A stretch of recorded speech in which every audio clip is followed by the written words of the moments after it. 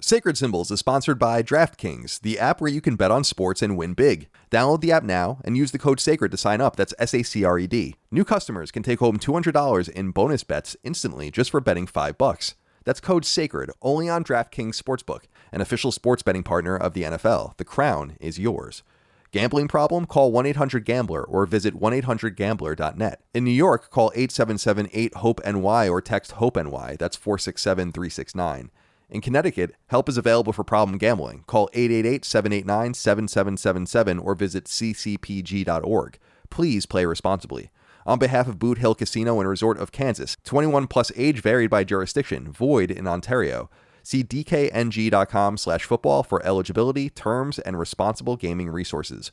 Bonus bets expire 7 days after issuance. Eligibility and deposit restrictions apply.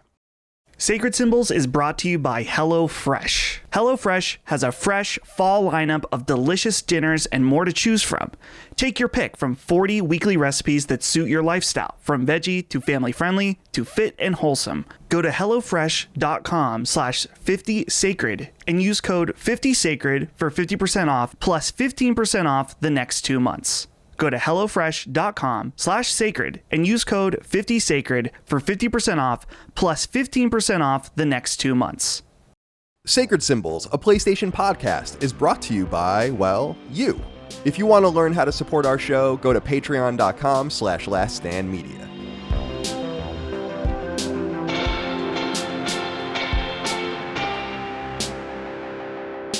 Greetings and salutations. Welcome back to Sacred Symbols, a PlayStation podcast. This is episode number 271. Is it really? Episode 271 this week? Dustin, are you trying to trick me again? Because I'm pretty sure last week I said it was episode 271 and it was episode 270. We can get. Do you want to get into this again? With your mislabeling in the Zencaster with no regard, Sacred Symbols Plus leading me astray, thus leading yourself astray. Yeah, fair enough. Okay. Anything can happen. Yeah. You know? Enough. My name is Colin Moriarty. Welcome to the show. I'm joined as always by Chris Raygun, my son. Chris, how are you today, my friend? I'm pretty good. I feel like I just wandered into a really tense situation that I have no context for. Oh, you have all the context you need, my friend. You have all the context you need. Do you sound a little low to me? Keep talking to me, Chris. Me? Yeah. Do I sound low? I think he sound. Does he sound all right to you, Dustin? You could maybe go up a hair, I guess. But Chris has such a wide range of volumes. So I do. Well, welcome to the show, Chris. How's life with you, my friend? Pretty good. No complaints. Pretty uneventful. I've been playing a lot of video games this week, which is nice. I haven't done that in a while. I haven't also really made. I'm on a weird schedule crunch right now because my parents are coming this month. So I'm trying to get a lot done before they get here, so I can actually like do things with them and not feel like oppressively stressed out about not being able to do as much work as I would normally be able to do.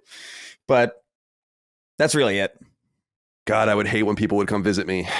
It was so stressful, because you have to get out of like you said, you have to get out of your routine and get things sorted out. It was quite obnoxious, although I appreciated the attempts of over the years of people coming to California nonetheless. It's good to see you. I saw you streaming Starfield, and we'll get into Starfield later, but and I joined your stream yesterday. And, did you? Yeah, and I left you.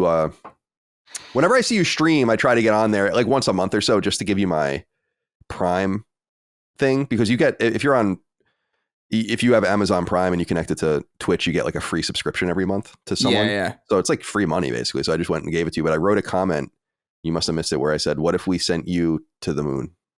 I didn't say I said, or like, what if we sent you to the real moon or something like that? That bothers me. I'm usually really good about like noticing people in the chat that I know in real life. That bugs me. No, it's all good. I just really was in there for a few minutes. I wanted to just give you that cash flow. I used to do it for Dustin sometimes, but I don't know. Are you still streaming, Dustin? Welcome to the show. And by the way, you got a haircut. You look like a little boy. Welcome to the show. Yeah, little baby boy. Yeah. Still streaming on Mondays, just lightly, just to keep it active. But yeah, I decided it's time to cut the hair. And when I sat down in the barber yesterday, Holly made a joke about this before I went, but I actually just decided to do it. I sat down. He said, okay, so what do we want to do today? I said, well, really? I just need you to fuck my shit up. And he was like, oh. You did not say just cut it all off. You did not say to the barber, I need you to fuck my shit up.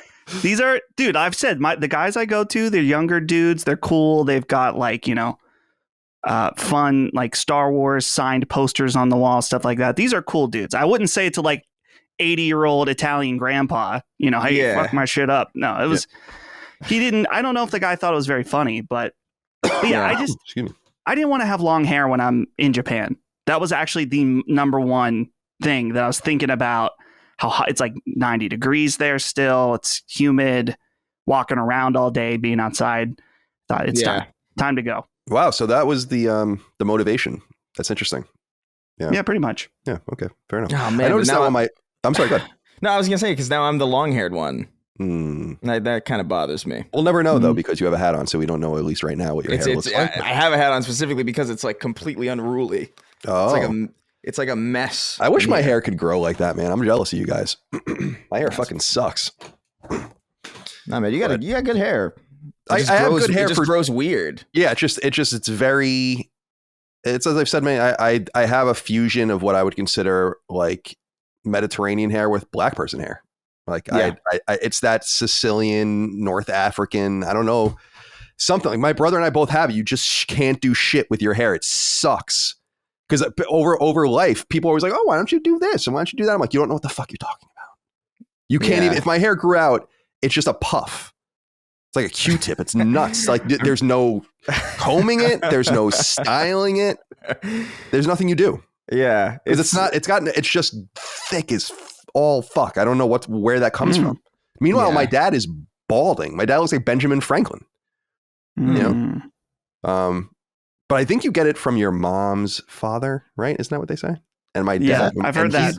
And he's got the Italian. Well, he did. He's dead out for fucking 25 plus years, R.I.P. But he had that crazy Italian head of hair, so maybe that's where it comes from. Yeah, I don't know, but I'm jealous of you guys. You look good. And Dustin, you look cute. You look handsome. Thank you. You look like a little boy. The Yakuza are not going to come for you anymore. I thought. See what? Here's what. Can I be honest with you? When you started to go down the, I wanted to cut it before I went to Japan. You know where my mind went? I was like, because you don't want to look like a fucking weeb anime character, like someone from the United States. That is what I thought. That is what I thought. That's what that is what I thought the reason was when you said that. Yeah. Great minds. No, so it's just like, dude, the thing with the longer hair is that you have to maintain it more. Like now that I have short hair, particularly in the winter, I could go 2 days, maybe more, without showering and look pristine, you know?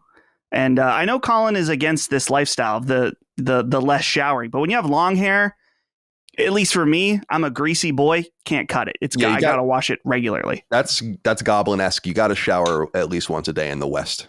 No. Well, we don't have. That's the tradition. You know, tradition. Gotta dry the fuck out of your skin daily. I watched these videos of people that live in vans and like RVs and stuff like that. And there was this one guy I was just watching last night who said he takes 3 showers a day in his RV. Oh. And I'm like, that seems excessive. That's crazy. Yeah. Because you got to go get the water. I'm like, what the fuck? Now I'll take 2 showers a day. No problem. I took 2 showers yesterday. But you gotta. Wow. Why'd you take 2 showers yesterday? Well, here's the thing is that the belabored. Yeah. Well, here's what happens. I wake up usually in the late morning around by noon. I just go into the bathroom, I pee, I brush my teeth. And then I go about my day. And then when I work out, usually right before dinner, I'll work out for half an hour, or 90 minutes, depending on what I'm doing. And then I'll go take a shower. And then I'll eat dinner and then go into my evening. And so I'm like in that usually in that rotation. But when I have to go do things, I like to be clean. I don't like going out of the house. Like if I have to go to the store or something, I shower and shit before I go anywhere. It's just the way I am. Don't want to be the stinky one, you know? And well, it's very important that you're not the stinky one. So I had to go to see a lawyer yesterday just to get some things like some estate stuff going. Because my lawyers are in California for the businesses, and I never deal with personal stuff really through them, except for my buyout from Kind of Funny. Otherwise, they're just dealing with corporate stuff. But they can't represent me as an individual. So I had to find a lawyer here for like my will and all that kind of stuff. And just get that all together. So I was like, well, I got to go to this lawyer's office. I got to take a shower. But I didn't work out yet. So I took a shower. Well, I took what I call the half shower, which is I take a shower and I just wash my body with the soap. But what I usually do in the shower is I wash my body, I wash my hair, I go around some other areas, do them again to make sure and all that, you know, armpits and all that kind of stuff. So got home from the lawyer's office, worked out, took a real shower. That's the whole story. That's the whole shebang, my friends. And that was Sacred Symbols of PlayStation podcast. I think that's acceptable. Yeah. I would dry the fuck out of my skin. It'd be so bad. Get some Lubriderm, my friend.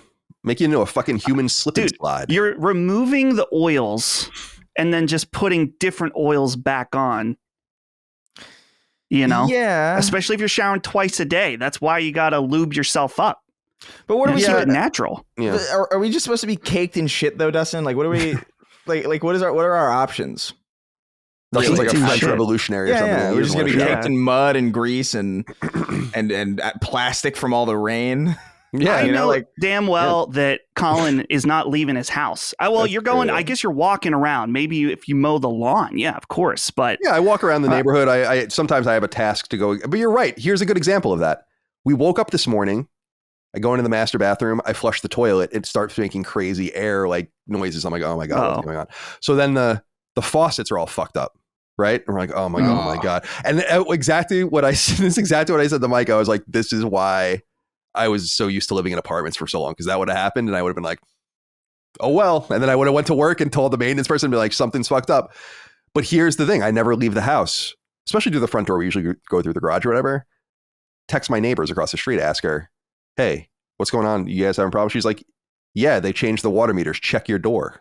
So all I had to do was open the front door and I would have found a little tag that would have explained everything to me, I guess is what I'm saying. Yeah. So there's a good example of me never really going anywhere. But yesterday was quite the endeavor. I had to go all the way into Richmond, which is, I don't live in Richmond. I live like, 45 minutes outside of it. So to the south. To the south. Not quite down there around the Carolinas, but close enough. All right, my friends, welcome. Sacred Symbols, the PlayStation podcast, really episode 271 this week. It's also not Sacred Symbols Plus. I think a couple weeks ago I said it was Sacred Symbols. I have no idea what the fuck's going on. Yeah, half the time when I'm doing this show. This is Defining Duke. It's right. It could be. This is defining. It's spreading around. You got Joe Biden wandering out of Medal of Honor ceremonies. You've got Mitch McConnell. That was so funny. You got Mitch McConnell freezing twice in the middle. Like everybody's brain. I think genuinely my theory is that there are too many people now, and we've all been using the same amount of like mental bandwidth. We've all been sharing mental bandwidth. Now there's just too many, and it's all spread out too thin. So you're saying like Mitch McConnell had a lag spike because the bandwidth was down? Yeah. He had a brief disconnect. Can't you retire? What is going on with these? There are no fewer than 3 people in the U.S. Senate. Feinstein, Fetterman, and McConnell that are in some level of being a vegetable and somehow are in the United States Senate. Well, Fetterman was out for months too. That Fetterman even won that election is unbelievable. I mean, what does that say about Dr. Oz? Oh my God. It says a lot about Dr. Oz. That's my district too, dude. Dude, the debate. Yes. Mm-hmm. The debate between them was so funny when they went to John Fetterman for the first time and he was like, good night, everyone, which is literally what happened. That's awesome. And somehow that's awesome. And Dianne Feinstein is over there being told in public by her aides how to vote in the Senate. They're like on camera doing it. Yeah, it's nuts. And now we have Mitch McConnell who freezes up like a broken NPC, not once, but twice. Yeah. Like the guy who's giving you the quest and then you just stops talking. So you got to do a hard reboot of the PS5. Yeah. Mm-hmm. And then we got Colin forgetting what episode of Sacred Symbols it is. Yeah, and it's being blamed on me. Like, I don't know. Do you have any idea how many shows? I don't know what number episode any of these things are. Every time I write the description for the shows, I have to go on Patreon and look. Yeah. Yeah. It's too many things. There are too many things to worry about in life and in the world, right? I don't even know what I'm talking about. Sacred Symbols, a PlayStation podcast. Welcome. We go live each and every week. You can get us early, 3 days early, in fact, over on Patreon. Patreon.com/laststandmedia, the biggest Patreon by far right now in the video game space and ever in the video game space. And we really, really appreciate that. Early ad-free access to that. You get Defining Duke as well, our Xbox podcast. We're not on that. By the way, can I just have a quick aside about this? Are they okay over there on that show? Because Maddie is hurting. Cog is hurting. And then Gene was on the show and he obviously has a history now of being ill. Is something going on? Dude. And that's what they're the health is wealth crew. This is what you get. You try to be healthy. You know, you should have just been more lazy, I guess. You should have just did what I did and eat Lay's for breakfast for 10 years. Then you would have been fine. Like it was like when Cog had his most recent health scare, I got in touch with Maddie because I didn't know anything about it yet, and he was like, "Oh, Cog, like I don't even know. Did Cog tell the story about what happened to him? I don't even want to jump the gun, but no. He I don't know to what extent. Yeah, well, whatever. He had to go seek medical attention, and I was like, "What the fuck are you talking about?" like I thought he just got out of this, and now he's back in it. Something's going on Defining Duke. I want to know that everyone's safe. It might be something because they're both in New York, right? Yeah, that's true. Well, no, Cog's technically in Jersey City. So but the tri-state, let's say. Yeah. Sure. Yeah. There might be something going around, man. Who knows? Oh man. I don't know. I'm worried about those boys. Yeah. Meanwhile, Chris is fit as a fiddle. Look at him. Yeah, man. It's those Lay's for breakfast. It's those Lay's for breakfast. I take an edible every morning. I take an edible every night, and I'm set. Do you really? No. That would be awesome. That would be such a horrifying way for look, I like edibles, but maybe on Friday nights when I don't have anything to do the next day. I was gonna say that's hardcore, dude. Wake and bake. Let's see. It's still wake and bake. Trip. Let's see. Is there a I got a whole bag of these babies. Oh yeah, that's what I'm talking about. Oh, that's what I'm talking about. I miss California. 14 milligrams for just a few reasons, and that's one of them. Remember that, Chris? Do you remember that I used to get marijuana so much from that one company that I would get it for free? Do you remember that company Ease? Yeah, your fucking drawer. And then you opened the drawer that was just filled. Yeah, and then but the thing about Ease is if you recommend someone with your code, at least back in the day, you get $20. So all I would do is tweet it out. I became a VIP member on the website, and I would never pay because there would be so many people using that code that you would just get literally $500 at a time for the week. I have a really vivid memory of us sitting in your Santa Monica apartment. I think we were watching a State of Play or something before we were going to go record an episode about it, and you were just smoking, and we saw I can't remember, it was some game that didn't look too great, and then I turned to you and you were just covered in smoke. And you just slowly turned to me, and it was ridiculous and vaguely intimidating at the same time. I'm like a mysterious figure in the back of the bar watching State of Plays, dispensing knowledge about video games. All right, where was I? Sacred Symbols, PlayStation Podcast. Patreon.com/lastdaymedia, early ad-free access. We also do Sacred Symbols twice a week only on Patreon. It's called Sacred Symbols Plus. These are deep dives into various topics and so on and so forth. We did Gran Turismo.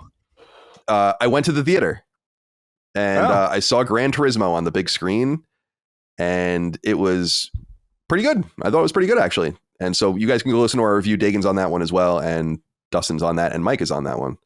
I had my friend Sandeep Rai on the show, although by the time this goes live on Patreon, it won't be up. It'll be up the next day. So you can check that out on Sacred Symbols Plus. He's the guy who does all the magazines and books that they go on Kickstarter. So the Vita is Life books and all the PS3 book and all that. He's doing a new project that's inspired by a little bit by me, as I said last week, which is I said that I wanted to, there's no good systemic PlayStation retro coverage. And I feel like a video game magazine for that would be really cool. So he's doing it. And so I gotta get that. It's Kickstarted. I'm going to sign up for that. You should. It's on Kickstarter. It was funded, I think, in 8 hours or something like that. And that's so cool.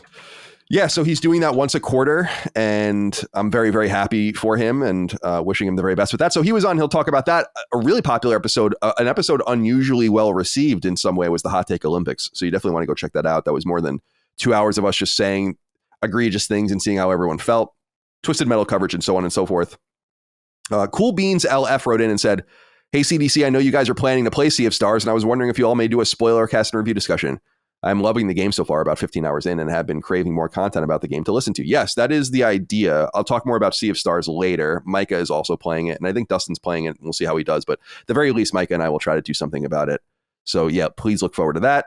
Merch, laststandmedia.store. BCan wrote in and said, "Hey CDC, I just wanted to reach out and show some extra appreciation for your merch operation. I recently purchased the Last Stand Beanie and Constellation shirt on separate occasions, and I received both within a week, even while currently in overseas deployed locations. Both items are of amazing quality and super comfortable to wear. They definitely became quick favorites of mine from the top to bottom. The best merch store experience I've ever had, or I've had in recent memory, not ever had. Keep up the great work. Thank you all for the continually putting out amazing content for us. It has been an amazing source of entertainment over here. Be safe, be kind. Thank you for your kind words. So happy to hear that. So they're working on it now, I think, finishing it up, but my garage is pretty much complete now with all of the cabinets. The excessive branding on the cabinets is my favorite part about it. So I put a picture up on the social media or on Twitter for Last Stand Media. And my friend who listens to the show, John Longo, who does all this stuff for me, he came over like a few weeks ago and he's like, hey, because we were just going to do blue cabinets, like the LSM blue. We got the hex code for it or whatever they call that. And they went away. And then he came over and he's like, look, we got a laser engraver. And he had one of the doors, like a sample door, and it just had the moon in front of it. I'm like, oh yeah, you know what to do. So we went to town on that. And I'm mega excited about it, but it's finally going to free up our space and get us even more organized. So I think the merch shop is even going to become better. So thank you for that. And then, of course, find us on podcast services. Leave nice reviews where you can. We really appreciate that. It helps us find new audiences, and it's actually quite important. You can find us on YouTube if you rather watch us as well. We're becoming more of a video company in some sense. Yeah. Unexpected. Mm-hmm. Like, that's not what I ever really even wanted. I remember people for years, I probably actually really hurt us in the beginning. The show would probably even be bigger. But I was just like, I don't want to be on video. I thought for sure that I would just never be on video again, but that seems weird. Well, the allure of like the convenience of not being on video is pretty high. You know, it's less to worry about in the edit. You have a lot of control. You have a lot more control over the edit when you have that too, because you don't have to worry about, messy cuts in like the visual space. You can drag people's dialogue or like people's audio tracks like way later or way earlier if you wanted to tighten up conversation. It's like, I remember when we were doing the Snark Tank, we did that initially, and it was so easy to edit, and so you didn't have to look amazing. Not that we do. We still, you know what I mean? Yeah. But there's like totally at least what you're saying. Yeah. There's at least some effort that's put. Like I put on a hat on purpose at least, whereas before like it was just just a mess. Yeah. It's interesting because I'm pleased with where everything has gone, but it's so funny how many different turns things have taken that I never anticipated that were necessary for the business to grow and to become sustainable. So it's cool to be on video. I enjoy being on video, but yeah, there's something, we don't even edit the videos that we put up. We edit the audio still, but I was talking to Dustin recently, it makes you wonder about, should we even be editing the audio at that point? Like if no one even cares about the video audio being edited, then why would we edit the audio too? Since the audio is not edited on the video, it's like kind of a conundrum. But so it's I wonder what people think about that, actually. Be interested to hear more about that. But thank you all for being here. There's some news to get through this week. A lot of interesting items to talk about as far as what we're playing. Listener inquiries, of course. I'm sorry, I can't speak. We'll round things out. And just wanted to let everyone know, although this will be old news even by the time this publishes on Patreon, is that, dude, the NFL season starts tonight. It's very, very exciting. First game of the year. I think it's Lions at Chiefs.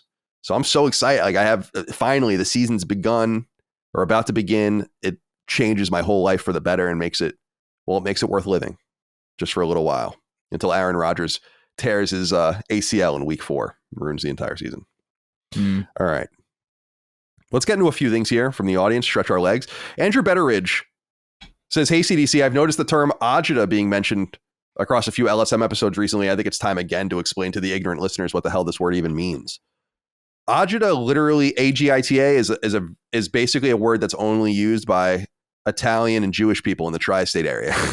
Yeah. And it literally means stomach indigestion, but when my mom says you're giving me agita to me, it usually means like, shut the fuck up. Yeah, you're bothering me is what it means. Right, basically. Exactly. Like you're giving me agita, you're making me. And so, yeah, I love that term. I don't know. I brought that to California and used it a little bit there, but it's not a word that has a wide swath of users anymore. No. It's like a dying word. No, but I think it's a great word. You're giving me agita. That's like an amazing. Yeah. Player count on agita is pretty low. Oh yeah. But yeah, because I grew up in New York and I never heard that. Like that was not a term in my family at all. And maybe it was like, maybe my friends' families used it, but I guess I just wasn't paying enough attention to care. But I remember when you first said that, I remember, I think you said in the middle of an episode or something, I feel like, and I was like, what the hell are you saying? Like, what is that? Yeah, agita. It's a good word, to be fair. Yeah, it is. It's I understand why people don't use it. It's very descriptive. It just reminds me of the women in my family, basically, who all have at various times told me I'm giving them agita. So, whether it's my mom or my sisters, seeing my sisters say it to their kids, oh my God, you give me fucking agita. Yeah. It's nice, you guys, your local dialect includes real words. In Western PA, just makes stuff up. Yeah, leg. Like yins, leg.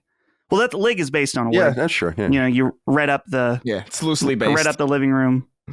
Ready up, read up. Right. Read up. G-Jet is one. What is G-Jet? What is that? What are you saying? That's did you eat yet? Oh my G-Jet? God. No. Oh my God, that made me so angry for like a second. It was like an atom exploding. That's a Pittsburgh classic right there. That's funny. That reminds me a lot of like the idea that you don't have to write every word or every letter of a word and people can still read them. I totally understand what you're saying when you say that, but you're missing half of it. And I still understand it completely. It's very efficient. Do you guys know what bionic reading is? Have you ever seen any of that stuff? I don't know. Where like it's like a plugin for Chrome or like I think any browser extension really. It flashes it real quick. No, it doesn't flash it. What it does is like it takes half. I don't know exactly like how they determine which half of the word to do it to, but like half of every word is bold, and it helps. It's like an ADHD thing, and it helps you read faster. It totally works for me. It's kind of how it was like my first tip that like, oh, I might have this, but it's kind of wild because your brain just sort of auto corrects correctly, like what the word is based on the key components of the word, not even having to finish the whole thing. It's very bizarre. But I actually recommend people kind of looking into that because it actually does help me read like way faster. It's weird. I think I've seen that before. I didn't know what it was called. Yeah, that's interesting. I think I tweeted it out like a couple months ago. Maybe that's what it was. Yeah, because I love to read, but it is interesting how people are trying to even crack the code about how to make you read faster, which is cool. Remember the old commercials? Oh, we've talked about this in the past, like where people would read like this and then turn the page over and read. Like, come on, man, are you really? No, and then there's that video that goes around on Twitter sometimes that I see of there's like a black guy on a bus on a subway. Yeah, or on a subway. He's not reading. Yeah, like, this dude's not reading with like the crying emotion. Yeah. I love that you know what I'm talking about. All right. Yeah. Sacred Symbols is sponsored by DraftKings, the app where you can bet on sports and win big. Download the DraftKings app now and use the code SACRED when you sign up. My friends, it's the most wonderful time of year. The NFL season is finally back, and you know me, completely addicted to football and raring to watch my beloved Jets enter the season with the most hype and promise they've had in my entire life. Yes, I'm waiting for Aaron Rodgers to blow out his knee in Week 4 because that's called being a Jets fan, but that's how it goes when you grow up on Long Island. Anyway, the good news is that regardless of fandom, we can all celebrate football's valiant return with a little bit of betting via DraftKings, an official sports betting partner of the NFL. And better yet, if you use the code SACRED when you sign up on the official DraftKings app, you'll get $200 in bonus bets instantly. All you have to do is bet $5 of your own on any NFL game. It's really that simple. Jesus Christ, has it really been 7 months since a meaningful NFL game? DraftKings copy is telling me this, and I just can't believe it. It makes me sad. But the wait is over. The sadness is over. It's time to amplify the NFL season with DraftKings. Download the app now and use the code SACRED to sign up. That's SACRED. New customers can take home $200 in bonus bets instantly just for betting $5. That's code SACRED, only on DraftKings Sportsbook, an official sports betting partner of the NFL. The crown is yours. Gambling problem? Call 1-800-GAMBLER or visit 1-800-GAMBLER.net. In New York, call 877-8-HOPE-NY or text HOPE-NY. That's 467-369. In Connecticut, help is available for problem gambling. Call 888-789-7777 or visit ccpg.org. Please play responsibly. On behalf of Boot Hill Casino and Resort of Kansas, 21 plus age varied by jurisdiction, void in Ontario. See dkng.com/football for eligibility, terms, and responsible gaming resources. Bonus bets expire 7 days after issuance. Eligibility and deposit restrictions apply. Sacred Symbols is brought to you by HelloFresh. A new season calls for new meals. Here at the Furman House, we've been grilling pretty much every night of the week, and it's time for a change. HelloFresh has a fresh fall lineup of delicious dinners and more to choose from. Take your pick from 40 weekly recipes that suit your lifestyle, from veggie to family-friendly to fit and wholesome. And one of the best things about HelloFresh is you know you're getting top-notch produce since it travels from the farm to your door in less than 7 days. I absolutely love cooking, but I don't necessarily like all the prep work that goes into it. figuring out the right recipe, going to the grocery store. And one of the things I love about HelloFresh is that it just cuts all of that out. Go to HelloFresh.com/50sacred and use code 50sacred for 50% off plus 15% off the next 2 months. Go to HelloFresh.com/sacred and use code 50sacred for 50% off plus 15% off the next 2 months. Let's see here. Corey Adams wrote in, said, "Hello, gents. A question for the crew. I've recently been thrust into a weird predicament with my neighbor. Over the past 2 months, my neighbor has been asking to use my mower every single time I mowed my lawn, literally every single time. You see, his mower broke and he is going to fix it, but hasn't gotten around to it yet." And these are in quotes. "I'm usually very friendly with my neighbors, but this has been getting to me lately. He brings the tank back empty, messing up my lines. Ugh. When he drags the mower across my lawn, that would annoy me too much. He's got to go to the driveway. Also, I have no idea if he plans on using my mower until it eventually breaks down, for this is setting some type of bad precedent. He's also been referring to it as the mower and not your mower, and that kind of irks me. How can I let my neighbor down gently next time he asks to use it? For context, I'm in my mid-30s and he's maybe 55 or so with kids closer to my age than he is, so he often emits fatherly vibes to me. Appreciate any advice you fellas can provide." This is very interesting. At first, this really annoyed me because I'd be like, well, let me say this, guys. When I say to you, don't put me in a position, do you understand what I'm saying? Or don't put me in a situation? Yeah. Right? Yeah. This is a prime example of someone putting you in a situation. And that's when I think all bets are off, is when you are put into a situation, when you are thrust into a position. And because I go out of my way completely to never be in a position. You know what I mean? Never in a situation. Don't ever want to be in a position. Don't ever want to be in a situation. But this guy has been put into a situation where he's got to figure out his way out. So there are two options, or there are more than two options, but two options come to mind for me. The easiest and path of least resistance is to do it when he's not home. Like literally keep an eye out when that guy's going to the supermarket, when he's just leaving his car, get immediately out there and start mowing your lawn. That's option one. Then when he gets back, it's too late. Can't do anything about it. Yeah, go ahead. How about you just be like, oh, mine's busted. Right after you mow your lawn. Yeah. Well, no, before, not even right after. It's like, how often are you mowing your lawn? Or how often do you need to mow your lawn, really, if you have a lawnmower? I would say once every 10 days or so, you probably should be mowing your lawn, I would say. Well, just skip one of those and just be like, hey, it's busted. Sorry. And then he has to fix it. If he's really obsessive about mowing his lawn to the point where he's asking other people to borrow their lawnmowers, he's not going to stand for like an extra week where he can't mow his lawn. He's going to step to it and figure it out. And then you can be like, you're saying smoke him out. Smoke them out. Yeah, literally. That's what I would do. Okay. That's what I would do. Because I 20 days without mowing my lawn, my grass is a little bit taller. Big fucking also, deal. lawnmowers are not expensive. Like nice lawnmowers are expensive, but you can get a push mower that will do the job very easily for like $200 or $300. It's not like the end of the world. And also, like a lot of this there's a lot of dependence on this. How big is your acreage? Like, what are you working with? Like, if you're talking about like 5 acres or something, like Jesus Christ. But if it's the type of land that I imagine most people have, it's not like an incredibly arduous task to just like wait an extra cycle and just deal with like the slight increase in weight of whatever grass is going to be there. You know what I mean? Like, smoke the guy out. Smoke him out. That's interesting. I was thinking too, I mean, Dustin, he could just see, the neighbor could really ameliorate the situation and almost be like one hand washes the other. If I were the dude, I'd be like, I'm gonna keep gassing this thing topped off at all times. And, and in return, maybe he won't ask me to like get my own lawnmower or whatever. You have to you have to put in some effort. It's kind of crazy to be like, I'm going to use your lawnmower and I'm going to use your gas and I'm not going to, come on. It is crazy. Fuck up the lines. Yeah, it is. All of that is crazy because like every time, and this is every time that I've ever had to like borrow a friend's car, which is like incredibly rare, I will always top off the gas. Absolutely. Even if I'm not really going far, even if the tank is like super low, I'm just like, yeah, it's a pretty big risk to lend somebody your car, like not even because it's like they might be bad drivers or whatever, but accidents happen like just through random shit. And that's like a bad situation to be put in.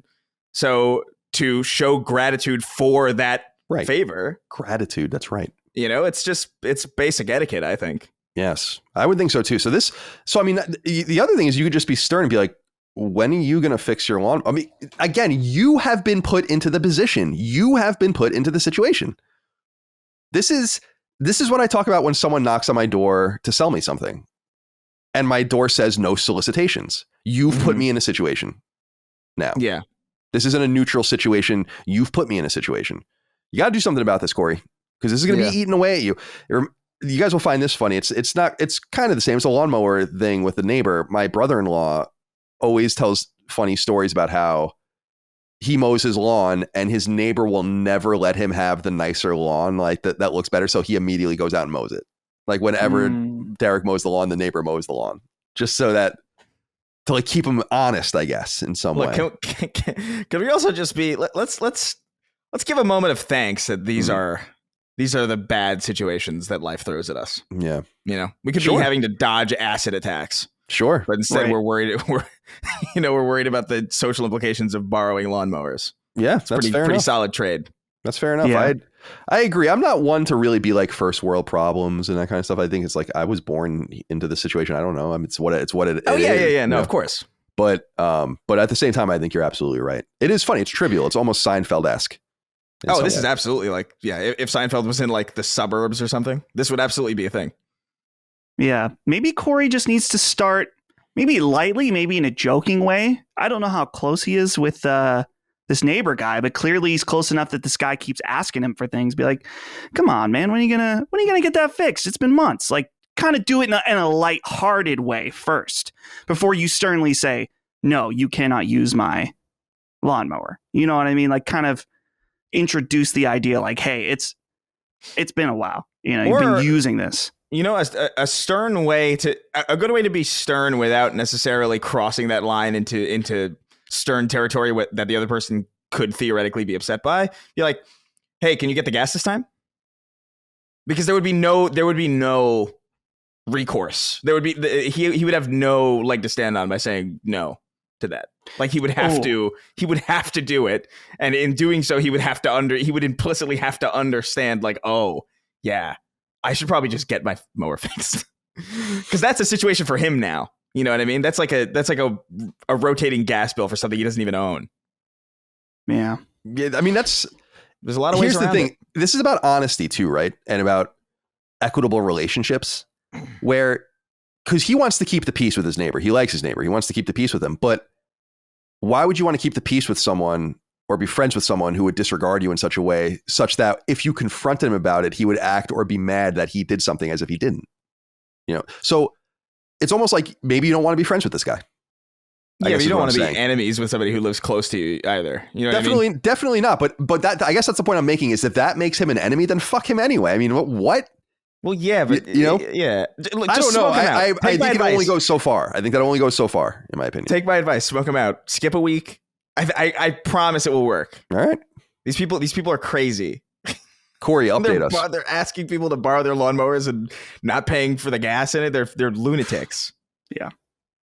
I have an electric lawnmower, so what would he would get away with it even more because I have the chargers and everything. Yeah. So he'd be like, "Oh, okay, I'm done," and then I'd have to charge it, pay for the electricity and all that. I mean, I would be over the fucking barrel with this dude. Yeah. Oh my goodness, that'd be bad. Sean Santarud wrote in and said, "Hey CDAC, I was wondering if anyone has ever said anything about you being in their dreams before. I had a very random post-apocalyptic dream in a mountainous rainforest being hunted by all sorts of strange beasts, and the three of you were in it. At one point, we were high up on a ledge far above some trees and had to walk over a thick branch to escape a tiger-like creature, and Colin slipped and fell. Straight away, Chris dived off to try and save him, and then reluctantly, Dustin did too. I then heard Chris screaming in agony and then total silence. I think you were all pretty much fucked, to be honest, and then I awoke. I've come to the realization that I may be listening to you guys way too much. Surely it can't be healthy that you now invade my dreams. Is that interesting? What is that dream trying to tell you? I don't know. Who knows? Sounds like my reluctance was well-founded, though, because Chris immediately died. Right. Trying to save you. So right. That's true. You save yourself. At that point, you got to save yourself. I wouldn't. We're not the Marines. You don't have to come and get me. Maybe we were in that situation. I don't know. But let me say something about what Sean wrote here, though, because no one will know this unless I say it to them because they're not seeing the document. He uses ampersands instead of writing and. And that seems like it doesn't really save any time. So I'd like to know more about that. Like, especially if he was writing on his phone, think about that. Oh, yeah. Let me see here. I'm going to open this. So I'm writing to the sacred symbol. Yeah. So you have to say like, this, and then you have to press 1, 2, 3, and then you have to press the button with the hashtag on it. Right? Or is That's that crazy? No, you don't. So you have to hit 1, 2, 3 and space, and then it goes back. So it's kind of like the same as just writing A and D, isn't it? Yeah. Just write and. Yeah. Yeah. What are you, a fucking 15th century printer trying to save ink? This isn't. Come on. Right end. The ampersand in general is kind of like, I don't know how I feel about it as a premise, because it's the only symbol we have for a word like that. There's no ampersand for from. I guess there is an at. Yeah. But like, why those two? I don't know where the at symbol comes from, to be honest. The ampersand symbol, I think, does come from just old printing. And that just kind of coming through. The ampersand, that must be an addition from. Should we look it up? Let's see. Do you think it's for like, my assumption is that it's for signage, because they didn't want to spend the money on 2 extra characters for signage and stuff. So like, I imagine it was like, oh, just put a symbol for it and everybody would know what it means. The earliest yet discovered symbol in the shape is found in a Bulgarian translation of a Greek chronicle written by Constantinos Manasses in 1345.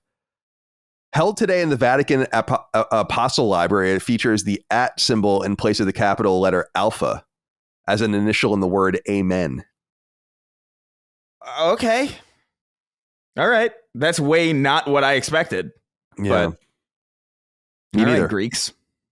Yeah, I guess. And then computer usage, obviously. Yeah, because it was that's what's so interesting about the QWERTY computer, especially, is, and the other computers too. Dvorak, I think, has the same symbols, where it's interesting. There are just certain symbols that are accepted. I think there are. Do you guys watch The West Wing by chance? You don't, right? I haven't seen West Wing. There's like West Wing has this really obnoxious, writing in it where it's like very smart. It's like no one talks like this, but I love it. I love that show anyway. But one of them was like, go around. Everyone's like, what are the 24 non-alphanumeric symbols in English language? Or when they go around and say them, like brackets and all these kinds of things. And for some reason, these things have been incorporated over time, but I don't know who made these rules. Like percent. That would be another one, I guess. Yeah. Because that's 100. I think that's supposed to be 100, right? Like a 1 with a 0 and a 0, right? I don't know, man. Divided. I always thought, I don't know. That's good. That's a good theory. Yeah. And then there's the asterisk. You know what I love about this conversation is that we have all the answers. We could just look up all these answers, but yeah, we're talking like it's 1975 and we're in like our bedroom or something. Doesn't that say something about how like there's a part of our brains that yearns for less information just so we can have interesting conversation? That's a really good point. Yeah, that's profound. Let's leave it there. That's it for this episode of Sacred Symbols. Yeah, bye guys. Time to go. All right, Sean. Stay safe in those dreams. Doofus wrote in and said, Sacred Crew, Activision announced they intend on deploying AI voice chat moderation with the release of Modern Warfare 3 in November. Under current policy enforcement measures, they state that 20% of the first-time offenders never end up being reported again. So it would seem there is still progress to be made. But since we know that potty mouths will keep being potty mouths, maybe they just need a new vocabulary. Below are some old-timey insults I doubt the AI will recognize, and we need your input as to which ones or any of your own have the best chance to circulate. All right, so here's what he wrote for us. You might call someone a foozler, which means that he's clumsy or incompetent. How do we feel about that? Foozler. That would get by the AI. No. It doesn't pack a punch. Milksop, effeminate or weak. That seems like an evolution of the word, like the way my generation would use the word gay when we were younger in the 90s. Yeah. Milksop, do we like that? I kind of like it. I don't think it's I like it as a word, but I don't think it. I don't know, man. Tell me what you think of this one. Strong. Yeah, again, no, they're not. That's what's so funny about. Let's say it's Victorian or Edwardian insults like this, right? Is nothing ever seemed to have that impact, but it was such a prim and proper time in society, in some parts of society, that any insult like that probably would have really dug deep because no one talked like that. Yeah. At least in public. I'm sure they talk like that in private. Unlicked cub. Young and ill-mannered. That is so dumb. I hate that I know the exact etymology of that. You know what I mean? Just by looking at it. Just like that's so... No. Sounds like something Teddy Roosevelt would have said. Yeah. Pumblechook. Greedy swindler. Okay, now that sounds like a slur straight up. Yeah, I was going to say that's almost certainly racist. That does not feel how, but I'm pretty sure it's racist. That doesn't feel good. Hornswoggler, I know that one. A cheater. That's good. And I like that one. And ham and egger, poor or average. Dude, ham and egg is great. Yeah, what the hell? You know, a ham and egg sandwich, something like that. I would never order that per se. But if it was presented, if it was presented, you'd say, fuck yeah. Oh yeah. Yeah. Good shit. It's just weird to me, like to think about eating like a Virginia maple ham and an egg. It's like, why? Really, we're talking about bacon and eggs, right? Right. Yeah. Yeah. The superior. But option. British people have to make things so annoying, right? That and say things so awkwardly. How is it that not only did we have to break away and make a superior form of government, we made the language better? It's like there's not much going on now for the UK. Yeah, really. we did do a lot. Getting rid of all those. I like that we immediately were like, we got to do something about those U's. You know, we were just like, we got to get those U's out of these words. These like, why so many vowels? Don't need them. We don't need all the vowels. We already have a vowel that makes that sound right there. We don't need another one. You know, efficiency. Yeah. What is my name? Would my name be Coulin? Ew. That's gross. Doofus, thank you for writing in. Vincent Castrol has a question. He says, which Sacred Crew member is most willing to treat themselves to 19 inches of venom? Oh, easily you, Colin. Yeah. Why do you say that? It's like you had that ready to go. I'm curious why you'd say that to me. Because I thought it would be funny because I said that about the hot dog thing too. I'm Glizzy Goblin. Yeah. I've been told. I really don't have any specific reason. It's just, who the 19-inch. Okay, what's going on with PlayStation's social media? It is weird. They knew exactly what they were doing. Oh, totally. I wonder how high up the chain that has to go. Like, who signed off on that? Like, that would be because that's a dangerous thing to tweet if you don't have permission, especially for a company like Sony. So that obviously was cleared. And I even saw my buddy James Stevenson, who's the head of marketing in Insomniac, respond to it, being like, "Holy moly!" It's a funny. Really? Yeah, it's a funny tweet. I love that. I didn't know about like some guy like the Insomniac themselves being like, "Whoa!" Because wasn't it from the UK account specifically, or am I making that up? I don't know. Let me see.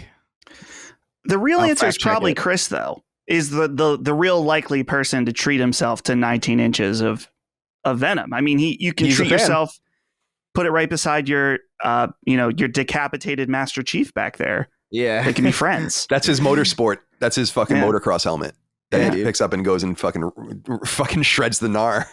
It was PlayStation UK, by the way. Oh, okay, yeah. That's what I thought. So that's so interesting because that has to go up the chain somehow, and hopefully they realize. I just know the internal workings of Sony quite well. I mean, it's certainly different than in the last few years that I just don't have any connection at them at all. But traditionally and historically, in my experience, my extensive experience with the company is they don't like things like that. And they button up pretty well and they don't say very much out of turn. So I just love the idea that they obviously okayed that. And that's so smart because it's funny and it's vulgar. And I'm sorry, go ahead, Chris. No, I was just saying it's a good tweet. Mm-hmm. And Dustin, I think what you're saying when you say I'm the one that gets the 19 inches of venom the most is what you're saying is that if one of us was gay, it would probably be me. Do you think that that's fair? Well, just know what you know about. Say you're an observer from the outside, right? I've heard the way you've talked about Castlevania before. Yeah. So, I have a huge crush on Alucard, dude. I mean, like it's not even a secret, And Simon and Richter and Trevor. All of them. So I think wasn't there a thing a few months ago? You said that you're like I'm not bi, but right, maybe in some reality. Yeah, is that I've said in the past that I do think like your sexual preference is a fluid thing. It has and I don't want to say fluid thing. It's that it can be. I guess it could be for some people, but it doesn't have to fit into these very specific pigeonholed things. Yeah. And what I've said personally is that I have. Earnestly am not sexually attracted to men, but I am attracted to a good looking man. Right. And you know what I mean? Like I notice it, I see it. I think there's something alluring about that, but it's not sexual. It's just So it's so I don't think I'm like super straight. You're not ready for all 19 inches. You might yeah. So but I don't think I'm bisexual because but sexual. Like I don't want to have sex with a man. Right. You might be like 5% max. You know right. I mean? So like right. Exactly. That's what I was saying. Yeah, I was saying that a few months ago. So but I think that's probably true for a lot of people. I think that people are just afraid to admit it, and I've just never cared. About that. I think that's probably true. Yeah. I think I will say also that like as far as like I would probably be most likely to get this statue. I think that's probably accurate. Yeah. Because I love Spider-Man. That's a great looking statue. I'm not going to get it. I don't have room for it. I understand that it would be completely frivolous. So I'm not going to do it. But I will. Can I? While we're on the topic of Spider-Man, can I say something? They tweeted out something. It wasn't crazy or anything. Insomniac tweeted out like a picture of the Lizard, Kurt Connors. It's like a villain in the game. And I'm just bummed that we just refuse to give this villain his lab coat. I want to see I want to see a lizard in a lab coat. Spider-Man is ridiculous. Let it be. You know what I mean? Like totally. It's this because as of right now, it's like it's a picture of him and he's like this hulking monster, and it's like it's genuinely scary and it looks great. It's no problem with the design, but I selfishly I'm looking at it, I was like, this would be so much fun if he just had a lab coat. It would suggest that he would have to have gone and had one made for himself, right? At that point, it doesn't matter. He grows so much. It's fine. Yeah. Well, it's like Hulk with his pants. You know what I mean? Like, there's reasons. What like we can like get on our pedestal about like we can't have the Hulk's fat meaty cock. His 19 inches, 19 inches of Hulk. We can't have the Hulk's little member there swinging around, destroying buildings and lampposts as he's jumping through the city. So we're just gonna make his pants grow, and we're like, all right, fine. But like, I don't know, man. I think he's cool with the lab coat. He's silly. Spider-Man is silly. It's comic book stuff. Like, let it.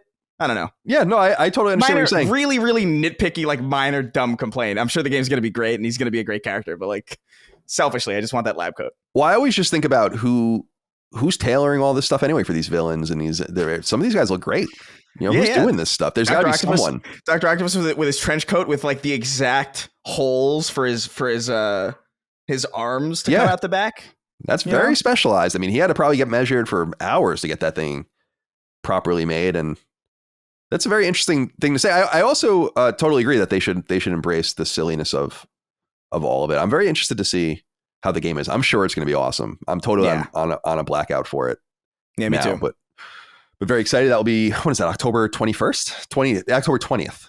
I think it is. Is it? Yeah, I think that's what it is. I get married on the 28th, and it's the week before, and that would make sense. And it'll be a Friday. So yeah, that makes sense. October 20th, I want to say.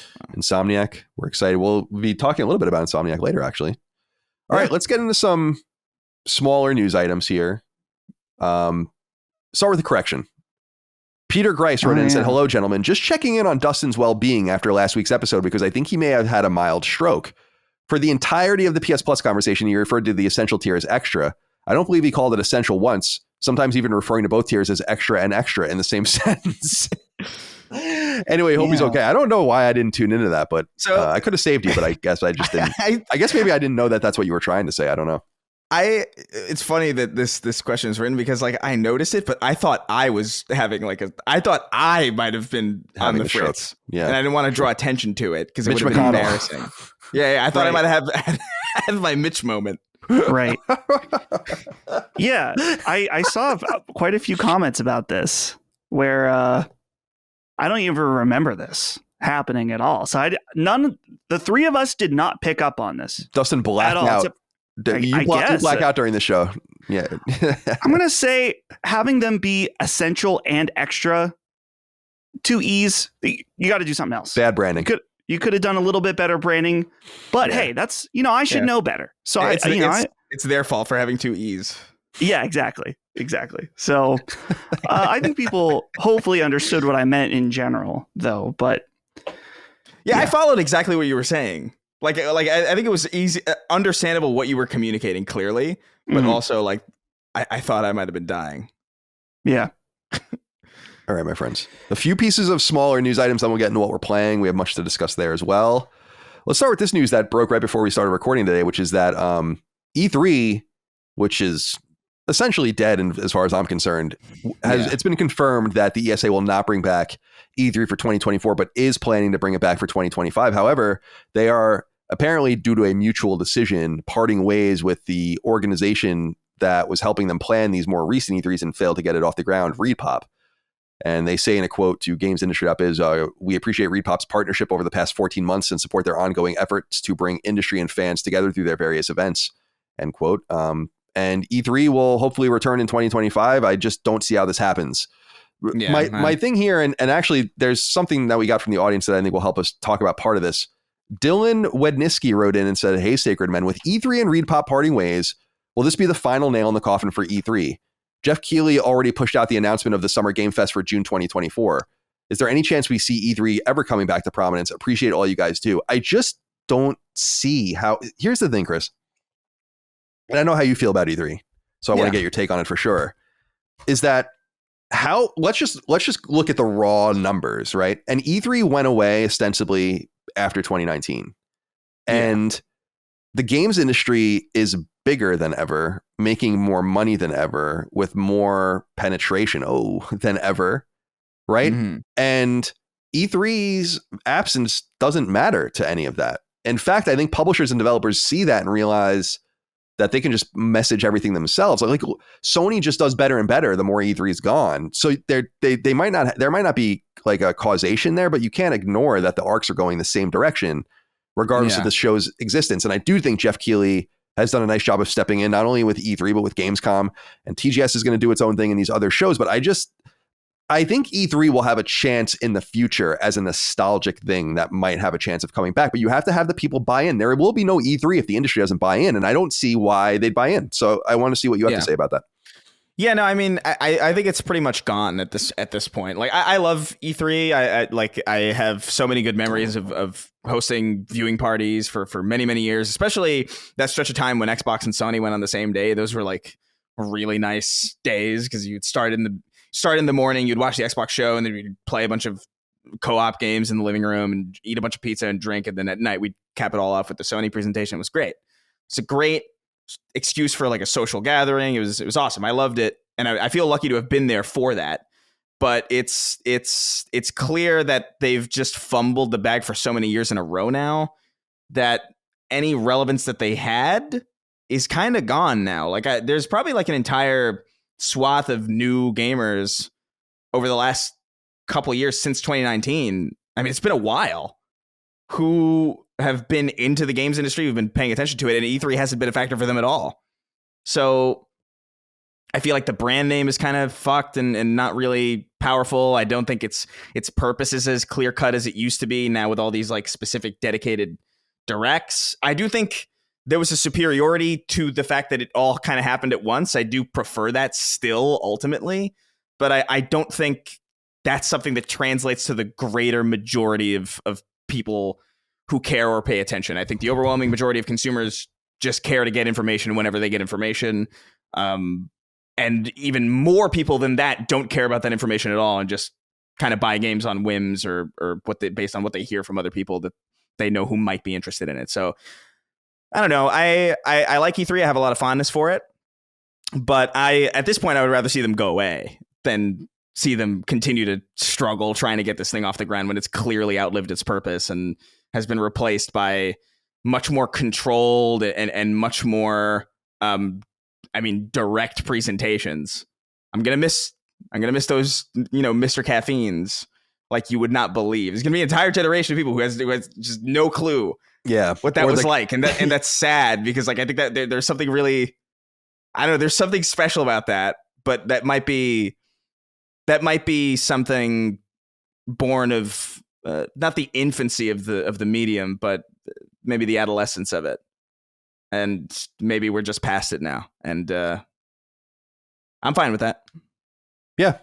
Well said. I also have to say, Dustin, as I throw it to you, is that, I have no love for ReedPop. Fuck ReedPop. I hate that company. Those are the guys that kicked us when Chris and I were going to do PAX, were responsible for removing us from PAX and cost me thousands of dollars as I personally refunded our fans that wanted a refund for their PAX ticket out of my own pocket. So they can go fuck themselves. I'm thrilled that they weren't able to get E3 off the ground. So we'll see if someone else can do it maybe in the future. What do you think?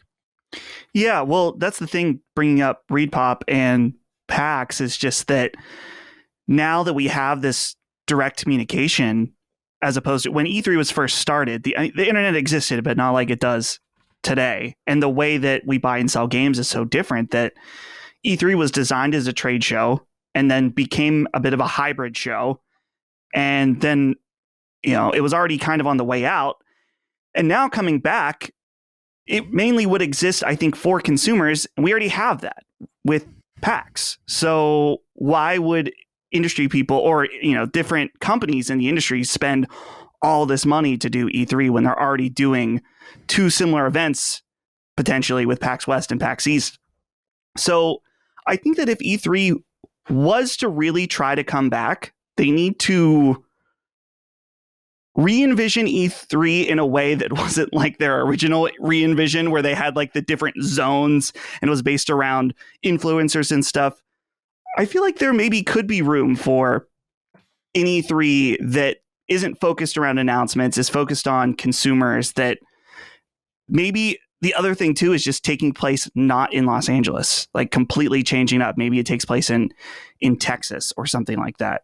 But again, especially now too with Keighley, the Keighley 3 with Summer Game Fest, there's just no reason really at all. And I know that there is a valuable asset for developers that were able to go and network and show stuff off.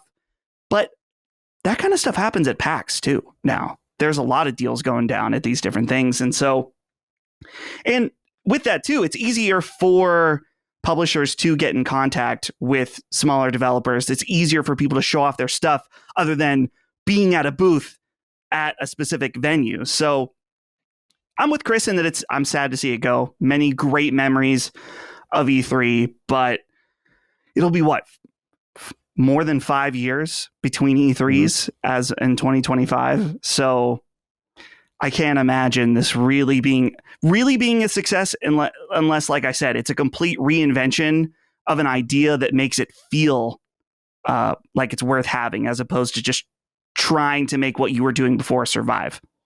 I do think that there will be a time, like I said, that people truly become nostalgic for E3 to the point where it would have a chance of living. Like the ESA should obviously keep it on ice and maybe try something in the future. But I don't see the point. I think you guys make great points about the material reality of everything changing around E3 and the idea that E3 probably even lasted well beyond its expiration date to begin with, just because it was a tradition. I'm glad I got to go to 10 E3s, I think. And and over time it changed a lot and it was really exciting and interesting. And then it became a chore. And I think that's just the result of working it from the outside. I think a lot of people like Chris really enjoyed it. And so I understand that value, but I think that I can't escape the reality that games companies just look at this and say like, well, what was the point of all that? I mean, that E3 is not this neutral thing. It's a time commitment. It's a monetary commitment. You're already paying for the ESA through your membership fees. Plus you have to pay for your place on the show floor. Plus you have to pay for all your people to be there. This can be a, I don't want to speak super out of turn, but you have to assume all told. So imagine Sony having their space on the floor, sending all of their people from around the world there, not all of them, but many hundreds of people, putting them all up. All of them have a per diem. All of them have to get X, Y, and Z, wine and dine, space, this, that, and the other thing. You're talking about millions and millions and millions of dollars. And then also you have to get your developers to make vertical slices and start polishing things up. And I personally think from the publisher's perspective, there's almost no upside. And it's almost like everyone was waiting for the other shoe to drop, but didn't want to be responsible for it. And I kind of think that Sony was the first one to say like, nah. And they never really paid a price for it because COVID happened right after that, where they were just like, we're not even going to do this anyway. So they were like least affected because they had it baked into their strategy. I don't think the other companies really did. Okay. Dylan, thank you for writing in. And yeah, we'll see if E3 comes back in 2025. All right. I saw this. Alone in the Dark has been delayed. And I think this is very wise. The game was supposed to come out in late October, but it will now come out January 16th, 2024. And I appreciated the honesty. I'm looking at the press release here on GamesPress, and it says, quote, "Our intention is to avoid competing with the wake of Alan's epic release and to evade the dazzling skyline of cities adorned by the graceful swings of Spider-Man. We aim to truly remain as alone in the dark as possible. To honor this, the spine-chilling horror game has been rescheduled to unveil its horrors on January 16, 2024. This extension will serve a dual purpose. Not only will it permit us to meticulously perfect the gaming experience, but it will also grant us the opportunity to fully immerse ourselves in the remarkable releases of October, end quote. So wisely, Embracer Group and their sub-publisher THQ Nordic identifying a big problem here. Alone in the Dark, of course, comes from Pieces Interactive, the studio, I guess, known mostly for the most recent Magica game, I think, but Alone in the Dark itself goes back to PC in 1992, and the first one never came to PS1, but the second one did in 2006. The third one never came to PS1, and then the new Nightmare came to PS2 in 2001, the reboot 2008 and PS3. So it's been a while. I'm interested in this game. I don't know how you guys feel about this. Dustin, what do you think about Alone in the Dark delaying itself till January 16th? Smart, obviously, indisputably, but will it benefit the game ultimately? Yeah, it's a smart decision, particularly just with Alan Wake. I think that if people are going to make a decision, they're probably going to pick Alan Wake before they pick Alone in the Dark. It's neat to see that they're putting some money into this game with having some big name like David Harbour, who we just talked about on the Gran Turismo spoiler cast. But I'm just wondering, I kind of have this impression with THQ Nordic games that it's going to be a coin flip. If it's either going to be bad or decent, but probably not great. So we'll see. Like I said, it seems like they're putting some decent budget, or at least, spending some of their money on some star power to probably try to bring in some attention to this game. But this is an older IP that's already been rebooted before. So I'm not really sure what to make it. I've never played an Alone in the Dark game, but I definitely wouldn't be playing it if it was coming out on its original release date. So seeing it get pushed definitely gives it a higher percent a chance of me checking it out. Yeah, I think Embracer Group really needs this to get as much out of this game as possible, and so I think that's another factor. Are you interested in playing this game, Chris? Yeah, now that it's out of that murder window. I mean, like Dustin, there's no, I might have picked it up to play it later, but there was no way in hell that Alone in the Dark versus Alan Wake and Spider-Man. That's rough competition. I don't know. I've only really dabbled in, I know what Alone in the Dark is, like the original. I remember it really vaguely. And I did play a little bit of the 2008, the reboot. I think was it just called Alone in the Dark? Yeah, just Alone in the Dark. Yeah. That was Atari. Yeah. Oh my God, really? Yeah. Yeah. So I played that a little bit. I remember there was a weird blinking mechanic, and I was like, I don't know, I'm not feeling this. But I don't know. We'll see. I think January is a good spot for it. Although I would imagine that the team's kind of bummed to not have that. Having a horror game come out in October is probably really ideal and really just from a morale standpoint, that must be nice. But it will have a better shot in January for sure at being a success. I was looking up some details about Alone in the Dark 2008. Yeah, so because Infogrames made Alone in the Dark, and then Atari acquired Infogrames, and then Atari sold Alone in the Dark to THQ Nordic back in 2018. But the studio that made Alone in the Dark still exists. The studio that made Alone in the Dark in 2008, it was Eden Games. And and I'm looking at their stuff now, I think other than Alone in the Dark, and they did that game Kia the Dark Lineage on PS2 as well, they only made racing games, and they still only make racing games to this day. And they're known for that Gear Club series, which is pretty sizable, I think, on Switch. And they did the Smurfs Kart game. That's their most recent game. So they're still bumping around. It says on Wikipedia that they have 15 employees. So they definitely didn't when Alone in the Dark came out. Smurfs Kart. That's Smurfs Kart indeed. I always want to see, what is it, Gargamel in a four-car pileup? Was it Gargamel or Gilgamesh? It's Gargamel. It's Gargamel, yeah. It's Gargamel, yeah. All right. Yeah. And Azrael, the cat. Dude. I didn't know you were into that, Dustin. My mom, huge Smurfs fan. She's the perfect age for that. Yeah. She has, growing up, we had a giant cabinet where she had a giant Smurfs collection. Yeah, like the little ones? Mm-hmm. Yeah, those are so. Yeah. Dagan and I were just talking about that on the collecting episode of Knockback about his love of Smurfs. We were mostly talking about trading cards, but oh, that's so funny. Yeah, my aunt was like big onto that. I would that's the only place I would see that show. Even like I didn't know where to find it on my TV at home, but I always found it on my aunt's TV set for some reason. But do you know about the Snorks? I do know the water version of Smurfs. So I know what they are, but not because I experienced them real time. Like I think I saw them like on the internet like way later. I was like, what the fuck is this? And I remember them vaguely from like, I don't know, like counterfeit toys that I would see in the Bronx. But I don't know anything about the Snorks. Yeah. I have a few Smurfs laying around somewhere because my sister has collected them. That's an unsettling sentence. Yeah. The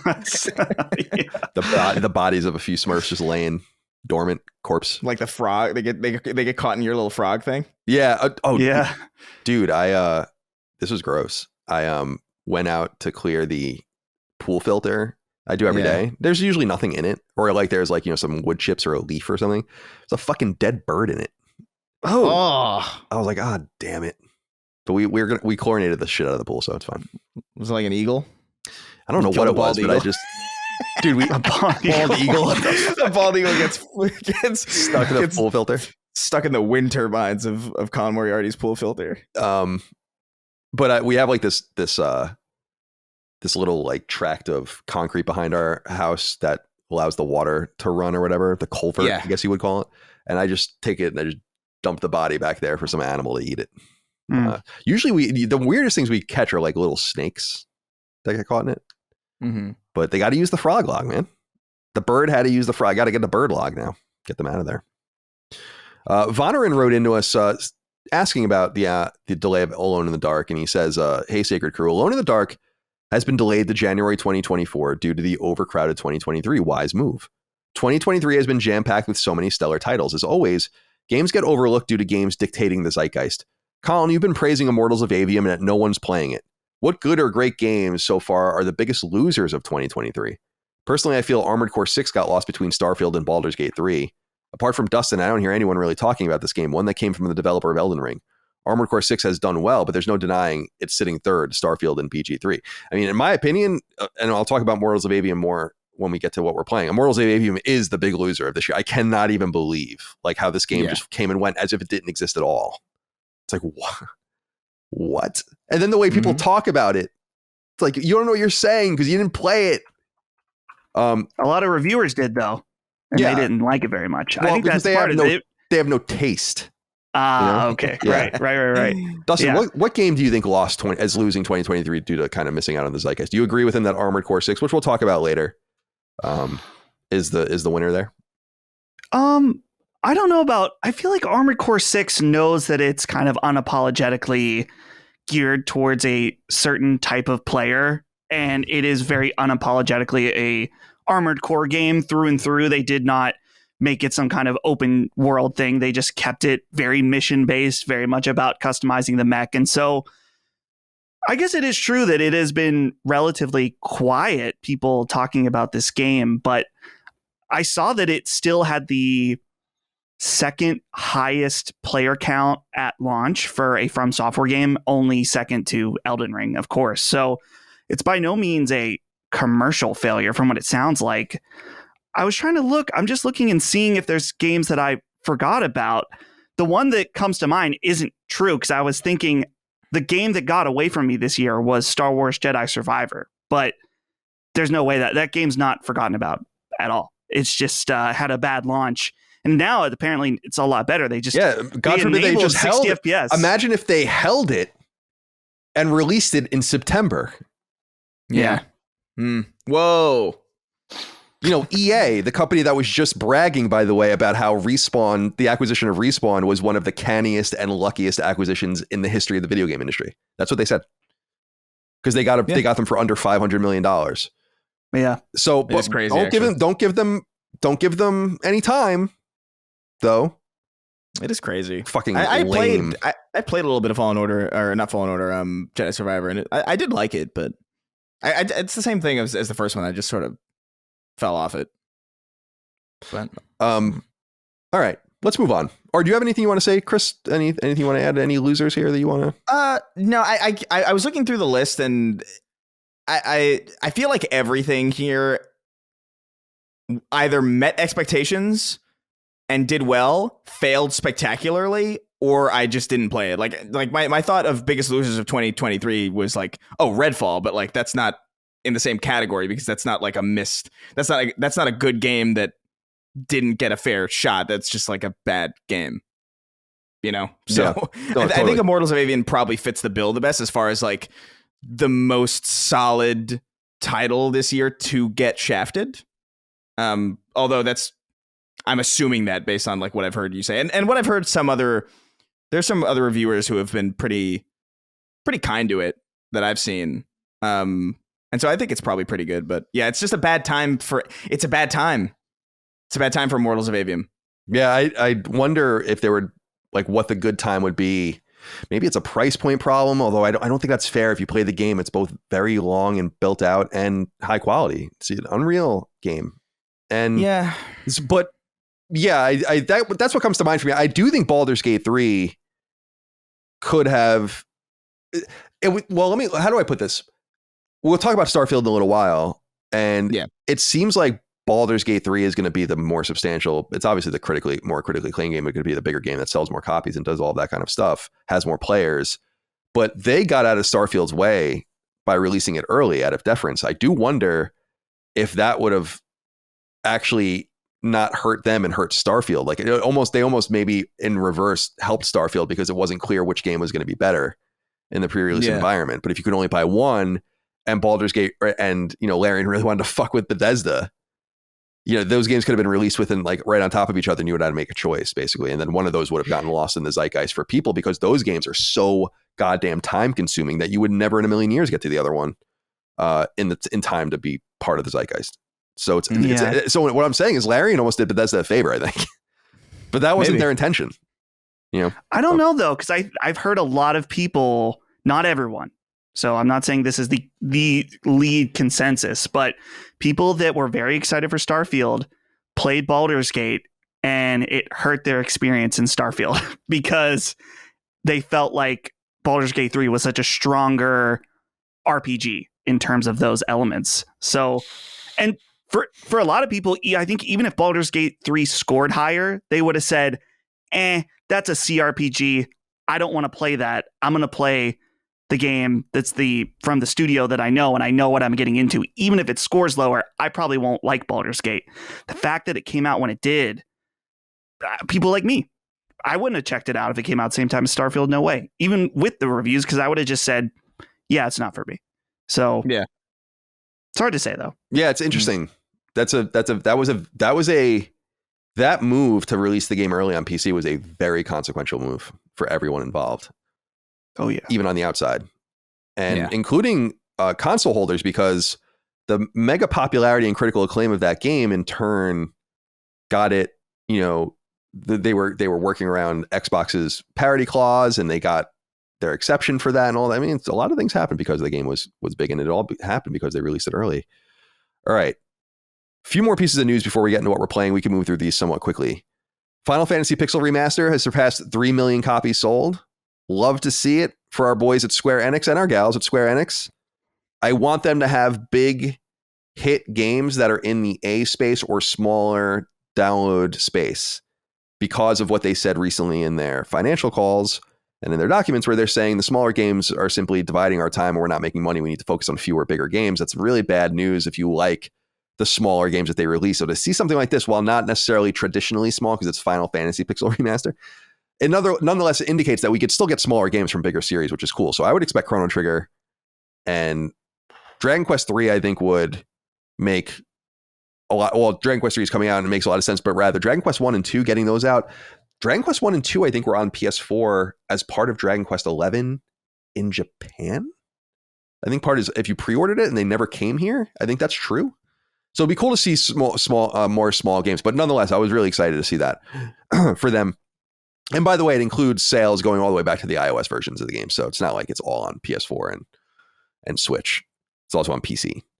Sea of Stars, 250,000 copies sold. Wow. This apparently was their first year expectations for the game, executed in about a week. And I'm going to talk more about Sea of Stars because I'm playing it, so I'll talk about that in a little while. But I'm super happy for them. And guys, what an unusual situation. I just want to reiterate, this is so weird. And so they're probably like, fuck yeah. This is like threading the needle and then threading the needle again and then threading the needle again because the game's on Game Pass. So they got that money. The game's on PS Plus Extra and Premium. They got that money. And then they sold 250,000 copies of the game at $35. Everyone's doing real well over there at Sabotage right now. And congratulations to them because they're awesome. They're great. And they had Nintendo market the game too in directs. That's exactly right. So just unbelievable. Oh, and they kickstarted it. Wow. Yeah, man. They really... That's crazy. That's a crazy success story. That reminds me kind of like, I mean, that's very early indie. You know what I mean? Like that reminds me a lot of just the success of like, you know, Super Meat Boy and those types of things where it's just like, what the fuck? How did you manage this? It's crazy. You're exactly right. It is that Xbox Live Arcade era stuff coming to fruition. I totally agree with you. And I'm so pleased for them. I just don't think it's, God, I wonder how they feel. They probably feel great because they hedged their bets. They didn't have to worry as much. They got the Kickstarter money and then they made all this money on top. But I do wonder if they look at it and they say, like, we could have sold more copies of this game if we didn't go on PS Plus and especially on Game Pass because it's available to all Game Pass subscribers as opposed to just the 7 or 10 million people or whatever that are on the extra and premium tier on PS Plus. They probably don't care. Or if they do, the numbers might wash out. But I do wonder would it have been worth more to sell 50,000 more copies of the game than taking Game Pass money? I don't know because we don't know how much they got. Yeah. But I wish I have some idea of numbers. You hear numbers behind the scenes and I've heard some things and I don't want to say things about what I know. And we've never gotten paid at Lilymo for Game Pass, although we have for games with gold and I'm not allowed to say and won't say what we got paid for those. But it would be nice to know more data. So you have a better idea. Like how much did Drinkbox make for going exclusively onto Game Pass with Nobody Saves the World? And do they feel good or bad about that situation? Probably acts as good marketing. People on the other platform get excited. That's what's happening with Vampire Survivors right now, I think, which is clearly, with it's not allowed. It's not on PlayStation. Clearly it has some sort of deal with Xbox and Nintendo. Oh yeah. But that's building hype so that when the game comes out on PlayStation, it will sell a lot just by virtue of everyone knows how popular it is or whatever. Mike has been playing it on Switch and she like really, really loves it. It's a great game. Dude, they just put out, I don't know if they just put this out or if it was always in the game and I didn't realize it, but there's a 4-player couch co-op. Oh, cool. Like in it. And I played it with 3 of my friends over the weekend. And oh my God, it is so fucking fun with like multiple people. It's so chaotic and weirdly strategic. It's awesome. We were all high though, so that probably elevated it. But regardless, really solid. Like if anybody hasn't played Vampire Survivors yet, I highly recommend you do. It's really great. There's news here. Excuse me. We can go through the rest of this somewhat quickly if we want to. Who played Diablo IV? You guys both played it, right? I did. I didn't play it. Oh, you didn't play it, Chris. That's right. No. Well, Rod Ferguson apparently discussed Diablo 4's plans for the future, and Dexerto, I still don't really know exactly how to say this website's name, reported on it. And basically, Dustin, I'll be curious to see what you think of this, is that they're planning annual expansions for Diablo 4. Seems reasonable enough. You want to invest in this thing. Diablo's an every 10-year sort of game. So how do you feel? Are you going to go back for these annual expansions? Do you think it's enough? Do you think there's going to be interest there? What do you think? Well, I didn't actually finish the main normal story of Diablo, so I'm definitely not the target audience for this. Something about 4 I really enjoyed for the first, 2/3 of the game, and the last third I just got bored and totally stalled out. I know there's been a lot of conflict in that community about the way they've updated the game. Apparently they nerfed a bunch of stuff to the point where they had to go and apologize and say, we won't do this again. So it sucks. They had so much momentum with that game and then burned a lot of goodwill. Classic Blizzard right now, burning any goodwill that they have. But annual expansions, I'm trying to remember. Is World of Warcraft on an annual expansion? At least pretty close to it was at one point. They were doing annual expansions. So the thing will just be is that as long as the expansions are of high quality and people feel like they're getting what they're paying for and it's worth it, and they're an active part of the game and need that kind of new content, then great. But if the quality starts to dip down because they feel like they got to hit this certain date to constantly put out a new expansion, then that's not good either. Because we've seen, particularly Bungie with their new updates, they're not even on a yearly cycle and they don't always seem to get them right. So it's going to be potentially dicey for them to do this. But overall, Diablo IV, I think, has been a good experience for a lot of people that they'll be very happy, because people that play that game, it's almost like a Destiny-like experience where it's a lifestyle to play Diablo. Yeah. I remember, people getting really obsessive with Diablo 3 when it came out, both on PC and on console later. And Diablo 4, I guess I'm not well connected to the PC space and into those sort of CRPG and more action RPG or whatever kind of loot grind games. This is not my thing, but I don't feel like I'm seeing as much Diablo 4 chatter as I saw Diablo 3 chatter back in the day. There's like more distractions for that kind of gamer, I think, now. Mm-hmm. Okay, 2 more quick pieces of news. One is that a new TMNT game is coming out, Mutant Mayhem. This is, of course, going to be based on the Mutant Mayhem movie. Did either of you see this film by chance? Nope. Mike, I did. You did? Oh. Did you like it? Yeah, it's a solid movie.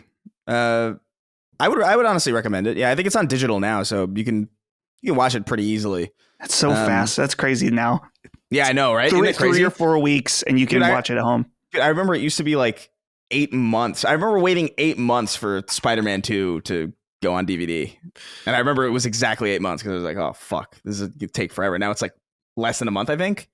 Yeah, there's no sacrifice like there used to be to wait for things to go on video. It would compel you to go to the theater, of course. I'm looking here. It looks like it made its money back and then some. It did $150 million at the box office. Its budget was $70 million. So, you multiply that by 2 usually for marketing and all the rest. So they seem to have gotten out. It's good for them. I haven't seen it, but I'm sure people are going to be interested in this game. So it comes out in 2024 and it says unspecified consoles on Gamatsu, but I'm sure it'll be on PS4 and PS5. And then finally, since we brought this up before, this is a kind of obscure game, but I think this game looks really awesome, is that game Trepang 2. The crazy, like almost Doom-like kinetic shooter. Oh, yeah. This is coming to PS5 on October 2nd, and I'm all over this. This game looks fucking awesome. This game looks so good. October? God damn it. Yeah. Okay. October 2nd. I don't think this game's going to demand a lot of your time. I don't know for sure. I know. There's just so much already. The game came out on Steam in June with very positive reviews, and it looks dope. It's basically modeled on an early 2000s shooter. So people can look into that. Trepang 2, made by a studio called Trepang, or Trepang, Trepang. They're Canadian. And Team 17 is publishing it. So a respected old publisher. Also, yeah, $30. Well, at least it's $30 on Steam right now. So I would imagine it's going to be the same price. So nice budget price. We'll see if the quality of the game, though, is budget. I don't think it is. No, I don't. Yeah, very positive reviews on Steam. Yeah, that game just looks really, really cool. Very Chris-like. We'll call it Chris-like. Looks like a Chris game, yeah. Let's see. I'm closing windows. I have so many windows open. Okay, let's get into what we're playing. Dustin, let's begin with you. Sure. Just last night. Yeah. Oh, I finished. Oh, good. Okay, so talk to me about this. Yeah, I finished. Well, sort of. Armored Core 6. I've finished the main story of the game. To my understanding, there are more things you can do in your New Game Plus and New Game Plus Plus. I find that a little bit annoying because I don't really want to do that. Not because I didn't enjoy the game, but just because there's so many games out to play that I don't want to be doing multiple runs in Armored Core 6. But now that I'm done with the game, I really enjoyed this game. I had a fantastic time. Really got into designing and changing around my mech based on different battles and stuff like that.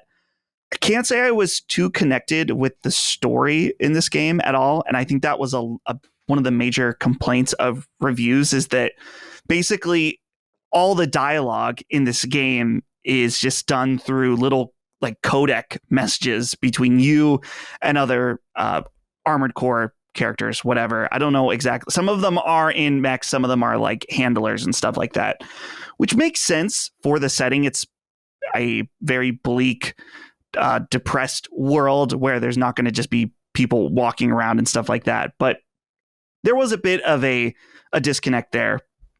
Overall, though, I feel like while I really enjoyed this game, it's not going to seat anywhere in the modern From Software library for me. I pretty much, other than Dark Souls 2, I think I enjoyed all the other From Software games more than this, which makes it sound really negative. But I still, like I said, I thought this game was super awesome. The kinetic, super fluid gameplay. When you're flying around, you're like skirting around. It's almost like you're on ice skates when you glide around and shoot people and stuff like that. So I do highly recommend this game if you get a chance, if you like mechs, and overall, if you like From Software, I think it has a degree of that flow of combat where you're learning how your enemy moves, what their different attacks do, when to dodge, when to really focus in and try to get a critical hit on a character or a boss. So it has all that in there. Gotta say, guys, I'm not trying to front on anybody right now. The game, a little easy, much easier than I expected. I really never got stuck in this game at all. Kind of wish it was a little more difficult. And I understand that I could make it more difficult by trying to go for the platinum and S rank every mission. I don't know. I don't really feel compelled to do that, in that difficulty is really, to my understanding, focused around spend as little ammo as possible while killing as many enemies and not dying throughout an entire mission. Not really the type of difficulty I'm looking for. I much would prefer a way more difficult boss fight to something like that. So I think I'm going to move on from that for now. You're stunning on everyone right now. Like, you really are. I mean, it's you're really stunning on a lot of people. I saw other people say this too. So I'm not the only one. Yeah. That also felt like, it's kind of, it just wasn't I thought I was going to struggle with this game because I had never played Armored Core before. I was totally expecting it to totally be stuck multiple times. And then I realized if you just build your mech correctly, it's not going to be a problem. So yeah, Armored Core is good. I'm going to start Sea of Stars when I leave for Japan this coming weekend. And then I'll start Starfield when I got back. I fully resisted playing Starfield because I don't want to... People talk about the beginning being kind of mixed depending on how you play. I don't want to start it and it potentially be not very good and then leave for 10 days and come back and not want to play it. So I'm just gonna hold till I get back. Fair enough. We do have a question here from Drake Hindhorse, who says, "Hey, CDC, question for our resident weeb Dustin. I've been obsessed with Armored Core 6 since it came out. I got the platinum on Friday, and I've come to the conclusion that mechs are pretty badass. I want to watch an anime to keep the mech vibes going, but I have little experience in the genre. Dustin, do you have any recommendations on series to check out? Gundam seems like too much to jump into, but Evangelion seems much more manageable. Any others? Thanks." I honestly am not too into mecha anime, though I want to be. I've always heard really positive things about all the different Gundam series. There's so many, though, that I have no idea where to begin. Neon Genesis Evangelion, though, that is one of my top 3 anime of all time. And it is just one season and a movie. And that's it. You don't have to dedicate your life. That's like Firefly. Yeah. It's one season and a movie. Right. Neon Genesis Evangelion is that's your favorite. Is that your favorite, you think? It's hard because it's like between, they're so different. Neon Genesis Evangelion, One Piece, and JoJo's Bizarre Adventure. They're so different that it's hard to rank them. Of course, yeah. They're you know. Yeah. So I would say that Neon Genesis Evangelion is my favorite Robin Williams quote. Oh, from 1 Hour Photo. That's in 1 Hour Photo, right? Evangelion. It's so jarring to see Robin Williams say that verbatim. Yeah. And he was a nerd in real life, so he was, yeah. So it's interesting. That's a great movie, by the way. Yeah, it is. I like that movie too. Yeah, it's great, actually. That's like an early 2000s, late 90s, early 2000s era DVD purchase for me, because that was like when you bought everything on DVD at Best Buy for like $10. That was when like a lot of comedy actors were doing that. Like when Jim Carrey was in, was it the number 23 or whatever? You remember that? De Niro did all sorts of things. At that era, yeah. But what was there anything else that you wanted to say before I? I was just gonna say, check out Evangelion and End of Evangelion. There's 4 more movies after that. If you like it, you don't have to watch those, but those are also very good. So, but yeah, check those out. Let me know, because it is my absolute favorite. Well, I was gonna say the person that Drake, and I guarantee you, if you just tweet at him or whatever, or DM him, I don't know if his DMs are open. My brother Dagan, he would be able to direct you towards like the appropriate nerdy early 80s or mid 80s, rather late 80s, 90s mech shit. Cause that was his stuff. He loves that shit. Yeah. Probably nothing contemporary. I don't think he's really into it anymore, but he really was back in the day. So reach out to him, tell him I sent you, and I guarantee you he'll, well, I guess I can't guarantee anything, but it seems like something he would answer. He's very nice on social media. All right, I'll go next because we want to spend a lot of time on Starfield as Chris is playing it, and we have a ton of questions about it, and I didn't want to ignore it, even though it has nothing to do with our console of choice here on our show. That doesn't mean we can't talk about it, but I'll go here. So Immortals of Avium, I beat it, I platinumed it. Platinum number 146. And it's one of my rarest platinums. It only has 0.3% of people that play the game have the platinum. But that's like 0.3% of 20 people. Yeah. So here's the thing about Immortals of Avium. And actually, when you said the critics didn't really like it, Dustin, I went and looked. I want to really underline this as far as it's just an opinion. Take it what you will, I guess. That it has a 71 is fucking preposterous. Preposterous. It's totally preposterous. I don't know like what else to say. I don't know where this game missed with certain critics or many critics. It's really good. It really is. I'm telling you, it's fucking really good. It's fun. Yeah. It's just a magic shooter. It's got a lot of different mechanics. I think an interesting story, a lot of lore. The more I played it, the more I kind of got God of War vibes from it in a neutral way, just in the way the world is laid out, where the worlds are kind of interconnected and you fast travel from one to the next. And there are things and options and optional fights and treasure chests you can find. And they even have their own version of the Valkyries, kind of. They call them the Six, I think. They're like the special bosses you don't have to fight. And I don't know, man. I don't know what the disconnect is with people. I think this game's really great. I really do. I think the story gets a little confusing just because, again, as I said last week, and this is just a Colin problem. I have the same problem in other fantasy I read where it's just like made up this thing and made up this thing and this made up thing happened and this, and I'm like, but I don't know what the fuck you're talking about. It's not like when the calamity, right? Exactly. You know, like when I'm really into like hard science fiction, for instance. So when I'm watching The Expanse, they're talking about, you know, Ceres, the real dwarf planet, and Mars, the real place, and so you have like some sort of real bearing, right? And so the made up faction or parts of the fiction, they kind of flow a little bit better. When everything's made up, I have a little bit more difficulty if that's important to the world, which it is. It's not like Star Wars where it's like, well, it doesn't really matter that much what the fuck's going on. Yeah. It's this very basic story. It's deeper than that. Like there's lore and reasons. But like I said, it's about this thing called the Ever War, where it's a war that's been going on between these different nations for so long that no one even really knows why they're fighting, and trying to end that war once and for all. And hey, funny thing I forgot to mention on the GT spoiler cast and review discussion, Dustin, and you'll find this interesting. The American kid, Matty, I think his name was in GT, the American driver. You know what I'm talking about? Like the douchebag American driver. He's the main character in Immortals of Avium. Oh, okay.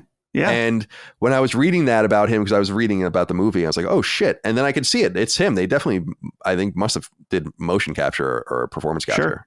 So I was like, oh, that's interesting. I knew that dude from somewhere. And it was because I was in this game's face for 40 hours. But dude, I got to recommend Immortals of Avium. It is a shame. I was talking to a friend of mine who's a games industry veteran on the marketing and development side. Very, very knowledgeable. And he's like, man, oh man, this game must have just done like nothing, no sales. And I really lament that. I think that sucks.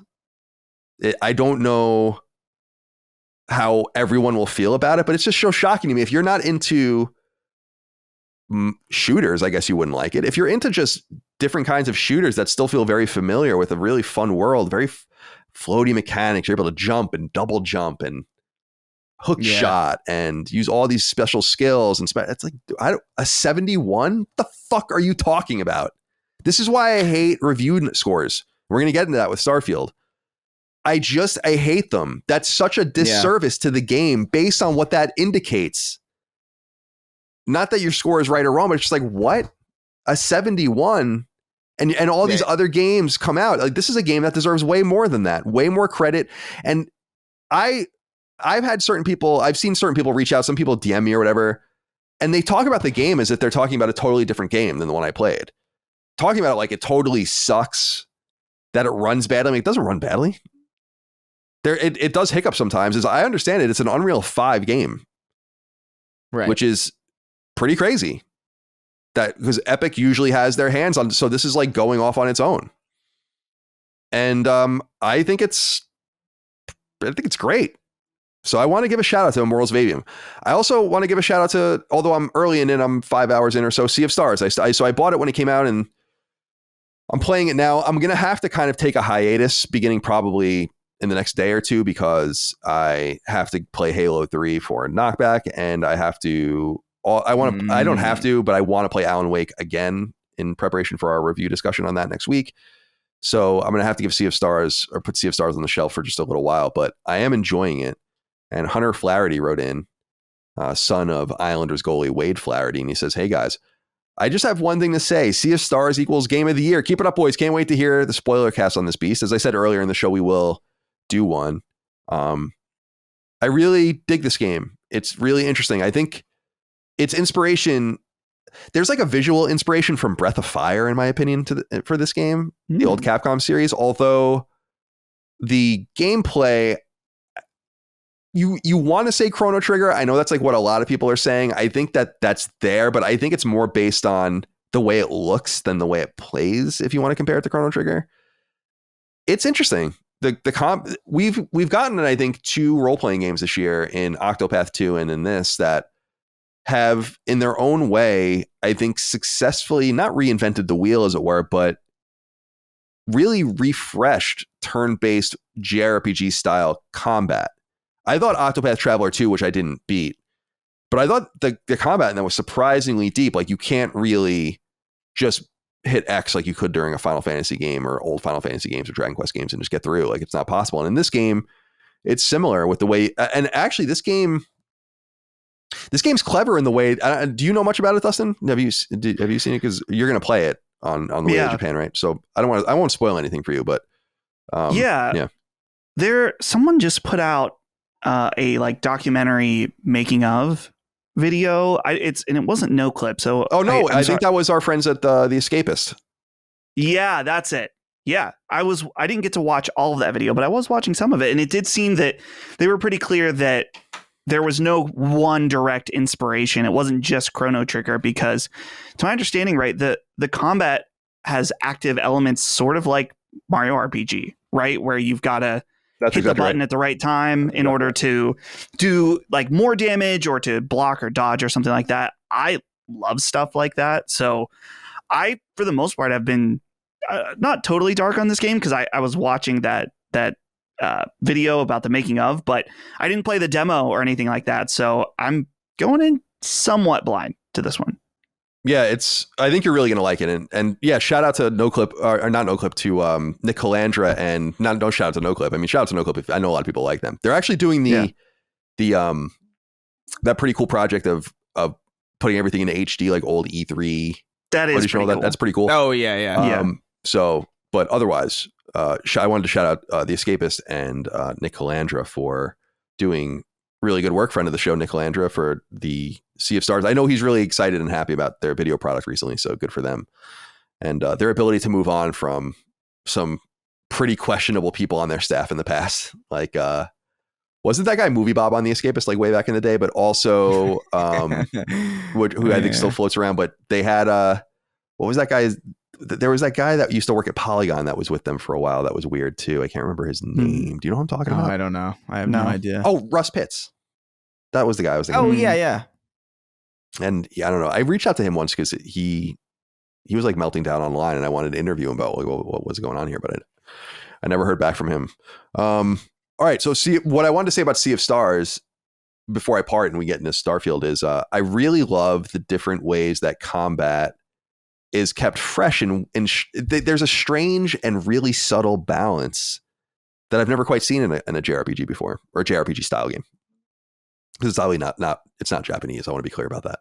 But I like the term JRPG. We know what we're talking about here. So there are cool things like death plays a role in some way, like where you die and you don't revive. You don't have to be revived. You simply have to wake up. So like you have stars around your head that indicate how many rounds you have to go until your guy wakes up with half his health. So you can actually like balance that out. So if someone dies, it's like not the end of the world. You can just go totally hard on an enemy and kill him before. But if everyone is knocked out, then the game's over or whatever. So people are revived in that way, which I think is really clever.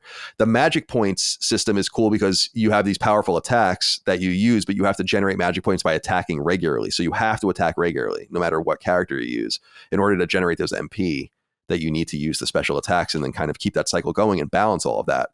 And one of the things that I think is very interesting is that the party has a level, but not individual characters, which I think I dig that because there's a stress in, and I know JRPG players, Dustin, I know you'll feel this, like there's a stress in games.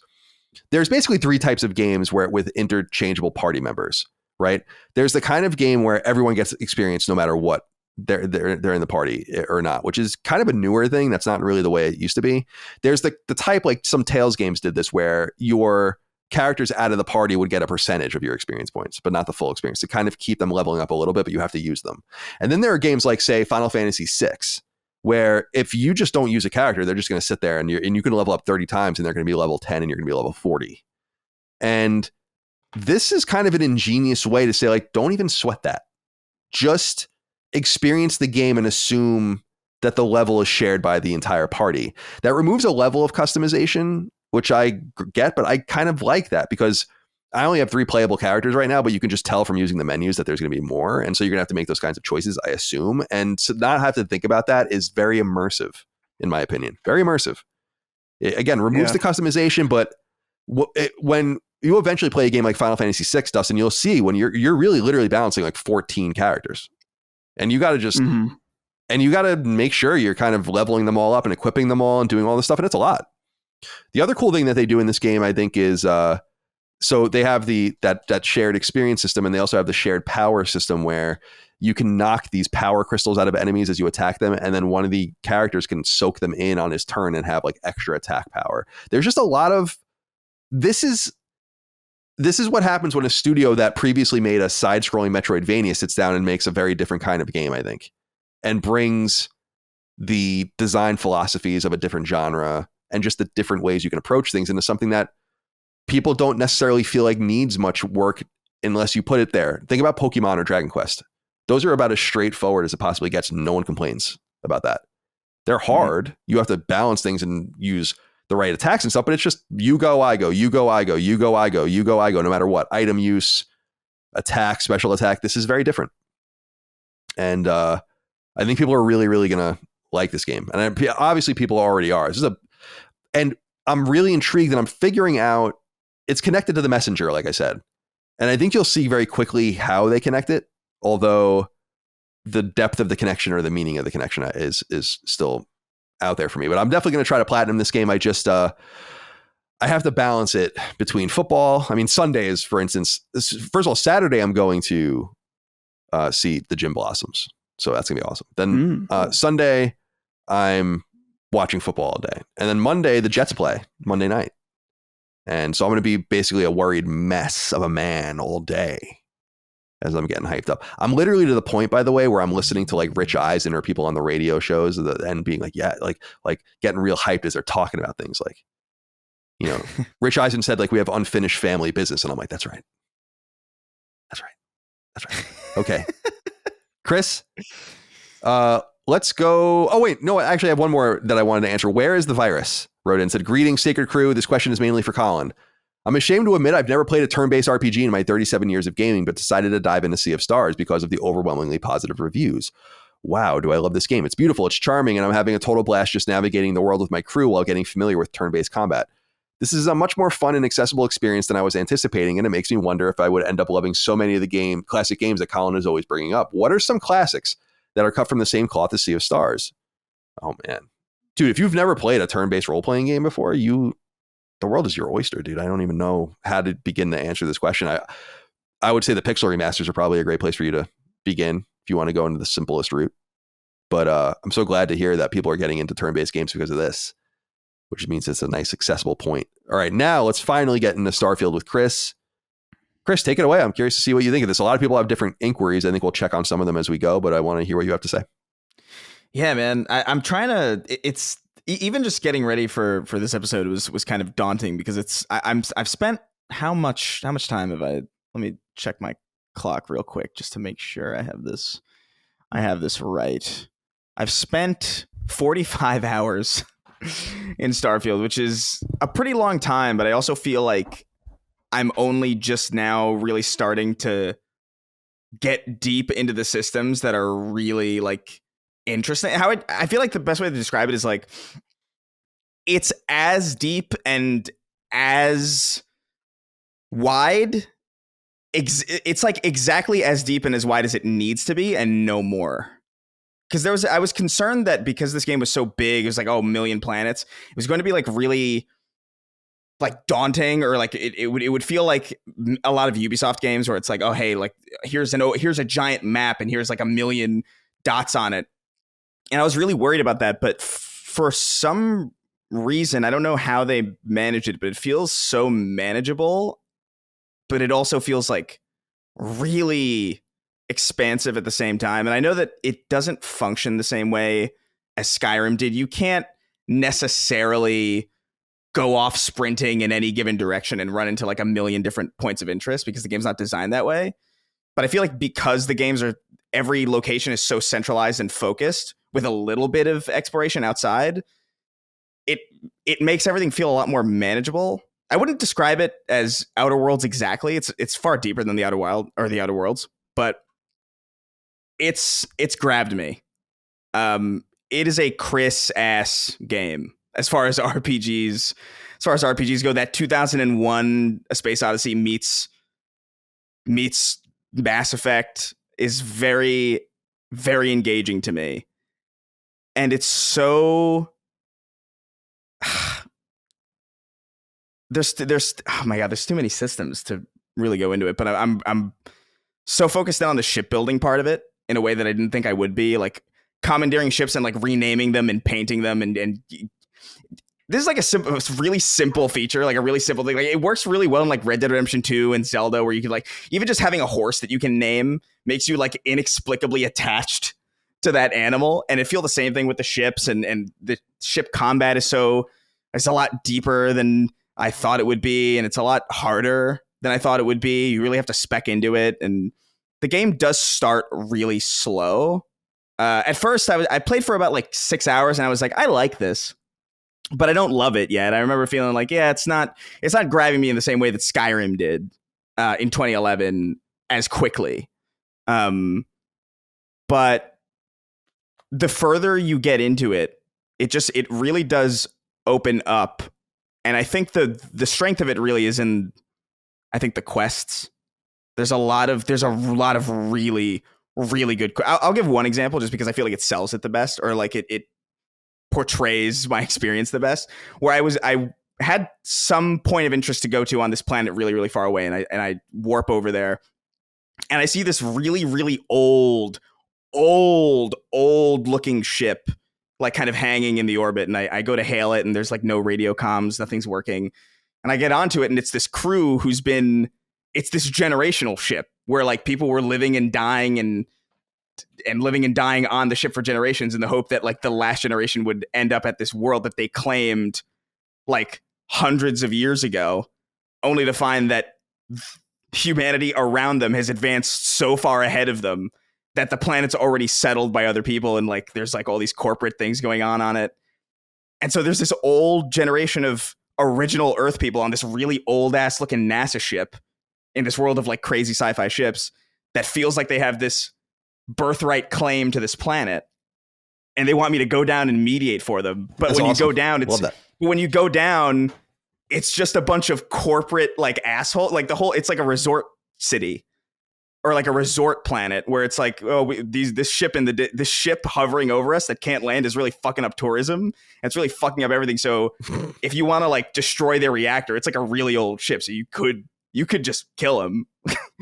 So it's like this weird situation where it's like there's like everybody in the situation sucks. Like it's like this corporate entity that like feels like hey, go kill those guys because it ruins tourism, but also this group of people that feels like they have a birthright claim to this planet that they just got to just because they called dibs.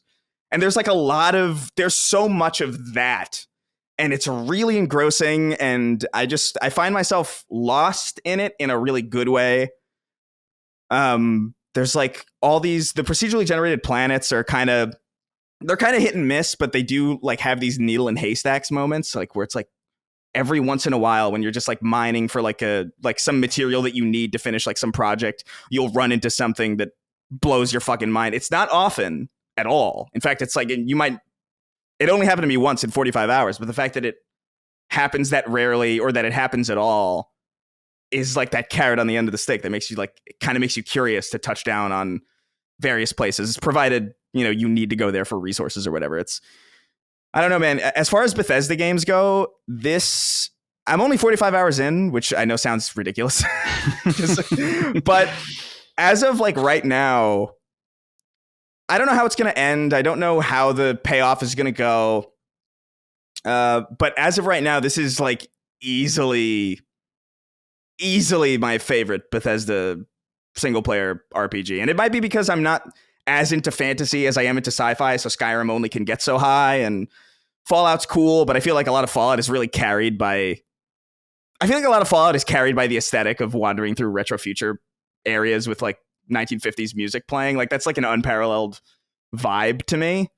So I never loved Fallout outside of the aesthetic, but this is like right up my alley. This NASA shit, this weird sci-fi where like there's generational ships and there's space pirates and there's all this breadth. I'm loving it so far, and there's surprisingly no. I've only had like 3 bugs, and they weren't like game breaking at all. That's what's really surprising to me, because I anticipated way worse, and I was kind of excited to get to the way worse part. I was excited to have people's heads like rotating off their bodies and stuff, but that's not happened so far. So it's surprisingly stable, but. Yeah, I don't know. There's too much to say about it, really. So I'll leave it there and let the questions take it. Yeah, I pulled some questions that I thought would allow us to talk about. Like, I want to leave the talking about the game to the Dukes primarily. And like not step all over their turf. We'll talk about the Starfield now, the biggest game that's going to be on Xbox. That's so true. I'll let them handle it, and you should definitely talk to Maddie and Cog about the spoiler cast. So I think they even were pitching doing a 2-part spoiler cast, which I think would be cool. That you're welcome to take part in if you'd like, but. Yeah, Dustin, you said earlier you're going to wait till you get back from Japan to that's right. Play Starfield. I think that's probably wise. You could probably play it on you have a Steam Deck, don't you? Yeah, I do, but it sounds like it's just not going to be an ideal experience at all. Yeah, playing on deck. It's really hit and miss. Sometimes the game works perfectly on deck, and then other times, like if you're in a city, it's because I've been messing around with that too. And when you're in like really heavy locations, the dynamic resolution really hits it. Because I mean, the machine's not built for that, so it goes down to like 240p probably, or it feels like, which isn't as disruptive as you would imagine, but it's still like, it's pretty not ideal. I would say like if you're just fucking around with like shipbuilding, I think it's totally fine to like do that on the deck. I've been doing remote play on it through Steam, and it runs really well actually on remote play. It actually kind of made me a bit more of a believer in the PlayStation Portal, playing Starfield on the deck through remote play, because I was like, oh, this is not even remotely as devastating as I assumed it would be. Granted, it's a single player RPG, still wouldn't in a million years play fucking Destiny 2 on this thing, but or like with remote play, but yeah. Yeah, no deck. No deck for this.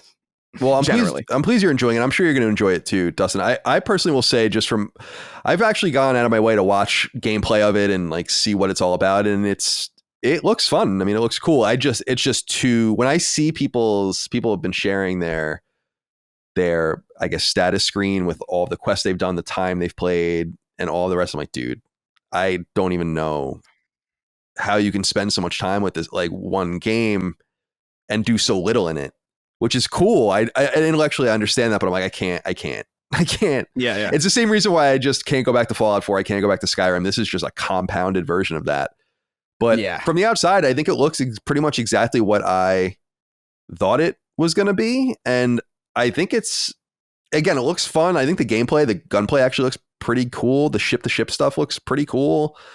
The graphics are, and I know Jaffe went on about this and got some shit. I mean, I think the game is undeniably ugly in many ways and old looking. And I think you could just see that without having played it. But I think this level of depth is not really seen in even conventional open world or sandbox role-playing games that you don't need to, but I think you kind of have to concede the visual fidelity of the game to get a functioning game, not even from a technological level, but just like how much work are you going to do? How much is going to go into like every little piece of this? And I just think you're looking at a game that would cost like $199.99 or something if you wanted it to look like Spider-Man, but it's not like it would be impossible. In other words, it's just, so I see that from the outside and I'm like, I kind of concede that's the case. What I'm surprised about is the softer critical reception that it got than I thought it was going to get. And Mark Rios wrote in about this and says, hey, Sacred Gents, I'll cut to the chase. Starfield is out. It's sitting at an 86 on Metacritic for Xbox. Two of the biggest game sites, IGN and GameSpot, both gave it a 7. It has a massive player count on Steam, which at the time of writing is about 200,000. How do we feel about this? Did Starfield deliver? Not just as a game in its own right, but also with what it means for Xbox. Is this an L, W, or just a meh for Xbox? Take care, gents. So I thought we'd be able to talk about this more from an industry level in several ways. And I thought this would be an interesting way to get into it was, I hadn't seen anyone really bring this up, although I've not read deeply about it, is that Metacritic is not an average of scores. IGN probably has more weight on Metacritic in the gaming space than any single number.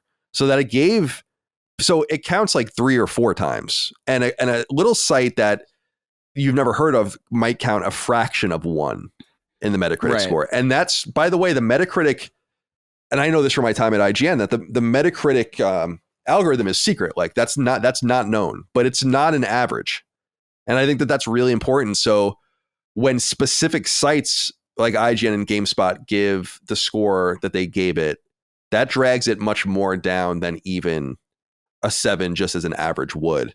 And so that's worth noting. That hurt. Those GameSpot and IGN 7s really sandbagged in a major way, much more than just the average of putting 7s into the number and dividing by whatever. And I don't think people have really been talking about that. So that's an important point. I said I think it would settle at a 90. It's at 86 now, and I don't think it's going to settle there. I think it's going to go down probably to maybe 85 or 84 because there's a lot of reviews that haven't come in yet because they were very selective about who got it. We're going to talk about that in a little while too, because I want to get your opinions on those things. But how do we feel, Dustin, from what we know so far? The game just came out to everyone. It was available early. It seemed like they sold a lot of copies early, which is just, what was it? It was $35 to just get early access on Game Pass. Is that what it was? I know. I don't know if it was 30 or 35. So, but that's just, it was something like that. Yeah. But that was just to rent it early, right? You get, Andy, I think you get access to the first DLC or something like that. Cool. So you get a little bit more. That's so that to me that needs to be underlined and circled. Dude, that's so much revenue for Microsoft just for early access, not even owning it. That's like a totally different thing. That's not paying for early access to buy it. It's paying for early access to have some time with it before it just joins the Game Pass service for everyone else. That's, dude, if I were Microsoft, I'd be like circling that. We're fucking underlining that. We just got potentially 1 million people or whatever to do that. And that's wild. Wild. Yeah. When you really like think about this, if you just let's say it's 30, which is probably true, and you just waited a week, you could have just spent $40 more and owned it. Like that's So that's interesting. I think that's a fascinating piece of data. And but do I think it, Dustin, let's go to you. Do you think it's delivered based on what we know so far? My stance on this is that it's a little critically soft, it seems, but I think that it's probably going to do what they need it to do.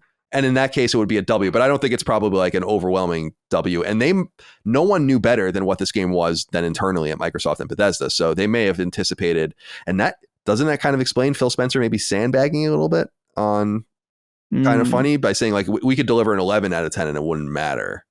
So I don't know. There's a lot of interesting stuff to be taken out of this from an industry point of view. And again, we'll leave the game stuff to the Dukes and let them have their day. But what do you think? Yeah.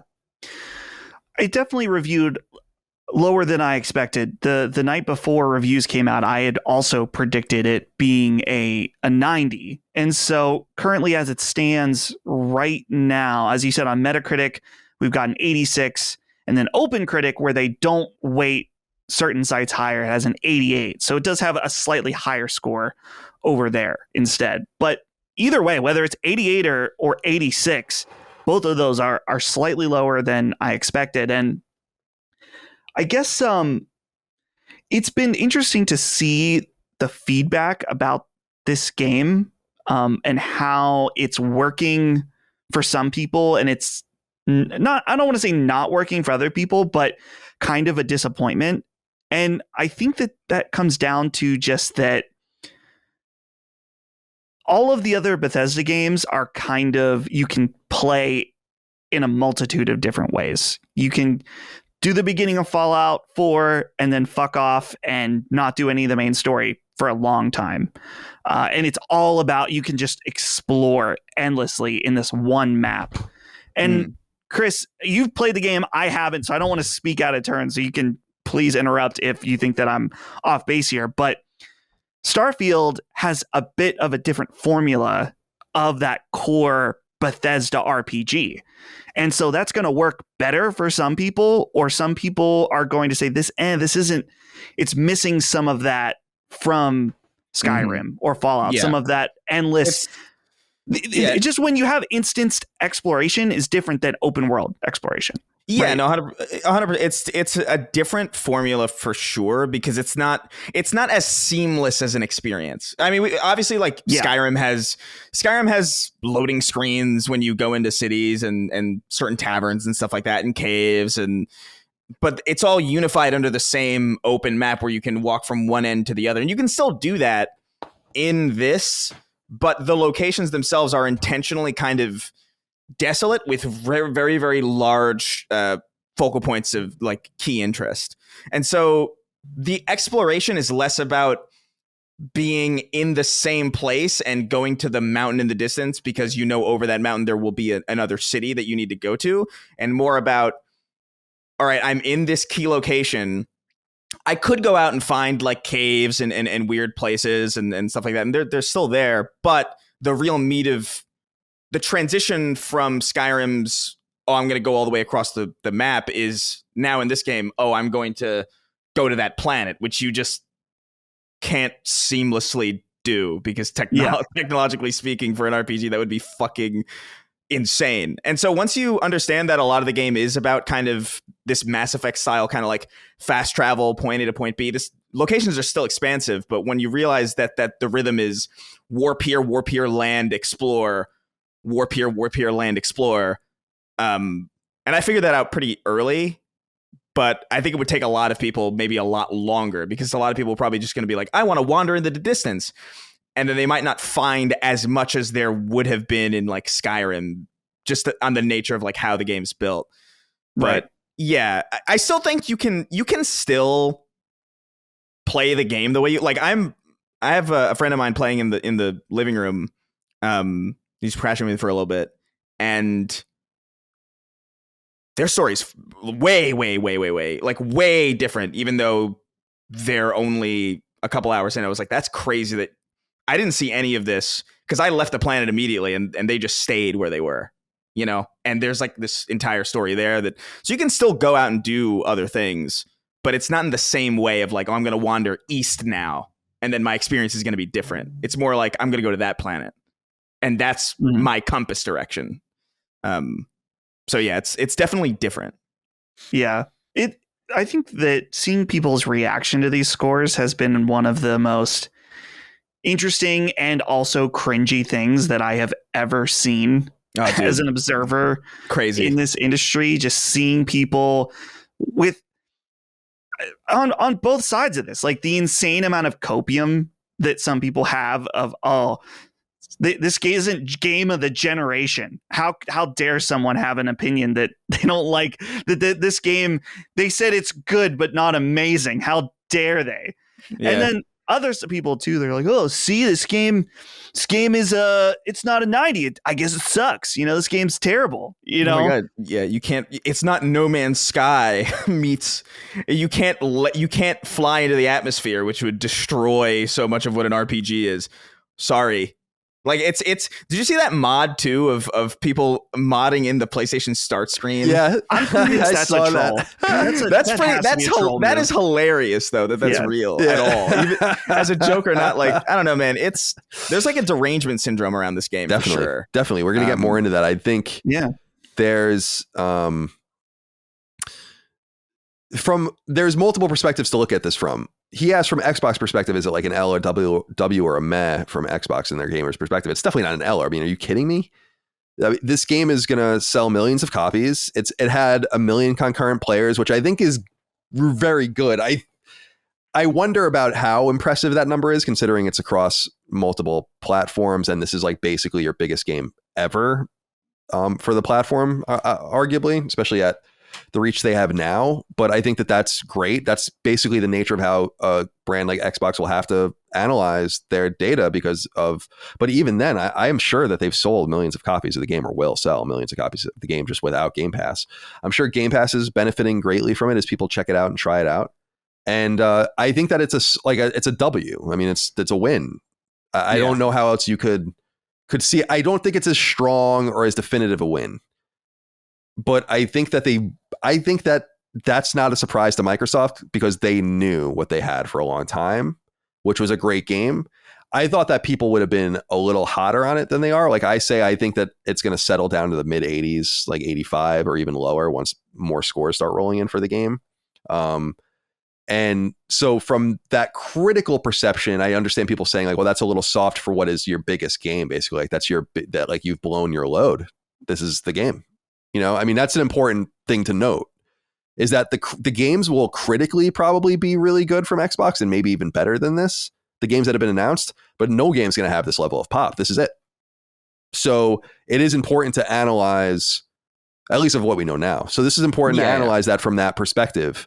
So maybe it's a little softer of a W from that perspective, but I still think it's a win. They got it out. They own it. Millions of people are playing it. Millions of people bought it. I just gave the case about how many people just paid $30 to rent it early and how Game Pass numbers are going to go up monthly after active users are going to go up. This is real money for them because they got rid of a lot of the ways that you can just kind of shirk the system in anticipation of Starfield, which I think is a very wise move indeed. And so I'm happy for them. I'm happy for Bethesda Game Studios. I'm happy for Microsoft and Xbox to get their win. And I think that it's much needed. It was much needed. And is it as phenomenal a W? Is it like The Last of Us? And I'm not saying that as a dickhead, but is it like a 95? No.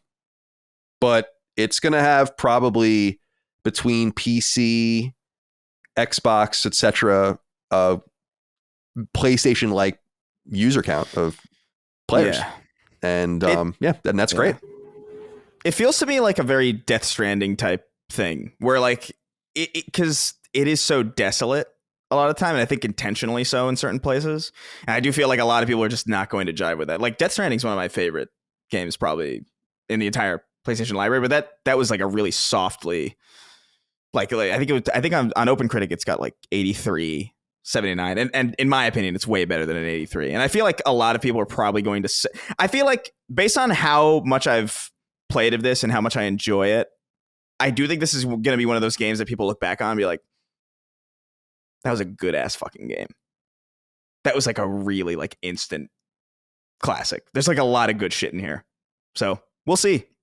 But I was right on the money with that 88. Yeah. Like, because I knew it. I figured it's like, there's no way it's going to be a 90.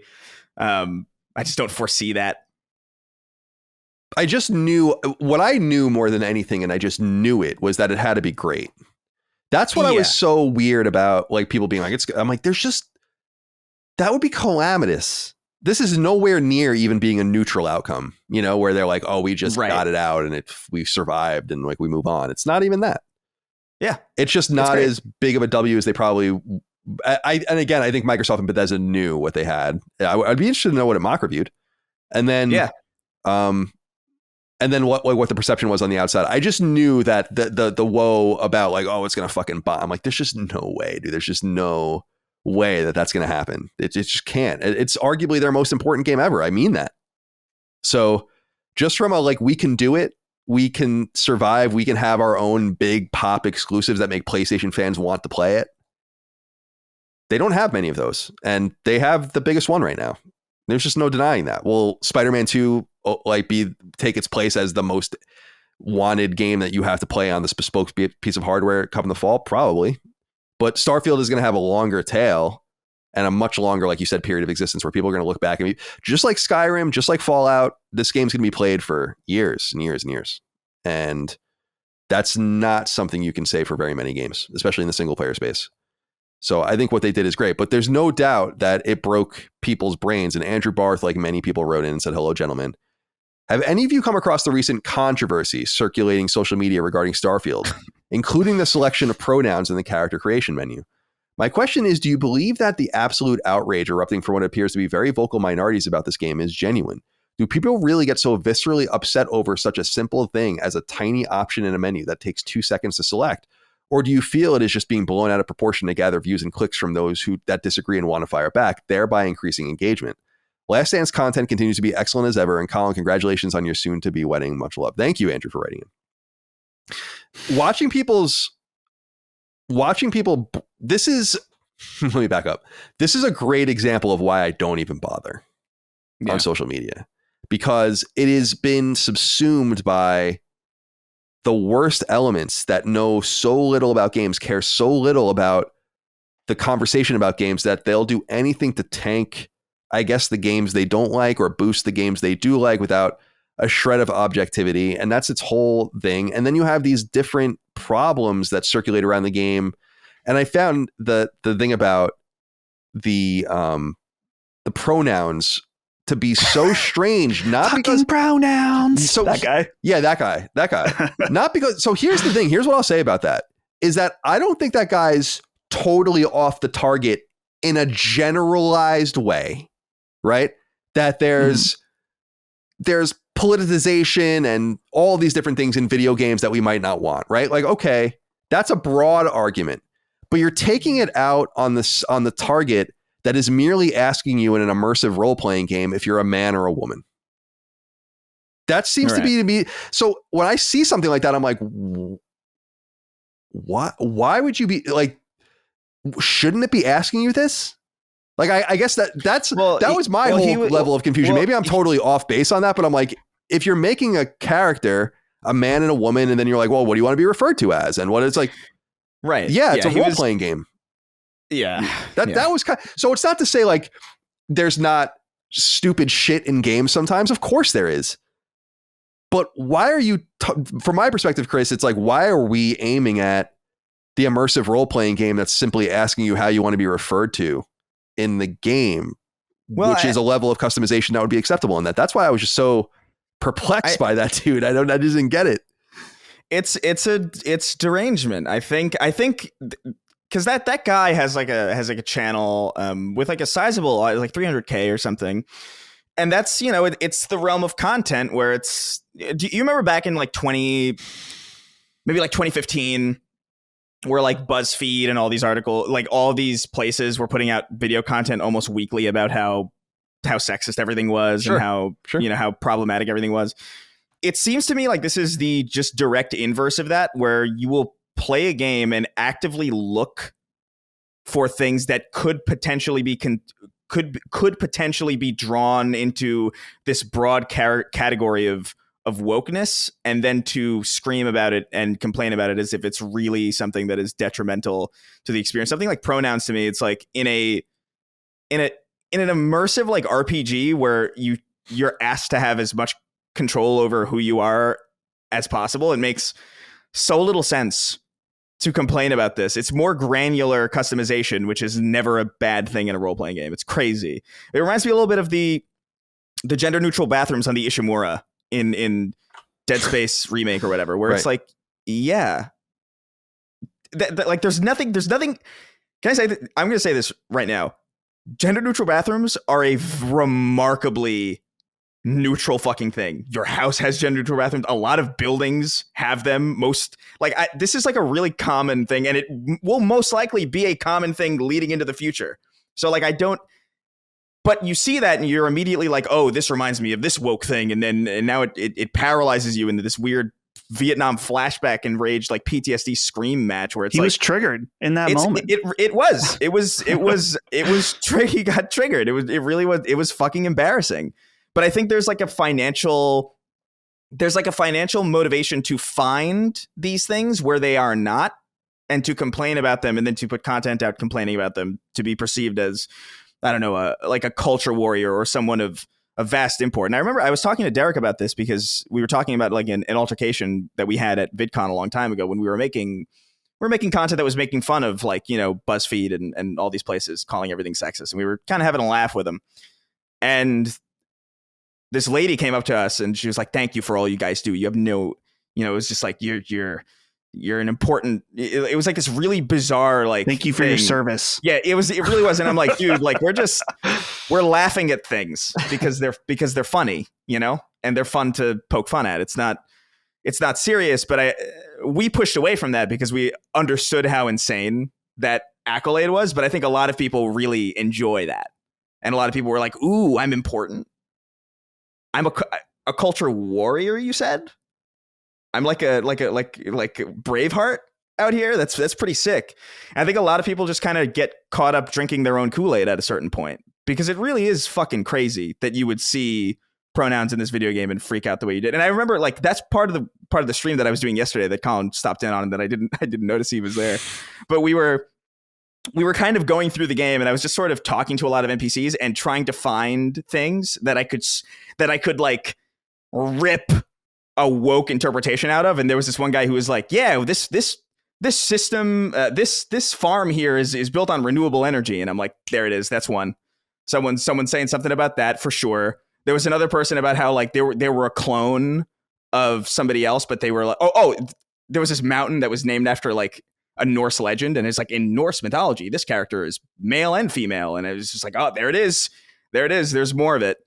And it's funny when you realize how much you can look for and just extrapolate and just completely twist, how much you can actually find that isn't really there. It's like, what's that adage where, like, you could oh my God, you could look for an object in an empty room and still find it if you looked hard enough, you know? It really is that kind of situation where I think people are just deluding themselves into seeing ghosts where there are none. And that's not to say that there aren't obvious things in certain video games that, like, you roll your eyes at, or like that seem pandery, or even when they aren't pandery, they're just not well written. And it wouldn't even be a problem if it was just well written or well delivered, but it's just so clumsily handled. Like, there's plenty of examples of that. But to act like it's anything worth looking like a fucking 14-year-old screaming like an unlicked cub. Yeah, an unlicked cub. It's just it's a wild reaction to something so viscerally benign. And it reeks to me of people who just haven't really experienced much. That's what I was going to say, Chris, is that you can not like the pronouns and have your own argument for that without looking like a fucking idiot with the way he did that. Like, just like screaming and crying practically like a child just doesn't convince anyone of your argument. It just was a really strange tantrum that this guy had. That, sure, I could understand there being arguments about why you wouldn't want that in the game, but screaming on camera like the Free Britney guy or whatever, leave Britney alone. Yeah. Only over pronouns classic. in a video game just makes you look like a foozler. You know, I brought that back up. That's one of the other insults. Good. Thank you. I'm trying to incorporate these. Yeah, good. That's how the lexicon broadens. I don't want the AI to get us on YouTube. Sure, I gotta. Yeah, I don't know. It's very silly, and I tried to engage with them too. Like I tried to actually I was like, what is the actual problem? And they were just like, well, it's made up bullshit, and it's in my sci-fi game. And I'm like, yes. Okay. But I also don't understand what's made up about it. That's what I mean too, right? Where it's like, but that's what I mean. It's like, even if you go onto that level, right, where you're like, okay, I'll meet you here. How does that? Even if that was the case, how does that just all of this stuff is made up? Well, Colin, to speak to what's the issue? Yeah, I'm assuming, Chris, that there's they them pronouns, because the other clip that I keep seeing is where he's screaming gender ambiguity really loud. Oh, maybe. You know? So I'm thinking I didn't even look. So I don't know, man. I just think that's. But who cares? If those people want to play the game, why not have that there? Like, that's the thing. The thing about RPGs is literally they're of all of the genres that you could possibly pick one. These are the ones that are supposed to be as inclusive as possible. Literally, that's their only purpose, is that anybody can go in and make whoever they want. And if they want to make themselves and they want to have weird they them pronouns that I personally don't understand at all, it doesn't harm my experience at all. Yeah, that's exactly right. It's like I do think the they them thing is eye roll worthy, frankly, but that it's included in a game. It's it's not just for me. And and who, I don't know, it's there's just bigger fish to fry. And like I said, there are such more egregious examples of things like this. If you want to, for instance, have a 60-minute video essay on how Saints Row went quote unquote woke and fucked the entire thing up, you should do that, because that probably that's a big thing of why that game probably failed. That is a prime example, actually. And I don't even think it's not even necessarily, it's just this need to not offend anybody. You know what I mean? This where they even got rid of certain jokes. What was that? The Rim Job place. Oh, right. Rim Job. Where they changed Rim Job to Jim Rob or something. Right. And it was just it just ruined the joke. And the joke wasn't even offensive in the first place. It's just this there's so many other examples that you could use, so much lesser quality games and so much more disastrous outcomes than, I don't know, there's, a pronoun in a video game. It's just in a character customization screen in an RPG. I saw somebody who was whoa, so they should start putting astrological signs in your customization. It's why not? That's more custom. Fantasy Tactics. Oh, do they really? Yeah. I don't, but that's every counter argument. I'm just yeah, why not? It's more customization. If that leads to something, if you can have an extra dialogue tree with somebody else because they're this astrological sign, that leads to more, you know what I mean? There's every granular piece of any granular piece of customizable content in that game opens the door for more content in the game, which is what the whole point of an RPG is. So I feel it's just people who don't know games, really, or pretend to know games. Yeah, I feel this is a problem. And I also think that there's I don't know. You're right about the level of customization with, for instance, in Tactics, your birthday, I think, indicates your affinity, your earth or fire or whatever, little cool things like that. Oh, that's kind of cool. Yeah. And so it doesn't tell you, it just asks you what the birthday is. And then it's well, now you're strong with fire or whatever. And I think little things like that could benefit a game, but bigger things like pronouns, it's okay, so I think that they them pronouns are kind of weird, not because people want a third way to identify themselves, but just because that word is already claimed as a plural, and that's how we read it and hear it and understand it. So I don't understand why we have to use that word. But it's not for me, right? Not everything is for me, and that's okay. It would be a pretty boring world if everything was just for me. It would be awesome for me, but it'd be boring for everyone else, because you want to have your own combination of things. And again, I bring up Saints Row as an example where it's okay, or even, and I don't agree with the hullabaloo about it, but something like 6 Days in Fallujah and maybe the glorification of war or whatever. These are real issues that could be examined. this isn't a, see, I don't like when people dismiss it as being this is a made up issue that doesn't exist. I'm no, it's an issue that exists. You're just totally off the target. You're so far off the target. You're not even shooting in the right direction. There's a problem. Yes, totally. But you're not anywhere close to it. So that's a problem in and of itself because it's a distraction. And I think, I know that I don't know that person from a hole in the wall. He's way bigger on YouTube than we are, but it's like the problem with this level of content. I've said this before. There's one specific dude, like one specific Xbox creator I think of.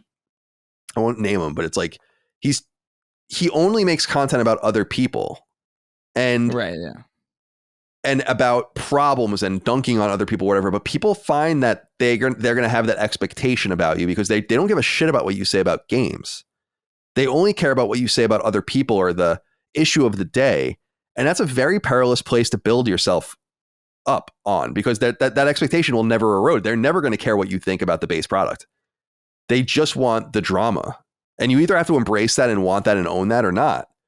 But I don't think that's a really good place. Like I didn't become successful in the space doing that kind of content or chasing after my own tail.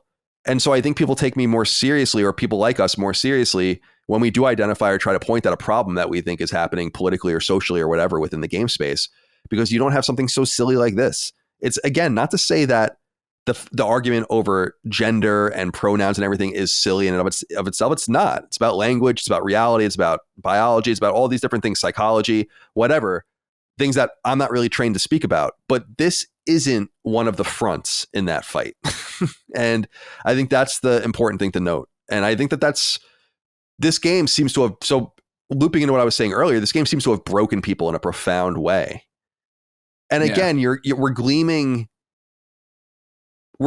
this information off of a select group of people that are on social media. It's not everybody. Oh yeah, but most people are normal. In my estimation, every time I've gone outside and talked to people, they are 2,000,000% more normal than anybody that says anything on Twitter. And that's like, I have to remind myself of that because it gets so depressing. Like on Twitter, just reading so many stupid, mind-numbingly inaccurate opinions that are just like thrown with like complete abandon into the public space as if it's like valued at all. And it's demoralizing. And I will say this too, Chris, is that this bothers me too, is don't text at me or DM me and tell me people are saying things that like I'm supposed to be offended by. Few people DM me and whatever saying Chris told someone to kill himself on Twitter.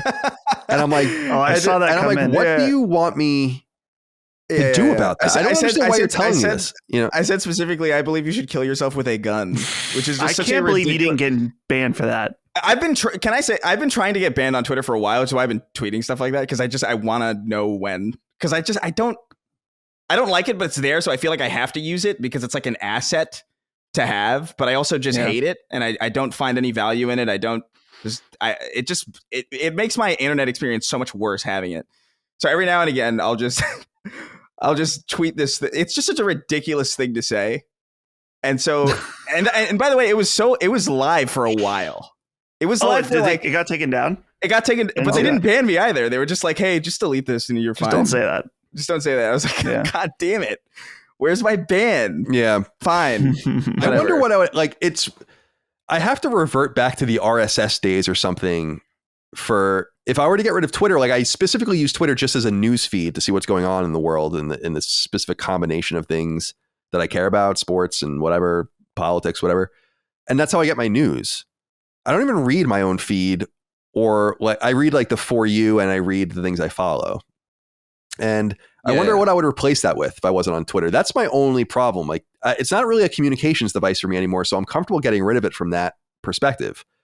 But I would have to go back to, I remember when RSS, like the idea of an RSS feed came out when I was in college or became popular when I was in college. And I was like, this is crazy. Like and then you would just get like IGN and all these different things in this one feed. And I was like, this is awesome. I kind of got to go back to that, I guess, in some way if I want to, because I don't know what I would do without it as far as just knowing what's going on in the world, because I don't really interact with websites the same way anymore, or periodicals or anything like that. I don't know. Okay. Yeah, I don't know. But let's see. Is there anything else we wanted to talk about here? Controversy, blah, blah, blah. Oh, we're talking about the review window thing. Right. His Holiness wrote in. So, hey, CDC. A few hours ago, The Guardian published an article commenting about how they, along with a couple of other news outlets, were not provided an advanced copy of Starfield by Bethesda for review. You must have copied and pasted this from last week. What is your take on game publishers cherry picking and blacklisting news outlets? Is it a case where they can choose whoever they want to have early access, or is this a violation of the freedom of the press? Well, not a violation of freedom of the press because they're not the government. Yeah, you don't have a Yeah. right. You don't have a right to get products early for review. Yeah, that's not. The government cannot infringe the freedom of the press, and I don't think anyone cares about the freedom of the press in the video games industry. In fact, the video game industry press should probably have fewer rights than they have right now. But I look at this and I just want to remind people that this isn't uncommon at all. And this, I think, again, goes into listening to people on social media or whatever that just don't know what they're talking about, and they get amplified for some reason because it causes a lot of furor. But review copies are often withheld from outlets for all sorts of different reasons to manipulate the scores early. I'm not saying it's right. I'm just saying that that's basically as old as scoring games. And if you want to get rid of that entire expectation of scores, just get rid of scoring completely. And then you would probably get very easy access, because then you can be much more granular with the things you're saying. But because everyone's so reliant on scores, and this is one of the things I wanted to say as we exit, is this is just a great reminder, again, another reminder of why scores are so dumb. They're so dumb because you're reducing this thing like a video game. You're reducing Starfield, this epic product of vast import and ambition and technical achievements and just years and years and years of work by hundreds and hundreds of people. And then it becomes a digit, a numeric number. And that sucks. And not only does it cause arguments like this that always perpetuate around the release of big games, it's going to happen again with Spider-Man, it's going to happen again, and so on and so forth. Now people are saying, well, Horizon's an 88 on Metacritic, so it's better than Starfield. And I'm like, that's a really unfortunate comparison you're making between two games that deserve their shine for their own reasons. I fucking hate that it's so obvious that scores are used as a way not to draw fodder necessarily, but to draw attention, that it's the lowest common denominator. And although I hate some of these websites like Kotaku and others, I give them credit for abandoning scores and abandoning Metacritic and hurting themselves in order to do it. It's a lot better than participating in this fucking farce that you can reduce a movie or a TV show or whatever down to just a score only, and know that no one's going to read the text, or few people are going to read the text because they never do. I know that when I reviewed The Last of Us at IGN and gave it a 10, everyone scrolled right to the bottom of that review to see what I scored it. And that's the way it works. And that's the way it's always worked. And that's the way it's always going to work until someone gives in and says, or a group of people say, like, we're not going to do this anymore. And that will be of great benefit to video games and consumers of video games. God forbid you read or listen or watch something to get the information you need instead of reducing it and then making assumptions. This goes back to the Immortals of Avium thing. 71? What fucking universe? Based on that rubric, is Immortals of Avium a 71? That's preposterous and a disservice to the game. And it's a disservice to Starfield to talk about its score and not about the content of the game itself and how or why, and then have this stupid weighting system and oh my God. Yeah. But as far as the review situation, this isn't uncommon. Sometimes reviews are blanketed across everywhere and they're very confident. They don't give a shit. I think that when you have less than full confidence in the game's score, you do things like this. But that's not an insult to Xbox or to Bethesda. Lots of companies do that. Lots of them will hedge their bets. Lots of them will deliver games too late for you to reach embargo, but enough for the Metacritic score to get a certain thing. So they get a screenshot and they can put it in a press release. They can get a screenshot and put it in an internal deck that they're going to share with their boss. I'm telling you, this shit all matters. And that's exactly why these things are engineered the way they are. So it's definitely not unique to this game and it shouldn't be taken out on them, which is another example of the derangement that persists. And do you think it'll get any? Do you guys agree with me though that as we exit that this is the top of the attention heap for Xbox now for a while? Like, what else do they have that's going to be Starfield? Yeah, I don't know. I think I do think Fable has a shot, but like I also don't think we've seen nearly enough of it, and we don't know really anything about what it is. And also, we don't know how far away it is. I think they said 2024, but who the fuck knows, really? I know Hellblade 2's had a lot of hype behind it, but it's different. Yeah, I think this probably is the biggest one. But I don't think it's impossible that one of those games gets to like 9 territory. Oh, yeah. I should be clear. Critically, I think all those games could potentially be better than Starfield. But I'm saying attention-wise, like the zeitgeist and the subsuming of the space. Yeah. The thing about Sony that we can say for sure is that we just don't know, which is more nebulous and scary in some way, other than Fair Games and Concord, which are obviously not going to hit like a Spider-Man will. So it could be the same for Spider-Man come October, that both sides have played their hand, although I assume not played their hand in terms of their biggest pop, maybe of the generation, their biggest single pop from a first party perspective. Although you might imagine that it could be like a Last of Us Part 3 at the end of PS5's life cycle. That would be maybe that pop. We will see. Yeah. I would honestly imagine that Spider-Man 2 is probably the biggest pop that they're going to have for a while. Oh, yeah. I don't think that's necessarily all that controversial. Spider-Man 2 is just going to be huge. But yeah. It'll certainly be the biggest game that they have released on the console so far. Easily. Yeah. Okay. Just a couple of news items this week for us to get through. Some pretty big ones. I wonder how many podcasts will be covering this next one. I think it's important to touch on. And so I wrote it out here. Number 1, as we're all well aware, a duo of major Hollywood unions are in the midst of an historic months-long strike, and new agitation from Actors Guild SAG-AFTRA indicates the labor unrest may spill over into games. First, a little recent history. In May earlier this year, the Writers Guild of America, the union that organizes more than 11,000 writers in the US-based TV and film industries, went on strike, refusing to do further work under expiring labor agreements with the Alliance of Motion Picture and Television Producers, or AMPTP, which itself is a conglomeration of 8 prolific film and TV studios, including Sony, but also Amazon, Netflix, Disney, Apple, and others. The writers are on strike to secure their share of the streaming pie, one that has massively reduced traditional sources of short and long-term funds for those working in the traditional TV and film space. This includes stemming the work of AI, which will be important in a minute. The writer's strike, in turn, gave way to a parallel strike of American actors, one which began in earnest this past July. The actors number 160,000 and are likewise poised against the same studio targets over similar issues: residuals, fair pay, and AI. And now, with that background out of the way, we come to the news. SAG-AFTRA, the actors union, happens to represent video game motion and voice actors via the so-called interactive media agreement. And if their members interact with 10 significant partner companies, those projects may be in short and midterm peril. Here's the rub. SAG-AFTRA launched a press release noting the following in part, quote, "It has been nearly a year since SAG-AFTRA's video game contract, the interactive media agreement, was extended beyond the original expiration date as we negotiated with the companies for critical terms SAG-AFTRA members need. Unfortunately, throughout the negotiations, the companies have failed to address those needs. For this reason, the negotiating committee and national board unanimously agreed that the union should have a member-approved strike authorization in hand when bargaining resumes September 26th, end quote. To be clear, this means that the union's leadership will allow its relevant members to vote to authorize a strike but not go on one, contingent upon further negotiations. In other words, it's a relevant step towards a work stoppage, but certainly not the final one. Now, SAG-AFTRA has an agreement with 10 companies, as earlier noted, and some of them are quite large. They include publishers like Electronic Arts, Take-Two, WB, and Activision, brands like Disney, and even a single Sony-owned studio, one that enjoined the agreement when it was still independent, Insomniac.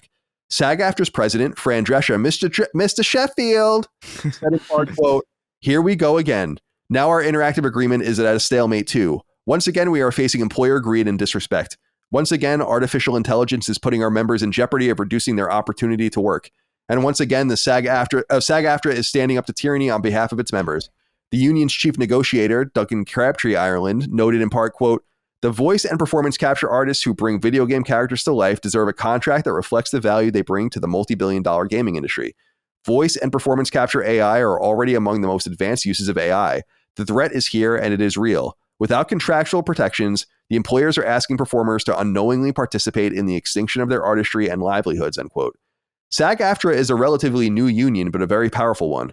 Founded only 10 years ago, the name represents the combination of 2 previously rival Hollywood unions, the Screen Actors Guild and the American Federation of Television and Radio Artists, both themselves founded in the 30s. So E. Fisher wrote in and said, "Hey guys, I recently saw an article from Variety about the SAG-AFTRA actors announcing strikes against major video game companies, including Activision and EA. How badly will this impact in development games? Will we see massive delays similar to the beginning of the COVID-19 pandemic?" Well, it's important for me to reiterate that I'm putting this on everyone's radar because it's possible, but it hasn't happened yet.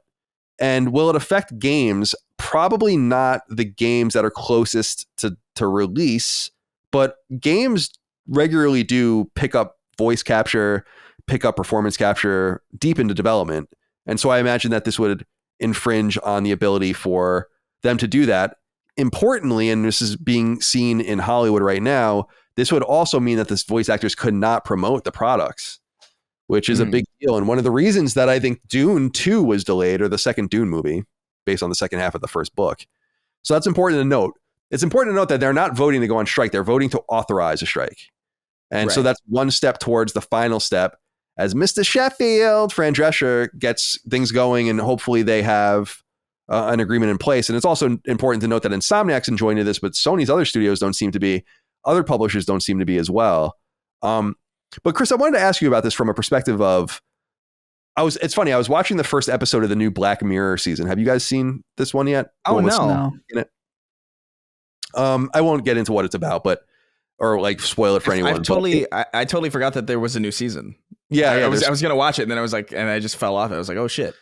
This kind of, that the first episode you'll see when you watch it it speaks to this a little bit, in the sense that it does it in a very weird way, but it touches on the idea of AI and the creation of things just inorganically out of the ether, based on supercomputing and quantum computing and all these various things.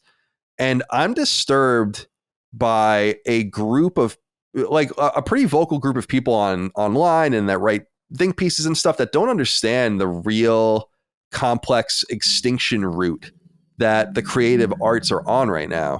And that it now is the time to fight back for the livelihoods and the ability to act and to draw and to paint and to write and to sing and to play music. It's crazy that there are people that root on the corporations and root on the AI and all this. Like they say like, well, now we won't get any more shitty MCU movies. And it's like, well, the AI was trained on those shitty MCU movies, friend. Yeah. So like what you need are more people coming up with more new ideas. And we want to make sure these people are well compensated. I saw something where Aaron Paul was saying that he gets no residual money from Netflix for Breaking Bad. Yeah. I think that's wild. Yeah, it's especially wild when you consider the fact that Aaron Paul is pretty instrumental to how that show even went in the way it did. He was originally supposed to be killed off in like the first few episodes, or at like the end of the first season. And the writers were like, dude, he's good. And they kept him around. That's I would imagine a pretty large reason as to why Breaking Bad is such a beloved show to this day. So, man, I don't know, man. There's so many threads to pull at this. Generally speaking, I'm always going to be in favor of the little guy over the corporations, but I think here is this is one of the situations where it's like, it's not even really, it doesn't even seem gray at all to me, where I get it that AI is here to stay. I've been saying this for a while. This is a genie that's out of the bottle. No putting that back in. It's definitely going to impact the lives of, at some point, eventually everybody.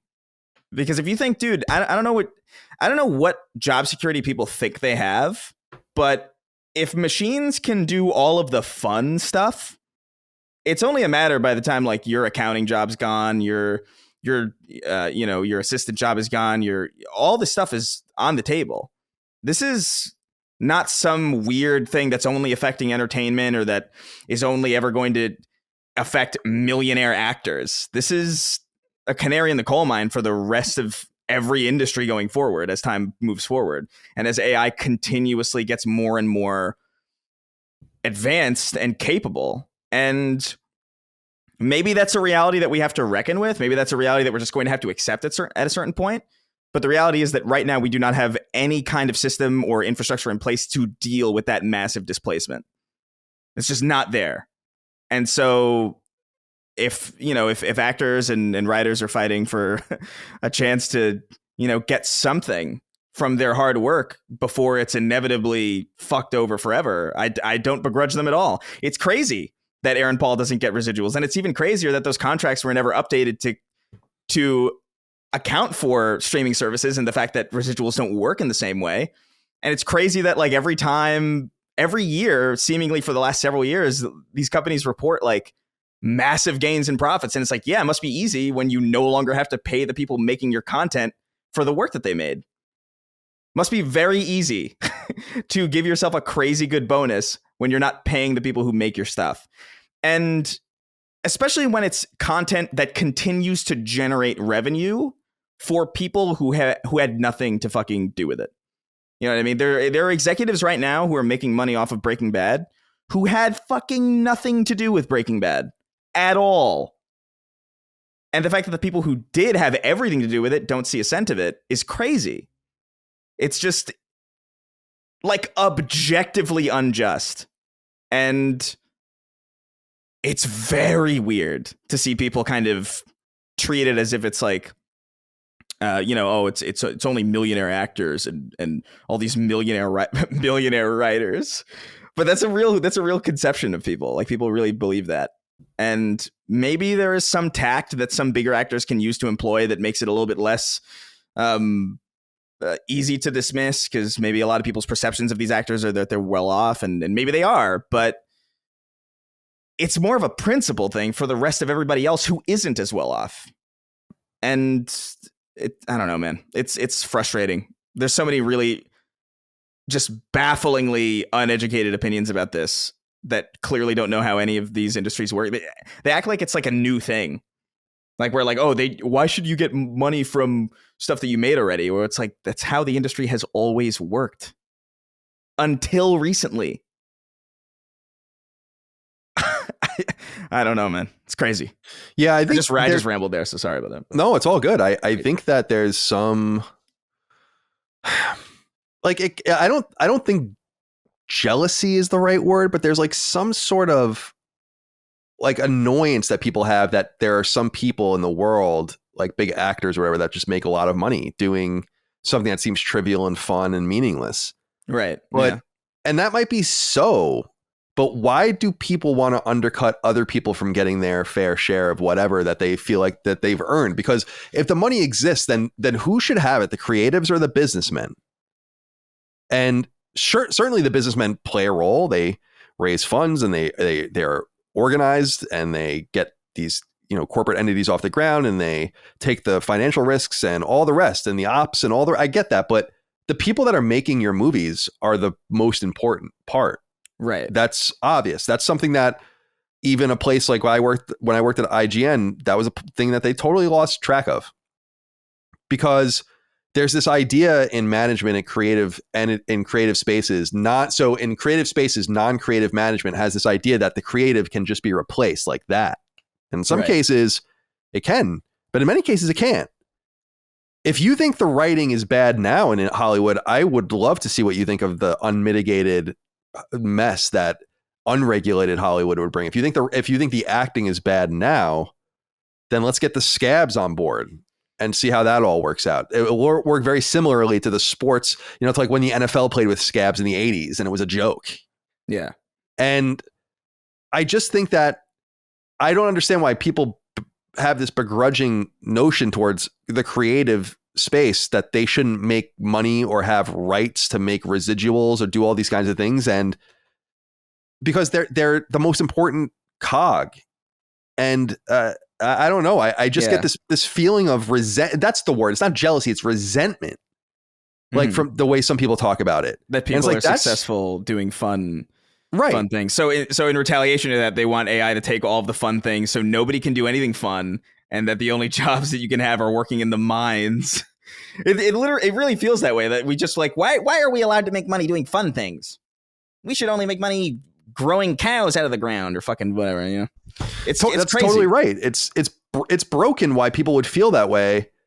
And I feel that a lot. And this idea, and again, it's an argument I had with John Garvin, and I want to explore it more with him someday, is writers and artists embracing AI when I think that it's embracing a gun to your head. Are you crazy?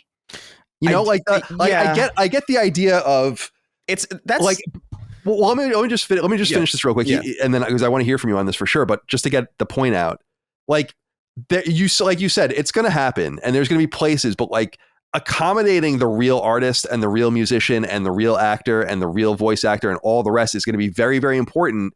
Because I refuse to believe and accept that a computer can make art and entertainment as good as a human with the soul of a human, and for that to be okay with everyone. Right. Like that's fucking weird. That people are like, oh, I want my movies to be written by a computer. It's like, isn't part of the humanities, the human part? Right. Yeah. I mean, the human part of humanities.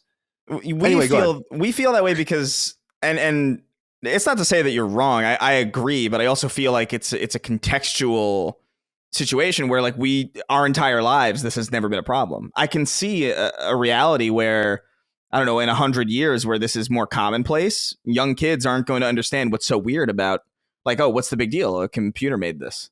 Like, who cares? Because they won't know anything else. They won't know a reality where it was only the other thing, and this other thing came in to impede it. And that's kind of the reality of how things. I mean, think about the camera when that was invented, and how drastically that probably affected a lot of portraiture artists and a lot of like painters who were just like, well, fuck, what do we do now? And that was definitely true. Like, you could now have a photo of anything that you wanted. You didn't have to get like some painter to do a perfect still life of it. You didn't have to pay for extravagant art. You could just get it done. And that is a reality for AI in the sense that like this is going to be a tool forever now. And I think there are some artists who are embracing it probably out of a lack of choice because they understand that falling behind in this aspect, it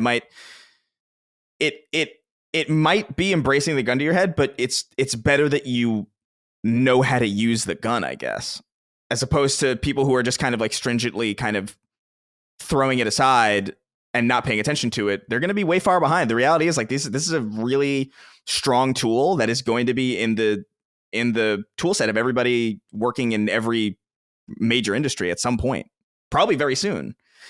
And so it's probably a lack of choice, really. It's just like we have to embrace this in some way. Otherwise, we're just fucked. It's true. What you're saying is true. And this is what John was saying, too, is like, so and he said this on the show, like he'll come up with an idea for like an enemy and then he'll ask Midsummer. What is it? Not Midsummer, Midwinter. What is it called? No, Midjourney. Midjourney. Oh, it's Midjourney. Midjourney. Yeah. Midsummer is the horror movie. Midwinter. I mean, not far off, to be honest. And he asks it to like, he asks it to like create things based on his ideas. And then it shoots him back like what this enemy would look like or whatever. And I'm like, but isn't that in some way cheating? Like the whole way we write and create, because his whole thing was like, well, we steal from everybody. And I'm like, yes, totally. Great artists steal. I've always admitted that, but it's not mechanized. It's not mechanized stealing. It's like, I see Battlestar Galactica. You brought up generation ships earlier, and Twin Breaker is all about generation ships, our game, and it's like, I stole that from the Netflix show Ascension that I was like really inspired by at the time. But I didn't like tell a computer to be like, bring me all of the ideas about generation ships to me, or show me 10 examples of generation ships, or write me a script about. That's different. I think that's a crossing a line for us in some way that I and you're right. It's going to happen. It's already happening. Yeah. But I don't know, man. I have a problem with it. I have a problem with it too, but it also is just, it is an inevitable. Like, I know that sounds like very doomery, but like, it is just, there will be a point where AI can make music and movies and TV shows that are as good as what people can do. That will happen. I don't know if it'll happen in our lifetime. Maybe it will. I mean, AI is advancing pretty fast. So that's a possibility. And the only way we would really know about it is if we looked into it and understood like, oh, who did this, who did what. And that to me is the saddest part of it. It's not necessarily that the human touch will be gone. It's that we won't we can never be sure again. Like that lack of like, oh, at the very least, up until now, we could have some general idea of everything that we play, watch, listen to, engage in is fairly bespoke from like a human perspective. And that line's getting really weird now. It sucks. It really fucking sucks. I just feel at this point I just feel thankful that I got to live in a world without it. That's how I'm transitioning my brain right now because it's on its way. It's funny, man. I'm looking too. I play with ChatGPT once in a while, and I was looking at some ones I did like earlier this summer. I had it write a fake 311 song, which is like the most convincing 311 song ever. And then I had it make up a new PlayStation exclusive, and it made one. Chronoverse, Echoes of Eternity. And gameplay. Immerse yourself in a seamless blend of action, exploration, and narrative-driven gameplay. Travel between various historical periods, from ancient civilizations to distant futures, each meticulously recreated with attention to detail. Uncover hidden secrets, solve intricate puzzles, and forge alliances across time to unravel a grand mystery that spans centuries. Like, what? How did you... It's disturbing, but it's all based on us. Right. That's why that's what I was making the argument about. And I know I've made this argument before, and I don't mean to be redundant. I'm sorry, but just for those that don't know, like, I make a differentiation between AI and computer, like an engineering heft going towards solving the chess problem or something, or Go, because that's an objective game. And as I've said before, the chess engines became unbeatable when they unlearned how to play chess like a human and learned it based on the rules, where the only thing the computers knew was how to move the pieces, and then they just lost over and over and over again until they figured out entirely new ways to play. Right. That's in and of itself beautiful, but that's based on just the rules of chess. But the rules of writing, and this is what I've said before, if you fed a computer just an English dictionary and some sort of rule set about syntax, like how words go together, this is how they're structured, this, and this, and then gave it to that, it would speak proper English in ways we never recognized. The reason it's even spitting out the things like I just read for Chronoverse or whatever that thing was, the fake PlayStation exclusive, like that sounds like someone wrote it because someone ultimately wrote a bunch of things that inspired it. That's not math. That's human. Yeah. Right. And that to me is a meaningful differentiator. Do you have anything you want to say about this, Dustin?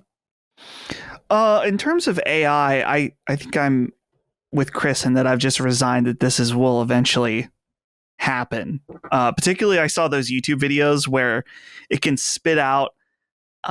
One of them that really stuck out to me was Lord of the Rings as an 80s action movie or something. And it is so shockingly cool and good.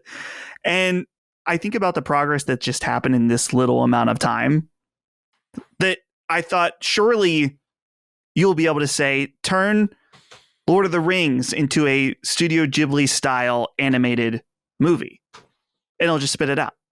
Is going to happen. The question, I guess, just is what do we do to how do we use AI as a tool for good that doesn't hurt the creative process that is essential for the things that we love? You know what I mean? Like, I clearly see it, and I think this is something that we can harness and use, but I don't know if we have the restraint to use it in a way that's not going to eventually hurt us. Most things in life. You know what I mean? Yeah, there's no way the human race is really bad with restraint. Yeah. As Japan will probably attest to. Yeah. No restraints there. That's right. No restraint. So I shouldn't have said that. But yeah. I have a different question. I want to propose something. Residuals. Chris, do we strike to try to get residuals on sacred symbols from the just heaping amounts of ad revenue we're getting from YouTube? Residuals are called your salary. No, the same thing. I did the work for sacred symbols. Maybe. What do you think? I mean, something to think about. You can make that argument. You guys you're gonna have to unionize. You guys should. Yeah. Okay. I'll shut the shit down so quick you won't even believe it. But yeah, I'm just saying, there's so much money coming in from YouTube.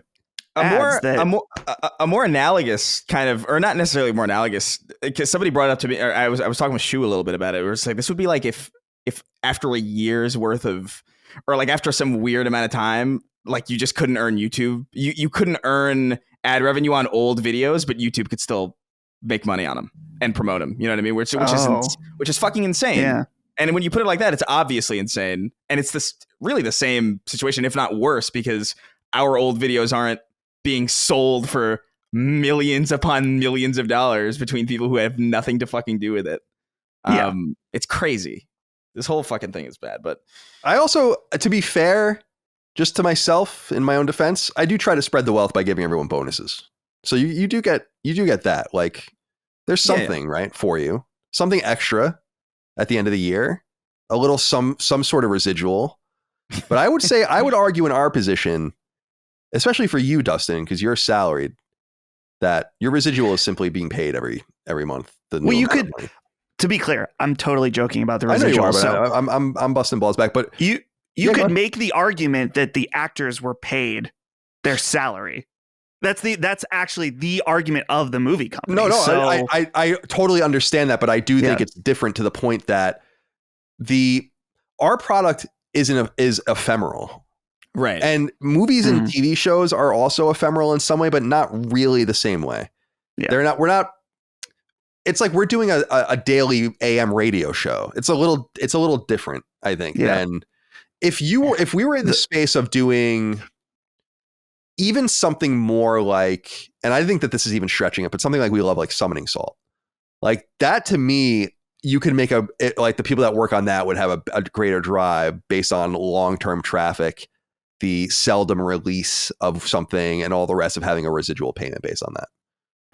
But not to me. I think like ephemeral like this, I don't think so. That's the whole point of residuals in the first place, is because acting jobs are inherently very you work for like maybe like a few weeks and then you need to go find another thing. It's not this like 100% stable thing. So in order to allow for that to be a more feasible career path, so that people would even go into the field at all, you have this kind of promise of, if your stuff is, you will always get something, even if it's not a lot, you will get something from the things that you contribute to, which makes fucking perfect sense. I don't know, it makes perfect sense to me.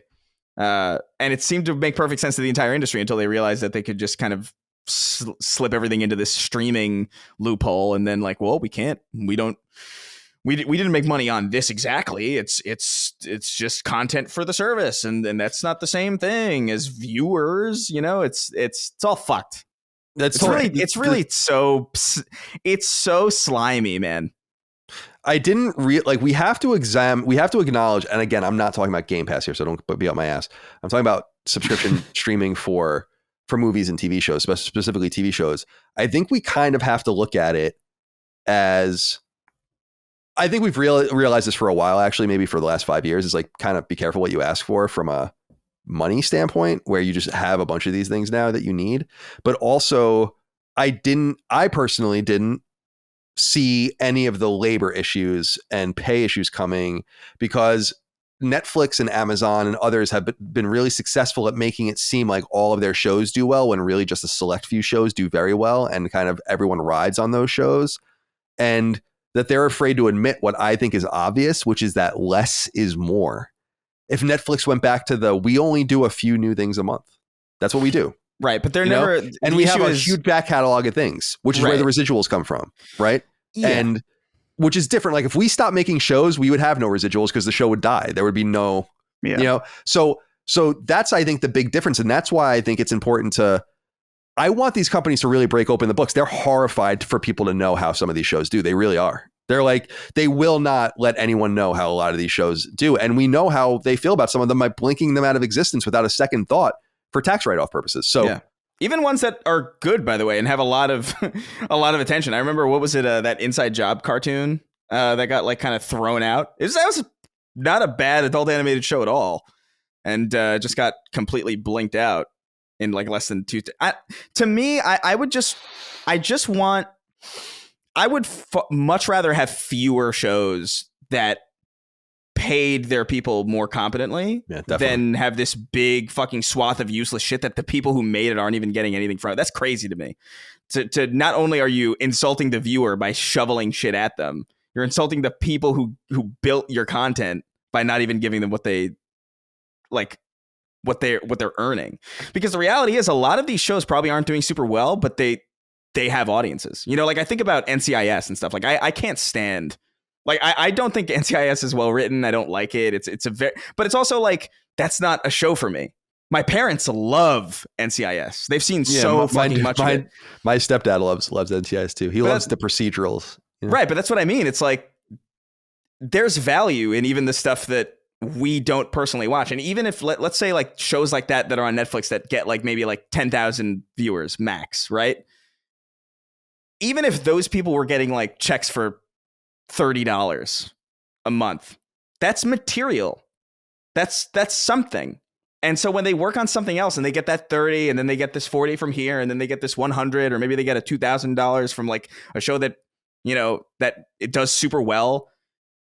That's first of all, that's still not a lot of money, but it's something for what they're doing, which I think is just on a baseline principle standpoint. Like I can't fathom not understanding that.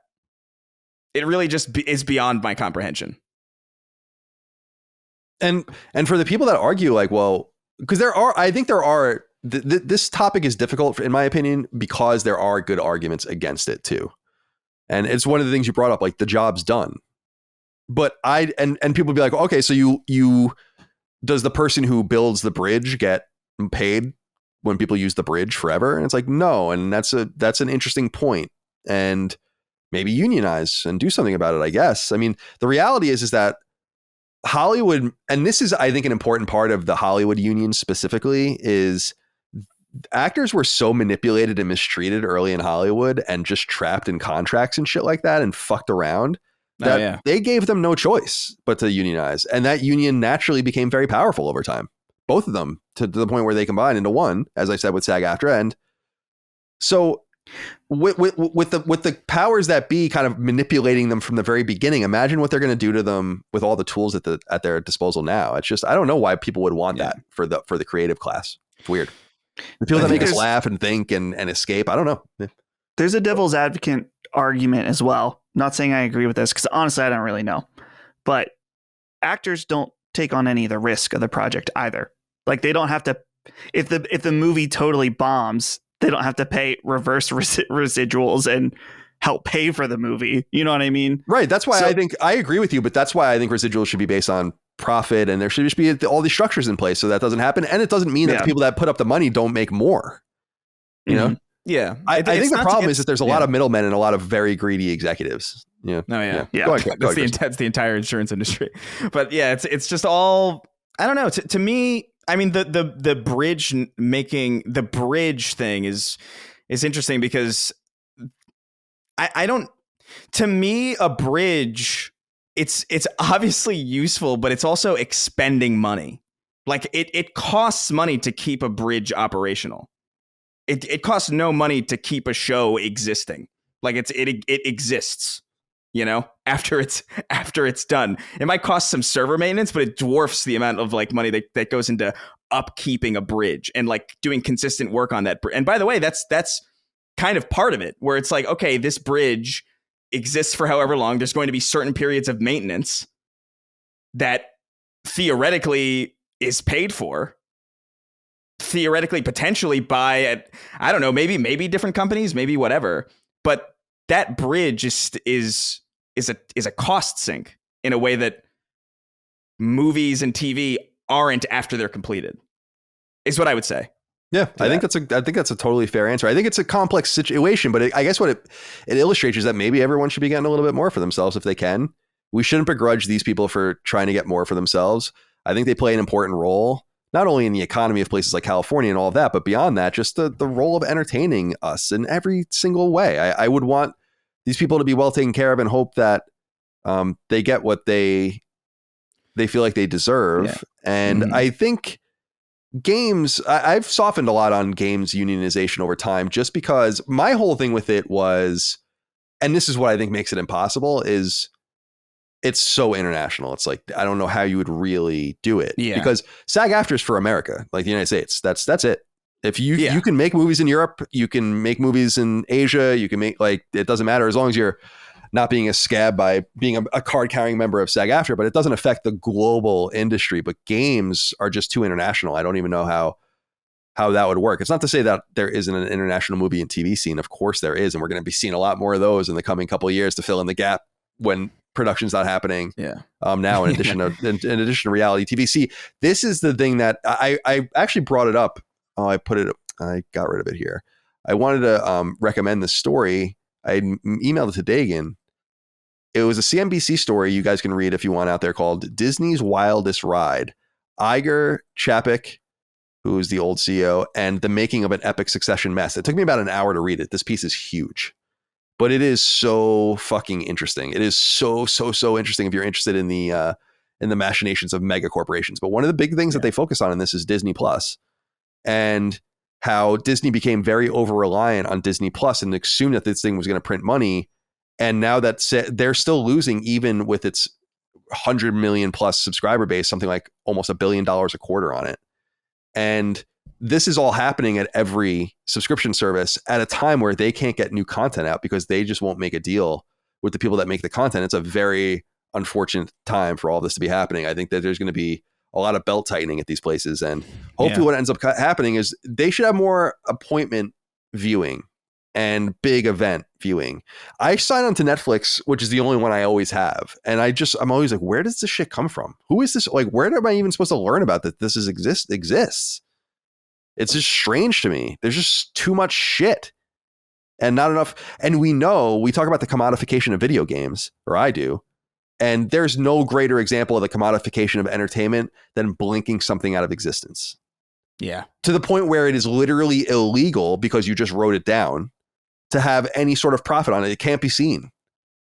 Nuts. And that's crazy, man. Usually when something fails, you always read about obscure sitcoms from the 70s and 80s where they like shelve 6 episodes or whatever, or things like that. That's about as worse as it gets. And usually those things leak.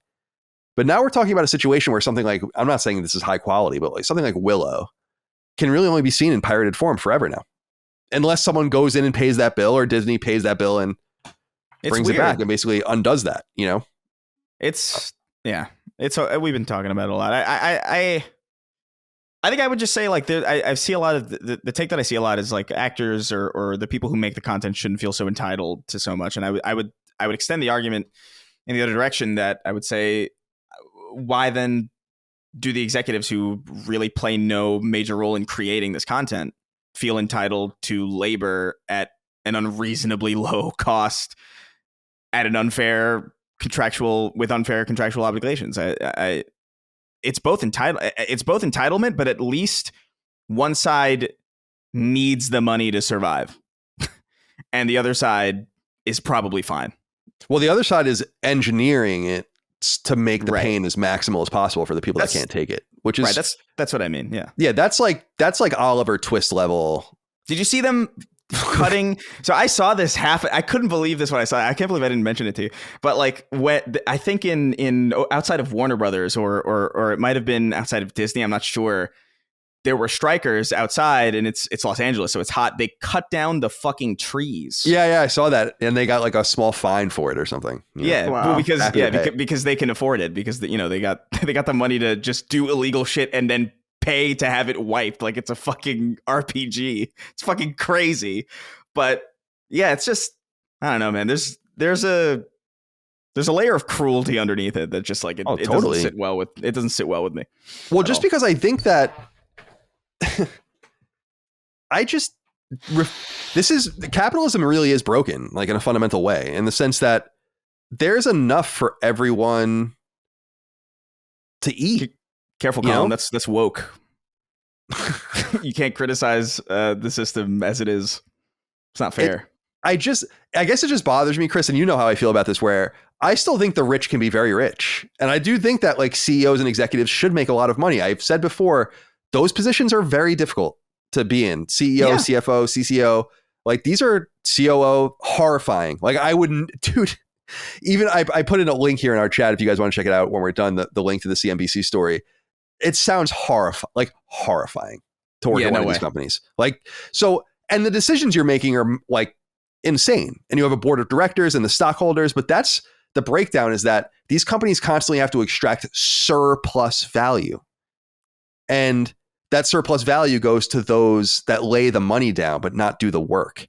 And my argument is that there's enough surplus value for everyone to get a piece of the pie, including the people that are your debtors, basically, and the people that work on the content.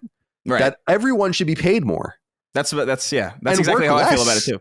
I really believe those things. If that's fucking woke, which, like you were saying, which a lot of people would think it is like, it's like too bad, but I really believe that. Just because, why wouldn't you want your workers to be happy with the amount of money they make, not asking questions? Like, it just from a logistical Occam's razor, like simplest explanation, wouldn't that just be like, yeah, I think that makes the most sense to me, to just give people what they want. And I can have, I could be the CEO of Disney and make $10 million, and my writers can all sit and they can all make hundreds of thousands of dollars. Right. Yeah. And they can be well off and I can be rich. And everyone's happy. It's just weird. Like, that's so easy with the amount of money that they have. No. But what if you want to buy 8 baseball teams? You can't do that. Think of the poor people who can't get their baseball teams, Colin. Doesn't matter if someone can eat. The hell? I don't know, man. It's wild. It's wild, and it shows that God, if we should be commodifying entertainment like this, we should be commodifying it towards the creative class. And I'm not saying that as part of the we're all part of the creative class. I'm not saying that for our benefit. I'm just saying we're at the fucking, I'll speak for myself. I'm at the very fringes of that creative class. Like, barely, I'm just whatever. I'm talking about the really, truly creative. When I turn on an episode of Black Mirror, yeah, I want everyone at Netflix to be paid well for it, and the CEO who did the deal and everyone else. But dude, the people who are on it, who made it happen, they're the stars of the whole program. Treat them well. Get repeat business from them. Better products. Happier workforce. Papa John's. Right. Exactly right. God, I sounded like fucking Herman Cain for a minute or something. All right. My friends, let's move on to number 2. Having come out back in, I hit my microphone. Having come back out in late June exclusively on PlayStation 5, Final Fantasy XVI went on to sell 3 million copies in its first week, and it's likely surpassed 4 million by now. Yet publisher Square Enix is about to spread the field by bringing the game to PC. As detailed at a PAX West presentation, news about Final Fantasy XVI's PC port will be apparently forthcoming later. The bigger news pertains to Final Fantasy XVI, and it comes in 2 other forms, one for now and one for later. The for now news is that a big patch has been released for the game. Version 1.10 brings with it an enormous number of updates, fixes, and additions, and you can read about it online at your leisure. I suggest you do. There's a lot in there. There's like a series of additions, a series of fixes, and so on and so forth. So you're going to want to check that out if you're still playing or want to go back. The news for later is more unexpected, depending on your outlook. Final Fantasy XVI is getting not 1 DLC expansion, but 2. As noted during a presentation at PAX West by producer Naoki Yoshida from Square Enix owned developer Creative Business Unit 3, in a pre-recorded message as relayed by website Video Games Chronicle, quote, "We've seen so many options and reactions from our community of Final Fantasy XVI players, but one thing that came through particularly strong was how people wanted to see more of Valisthea's story and spend more time with her inhabitants. To accommodate this, the development team has started work on 2 installments of paid DLC," end quote. Details are forthcoming and release timing, scope, and other information is currently unknown. Dustin, how do you feel about this? Especially because they said that there would be no DLC, or at least that they didn't really say that per se, that there would be no need for it. Is really more what their indication was when they spoke about this in the pre-release environment. I'm getting a little tired of this kind of stuff just because I feel like you never play the complete product. And I'm also confused by the commercial realities of DLC, and I want to know more about that. But I'm curious what you make of this announcement. Particularly with this case, I don't feel like I didn't play a complete product with Final Fantasy XVI, just because this is so far away, it seems like, that it was never, I don't want to say never, but it didn't really seem like it was part of the plan. And what I played of Final Fantasy XVI was great without any kind of DLC. I hope that this is standalone, just because without getting into any details, as I was saying a second ago, the game feels very complete. I don't really know how you add on to it unless maybe you play in a DLC as a different character or something like that. I think that would actually be pretty neat if they did that. So overall, I'm not particularly excited. I think I'm with you, Colin, in that I don't need this. I think that it comes down to the opportunity cost of making DLC, where instead of working on a new game, this team is spending its time making DLC, which apparently Square views as the preferred opportunity as opposed to making a new game. And maybe it will be based on their numbers of how they see people buy DLC and what people are wanting from this. But for what I want, I would rather them just make a new game. But I'm not going to close my mind to this. I'm open to seeing what they do. And like I said, particularly if they do take this in a new, more standalone direction, that would definitely pique my interest a lot more than here's some side story that we didn't talk about with Clive that you can go do, that if you go to this certain area, it unlocks the DLC. I don't need that in this case. Yeah, my assumption about games like this getting DLC is that the publishers realize at a base level that they must have new content in order to sell the game again, which is what they're going to want to do in a few years, as far as having like a Game of the Year edition or a complete edition. And so they simply must necessarily add content.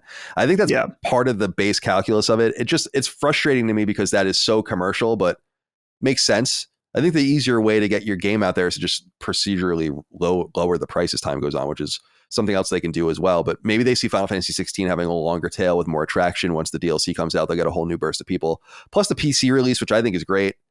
I think that's an awesome idea.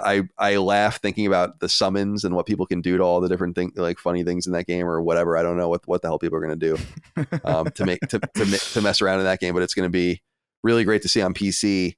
I will say though that the DLC stuff is just frustrating from I'm not going to want to play this perspective, because I'm going to be so done with Final Fantasy 16 by then. It's not because I don't love it or I didn't love it. It's just like I've moved on with my life. I just can't get behind this far post-release DLC drop, which again, to me, I don't feel like a lot of people do play this stuff. I really do feel like a lot of this stuff essentially comes from that we have to buffet ourselves to be able to release this again at some point. We need more content now while they're in the zone, because I find it so hard to believe that a lot of people are buying this stuff so far after the fact. How is that possible? If games sell most of their copies within the first few weeks, which is true, then how does that make any sense?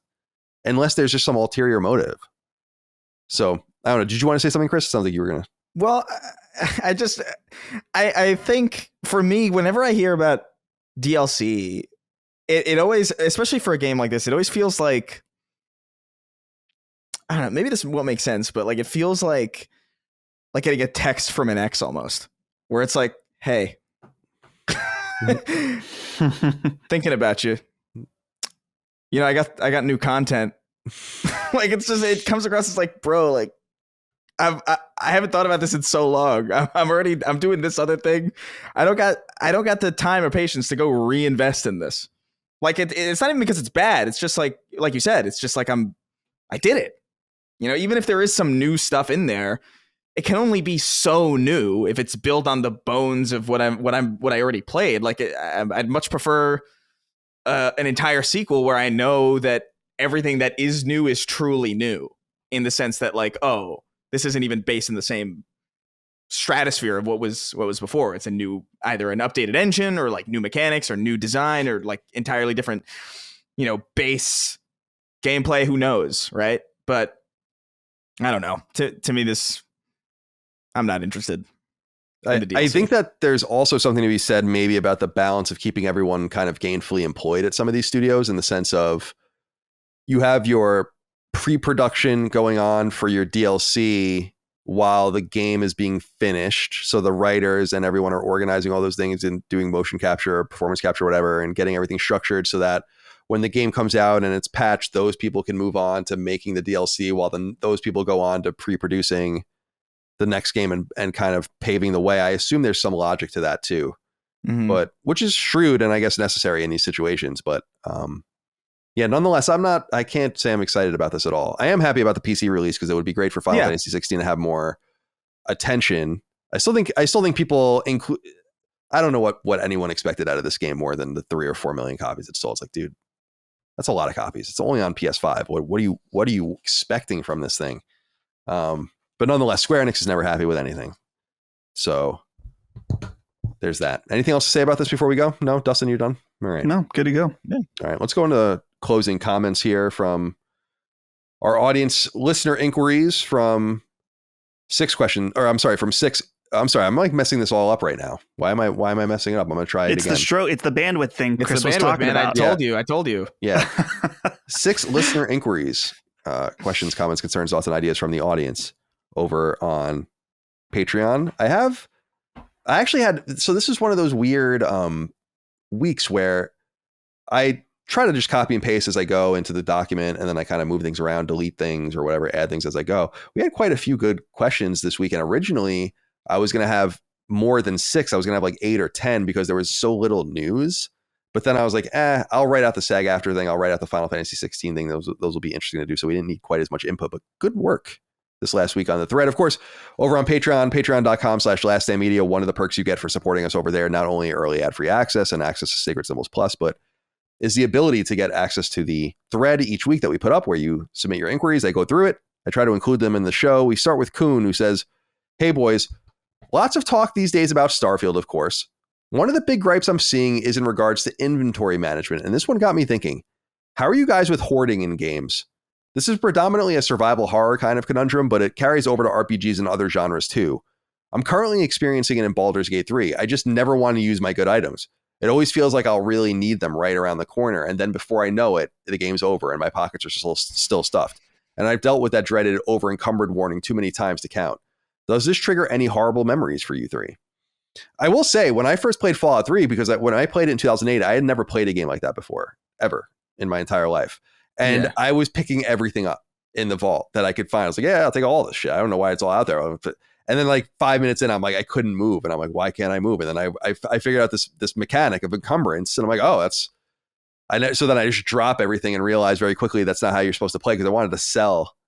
I was like, I'll sell this shit or whatever. And so that's not how you play. So that's always a funny memory for me. But I am one of those guys in a Final Fantasy or Dragon Quest. It's like, I don't want to use my elixirs. I don't want to use my Phoenix Downs. I don't want to use, and then by the end of the game, you don't even use any of the items. It could have been so much easier. That's almost always the case. That's why I think Sea of Stars is so funny and so good in some way. And I didn't bring this up before, is it has a cool cooking system in it too. But you can only carry so many items with you at one time, like 10 cooked items.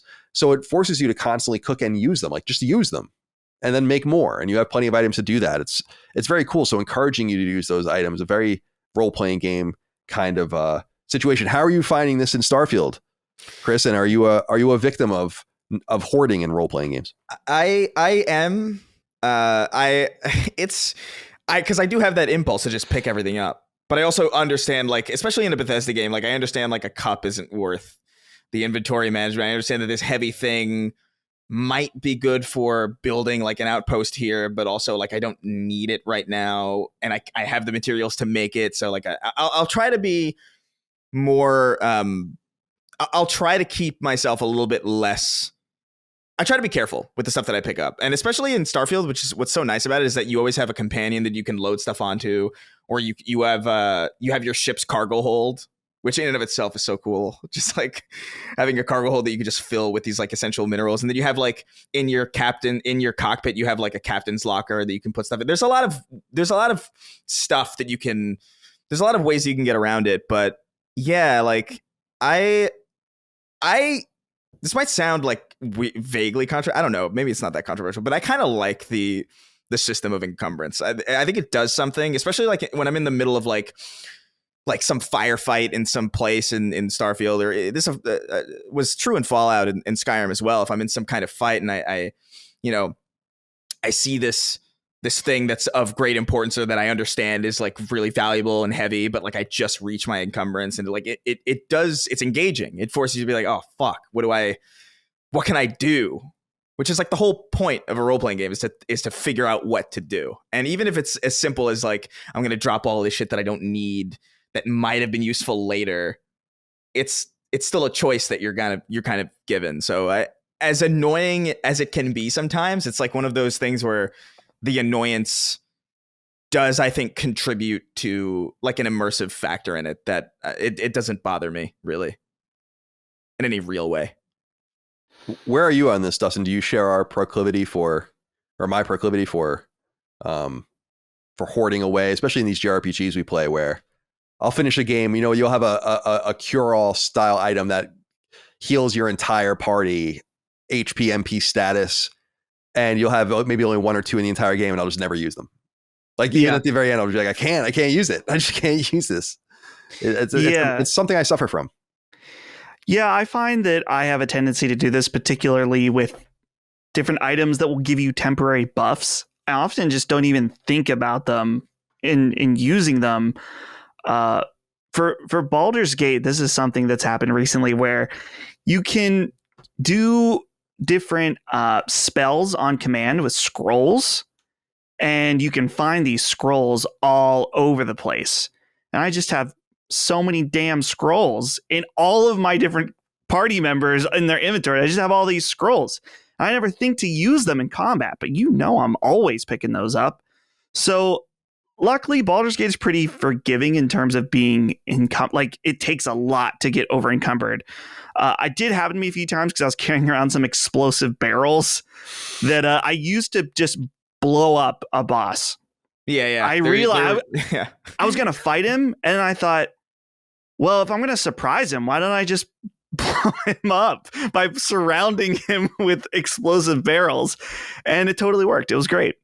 But I remember the first time getting over encumbered, I believe would have been Oblivion. And I think it was like you, Colin, where I was just picking up everything. Oh, I can sell this. And then you move like, I just imagine your character like trying to carry a backpack that's 3 times the size of them. I have a tendency to still do this. Just pick stuff up to sell it later in Baldur's Gate. Oh, that's a nice little set of armor there. Nice little 50 gold. 50 gold, that's 50 gold. I might need that. And so you start carrying it around, and then you realize you forget to sell it. And then later you're like, oh, fuck, I have no space left. So the biggest offender to this, Chris, you'll know what I'm talking about. The dragon bones in Skyrim. Oh my God. Yeah. They are so heavy. Dude. And if you kill a dragon, you think I got to pick up these bones now. I don't want to lose this location. I don't want the game to bug out and it's not here when I come back. And those could immediately cripple you to the point. I remember a few times I'd pick up the dragon bones and then like fast travel somewhere, or I don't think you could fast travel when encumbered.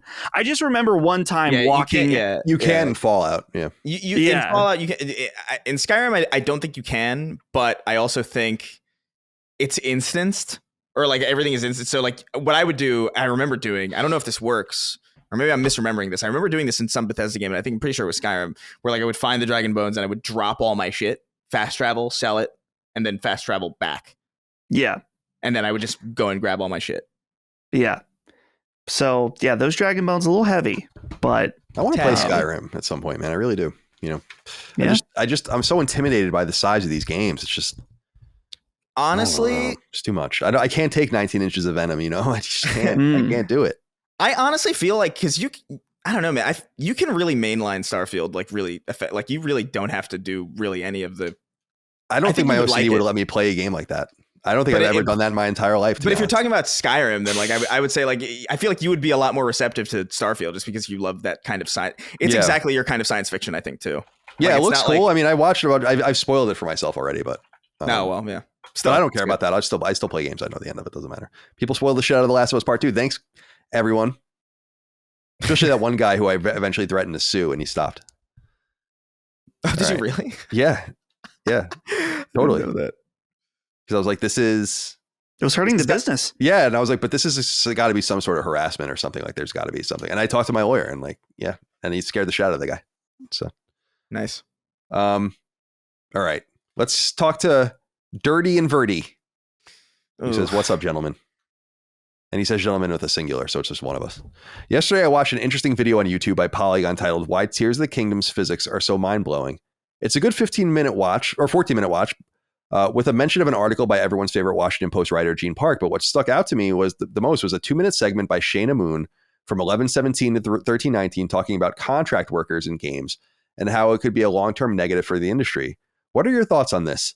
Contract workers are not something that I have heard much aside from your talk with Jaffe on the making of Twisted Metal. That's a Sacred Symbols Plus episode. Is this actually a bad thing? How much do studios rely on this type of labor? And would it be better in the long term if they didn't? I had another question I've been formulating, but this caught my attention too strongly. You truly make my Saturday mornings at work by myself something to look forward to. Keep it going. Thank you, Dirty and Birdie, for writing in. It's a good question. I wanted to speak to I'm sorry, Chris? No, I said it was a good question. Oh, yeah, it is. It's a great question. In my opinion, contract work has its positives and its negatives, both from the contractor and the contractee positions. Because I was a contractor when I was a freelance writer, and it gives you a lot of flexibility, and you don't have hours, and you can kind of take work, and you can work really anywhere you want, and you can have those kinds of interesting conflicts, and actually you can make an enormous amount of money if you're smart in that space. Freelance writing, freelance doing whatever, editing, all of that kind of stuff by remaining a contractor, keeping that independence. But I don't think it's necessarily a positive thing outside of maybe there's a lot of contract work with game art, especially in animation and stuff. And I think that's cool, but games that are solidly built internally with fewer external resources being used, I think just have tighter developments. And I know that your experience with this was with Halo, right? Specifically, really suffered from this. So because it's true, like every game uses significant contract work, but it's a AAA game, but it's often external, and it's art and animation and just like assets and like not meaningful things. But you don't want to get to the point where, let's say, the Initiative got where they were supposed to make a game and basically just completely outsourced this game to another studio entirely. That's a totally different level of contract work in my opinion. Yes, it's crazy because like it's a tool like anything else where it's like contract workers are useful, and there's a place and there's a place and an amount and a certain amount of things for them to do that I think is okay. But in Halo's case, like a big problem with Halo was you had a lot of contracted employees building that engine, as far as I am aware, where they were building the new engine. And so contract workers can only stay on a project for a certain amount of time. Otherwise they're full time. And so that's the whole agreement, is that you have this flexibility, but it's not a long-term thing unless for whatever reason you're singled out or brought up. And there's ways that can happen, I guess. But the issue with Infinite was you had contract workers working on this engine, and then they would use up their time, and then they would leave, and then they would replace with some new person who had to learn that engine. And it was just a mess. Nobody knew by the end of development, nobody knew how to work the engine that was built, because it was all put together by a few select people in the building and contract workers. And it was just a disaster. And so you just have to know where to put your contract workers, especially now with like how game development is so long. Theoretically, there might have been a time where, you could have contract workers there for the entirety of a project, but that's not really true anymore, or at least not with the way that development cycles are, like 5-6 years. That's not the case anymore. So the development team at the 5th year of a game being made is like completely in the weeds. Like, oh, you put this code, you wrote this line of code in this thing. Why is this here? This is ridiculous. So it's like, oh, that's for this other thing. It's like, how would you know that? You weren't there from start to finish, so it fucks everything up. Microsoft is really bad at contract work or delegating where they need to be placed, because it's very clearly, obviously the reason Halo Infinite was in such a dire state. Yeah, this is exactly why I think that, just in my experience and knowing people not my personal experience, but my experience knowing people that work in AAA games and stuff, that you don't want to outsource key components of your game or be forced to do that. But it's obviously okay to use external sources and contract work to, and contract, because I'm talking about contracting out to other studios too, but we're talking, the studios can have, like you said, with Halo, their own contract workers as well within, and then full-time employees typically. So I think all of that kind of works for everyone. But Dustin, I wanted to go to you. Just you've worked as a contractor. Did you like that level of flexibility, or do you prefer like having like a salary and like a job and a contract that goes beyond this limited amount of time? Yeah, I wouldn't say I was a true contractor, just in the fact that I was always working for the same person. I did do one-off random jobs in addition to that consistent video job that I had, but I didn't like doing it because I like the fact that when I worked with the bigger company, I didn't have to deal with people on an individual basis for jobs, because I always hated that, like meeting with people, discussing what the pay will be for the job, the different parameters. I always preferred just doing the work. So, but in terms of the games industry stuff, yeah, you don't. The decision to have contractors that can only be there for a limited time make core tenets of your product that you need to understand through and through is a interesting choice. And by interesting, I mean really bad, sounds like. So yeah, but there's a time and place, I think, absolutely, in the games industry for contract work. It just wouldn't be, the core things. It's something to keep an eye out on moving forward about studios that are able, like I was talking about it with Immortals of Avium. Unfortunately, that studio is probably not going to survive, I would assume. I mean, Ascension Studios, I think, unless they have another project to line up, unless they got an adequate amount of money up front, in which case I think EA probably lost a lot of money on that game. But that's the kind of systemic knowledge that I think Chris was talking about specifically that's necessary to kind of create a culture of making games over and over again. And then the things that are less important to that, like not your design, not your engine work, not your programming, but making fucking coffee cups and plants for backgrounds and all that kind of stuff. Like, that's fine. All right. Let's move to the next question, my friends. Star Jelly wrote in and said, howdy from the deep south of Mississippi. Sacred Boys, longtime listener since the Beyond days, and seeing how LSM has grown since 2018 has been an incredible journey. Thank you. A rumor made the rounds on Tuesday suggesting Grand Theft Auto 6 might retail at $150 upon its release, with other details stating production of the game may have totaled a cost of $2 billion. In recent years, we've seen a noticeable increase in discussion among the gaming community about whether or not this amount of content in a game should be reflected in its price, i.e., why does X hour game cost X dollars? If this rumor is true, I feel it would be a very monkey's paw moment for the community. By constantly expressing that publishers and developers ought to price their games accordingly to a subjective perception of value, this gives license to those entities to charge whatever they feel is an appropriate price compared to the value they feel like they're offering. While that is certainly their prerogative, it's their product and their business, I have serious doubts that this will be well received by the buying public. Interested to know your thoughts, guys. Thank you. I tried, Dustin, I don't know if you've looked into this at all, but I tried to find the source of this. Like, people have been writing about this and saying this, but where did this come from? And does it come back to this random recording that was circulating that is unclear its provenance, but that has been copyright stricken or whatever in some way? I think that might be the source, but a lot of these places that I've been reading, and it's no real reputable sources are writing about this, but I'm not entirely sure the provenance of this at all. This story strikes me as outrageous, like completely outrageous. I would be mind blown if Grand Theft Auto 6 wasn't $70 upon release. I'm sure with special editions, maybe early access and all the things we were talking about, I wouldn't even be surprised if it was $60. This is the kind of game where they probably did spend about $2 billion making it, or have, and including marketing, it's going to get even more. And they'll easily make that back by selling it at $70. This is one of those games where they don't have to sell it at $150 or $100. They don't have to. Yeah. So this story makes no sense. I mean, I haven't seen anyone talk about it from that perspective, but what is your take on this? Well, it's purely that $150 number that makes it seem ridiculous to me. That, let's say, in a hypothetical situation that Rockstar wanted, or 2K wanted to, not 2K, Take-Two, wanted to charge more for GTA, they're not going to charge over double the price.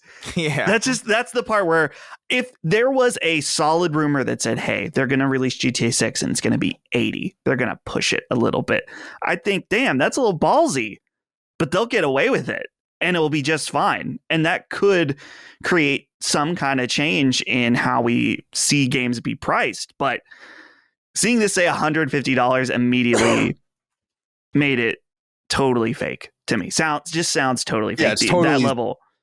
It's stupid. It's stupid as fuck. That's why I really want to know like the source of this, because I saw some shitty websites, frankly, writing about this, but not sourcing anything. And I saw some things circulating about these purported conversations on this, but I can't find the actual source, which means it's almost certainly bunk. And you're absolutely right, Dustin, that the number simply is just too staggering. I would even believe $99.99. Like if you were like, if it came from some compelling source and they're like, they're going to charge $100 for Grand Theft Auto 6, and they're going to make the argument that it's the most insane game you're ever going to see, like as far as scope, story, potential, all of that, and they're going to make a play for it. It's like, that would be way, way, way, way more in the realm of believable than $150. It's like something you would hear on a playground, but for some reason reported as fact. Go ahead, Chris. Do you have someone you like that? No, that's 100% true. It does feel like Xbox playground. 720. Yeah, exactly. Yeah. The Xbox 720. You're gonna be able to play PS1 games on it. It's just so stupid. Yeah. I didn't think anything of this story. I could believe $100 too, like Colin said, because that's, I mean, based on inflationary numbers about how like we're already kind of, even at $70, kind of not really paying actual value. Like I could see them being like, hey, you know what, $100. But that's still a stretch as it is. That would be like a really confident Rockstar. I think maybe 80 max, but I feel like it's just going to be a $70 game. Yeah, me too. I don't think they have anything to gain. Like it's going to be so there. You want to get people blink at paying that. Yeah, that's a game you want to get people in. Right. You know, like you want to get people in. There's no reason to exclude people. You're going to make that money back with like shark card. They're going to make their money back with shark cards and all this stuff. Grand Theft Auto is so obscenely profitable. There's just no reason for them to lock out so many otherwise willing participants from just the gateway of just being able to enter the damn thing. It just doesn't track. 150 is so fucking ridiculous. It's preposterous. It's absolutely that's like the ultimate edition of like most, you know what I mean? Like that's like the ultimate edition of Grand Theft that comes with like a life-sized fucking Nico Bellic, right? That just like delivers it to you. It's like, it's ridiculous. This is when I saw this circulating, I'm just like, how little do you know to think that this would just. And again, it goes back to what you guys are both said, like just make it more believable. There's so many ways you could have made that more believable than $150. The crazy thing is they'd still sell millions of copies of that at $150, but they still would. Yeah, that would it would hinder them though, for sure. Oh, definitely. Yeah. I still think $70, them just not even having that as a thing at all. Just the game $70, hopefully just on PS5 and Xbox Series, just next gen. And there's no way. That's what it's going to be. Yeah. I don't think that they would. Can you fucking I don't know, man. Like I said, monthly active users on PS4 have only gone below PS5 last quarter. Man, which is a scary stat. Goes to show you why they're really pushing. Yeah. But I agree. I think that would be bad for the long tail of the game. I think they understand that, and it's probably going to be the biggest console seller on both sides too. That would ever exist in this entire generation. I think GTA 6.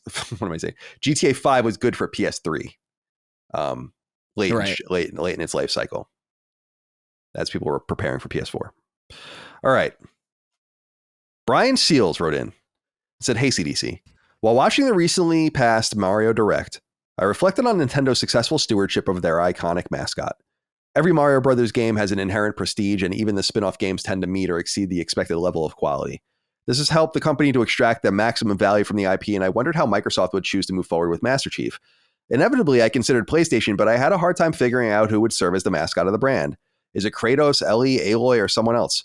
Astrobot seems better suited for the role, but I don't know that character has the appeal or the resume to be convincing. Can Spider-Man be a Marvel mascot and a Sony mascot simultaneously? I can't work out answers to these questions, so I'll throw it to you. Does Sony have a mascot for PlayStation, and do they need one? To me, I feel like they don't need one, and that they've never really had one. They've had generational, I think, big mascots. I would think about Crash with PS1 and maybe Ratchet and Clank with PS2 and maybe Drake with PS3. And I don't know, it kind of gets a little more nebulous. Fucking Kratos with PS4. I have no idea. And Sackboy's in there and all these other characters too. But I think their advantage is not going back to the well over and over again. And I'd like to think that they will hopefully never continuously have to go back to the well like Nintendo has with Mario, although Nintendo has done it with great success. But that's one of the things that I think ultimately gets boring after a while. And I say that as a one-time hardcore Nintendo fan who played pretty much every mainstream Mario game released up through the Wii. I don't I felt like eventually, like no matter how good the game is, it's like, I loved Mario Galaxy, for instance. That game was amazing, right? But I was like, it's good and it's great and it's Mario, but I would love to know what else you can do. And I would love to see Sony continue to go back to the well once in a while, like they're going to do with Uncharted or whatever. But otherwise, let things wrap up so that the next generation, the next 2 generations, you're getting new bets off the ground that could be the new face. Because I think going into a monocultural stance like Nintendo has with their stuff is very risky and very unique to Nintendo, because they are very careful with quality and they are very careful with exposure, and sometimes not careful enough in some ways, but careful enough where they're able to do this. I just think that's a unique advantage to them. I don't think Sony has anywhere near the stable of characters that could be gleamed, but I think that part of that comes from their insistence on generally moving on. How do you feel about this, Dustin? Being the co-host of Punching Up, our Nintendo podcast. Well, Mario, we actually just had a question about this, about why Mario was the mascot and not, Zelda or something like that. Like, why is he the guy? And one of the things that we discussed was just that I can't think of another mascot that has survived for this long and continued to be very successful. Because you think about probably an equally iconic character or notable character is Mickey Mouse, right? But even Disney kind of gently, I don't want to say they put him down, but there's no big Mickey movie coming out. You know what I mean? Put that rat in a trash bag. Yeah, they bash it into the stairs. Right. They didn't quite do that, but he's really not that relevant anymore. There was that Mickey game, and there's probably some Mickey stuff for kids on Disney Plus, but it's nowhere near to the level of how important Mario is to Nintendo as far as Mickey being important to Disney currently, right? So I think it's important that PlayStation keeps there being a variety of mascots, because it's risky the fact that your mascots are also products. So it shouldn't be a problem if your attention to quality is very, very high, like Nintendo. But if your only mascot is Kratos, and then one of your God of War games doesn't land anymore, then it makes your whole brand look bad, right? So keeping it fresh, I think, also is important in rotating different people out. It's kind of being like, hey, this is our lineup, this is our cast. I think that's kind of the way that makes sense more for PlayStation than just having Astrobot be the guy, right? Just having the one, I don't think makes as much sense for them. Yeah, Chris, I'm curious to see what you think of this too, specifically on the back of thinking of Master Chief, because I think that worked for Xbox for a while, but that became so monocultural that they're still kind of known for this character that they don't probably want to necessarily be only known for anymore, when there's other games that would be better mascots for them. And so maybe it's a lesson learned to kind of try to multiply and divide those resources to get as many new things up on off the ground as possible, which I think they're going to benefit from this generation a great deal. So how do you feel about this, the idea of Sony having a mascot or not? Yeah, I mean, I don't think they need one. I think Sony treats their mascots somewhat like, or at least I view it almost like Saturday Night Live, where like you have a stretch of time where it's these cast members, and then it kind of like slowly transitions to the next there's crossover generation between them and stuff. Yeah, and there's some nice, crossover, like Sackboy is still around, sort of, and Kratos left and then he came back. Like it's very much like an ensemble kind of sketch show to it. It's a really weird way. Great. That's a great reference. I love that. But and then you have these other, obviously Mario is huge, and Zelda still persists to this day. Those are more like your, I don't know, like I would equate them almost like an anime that doesn't die.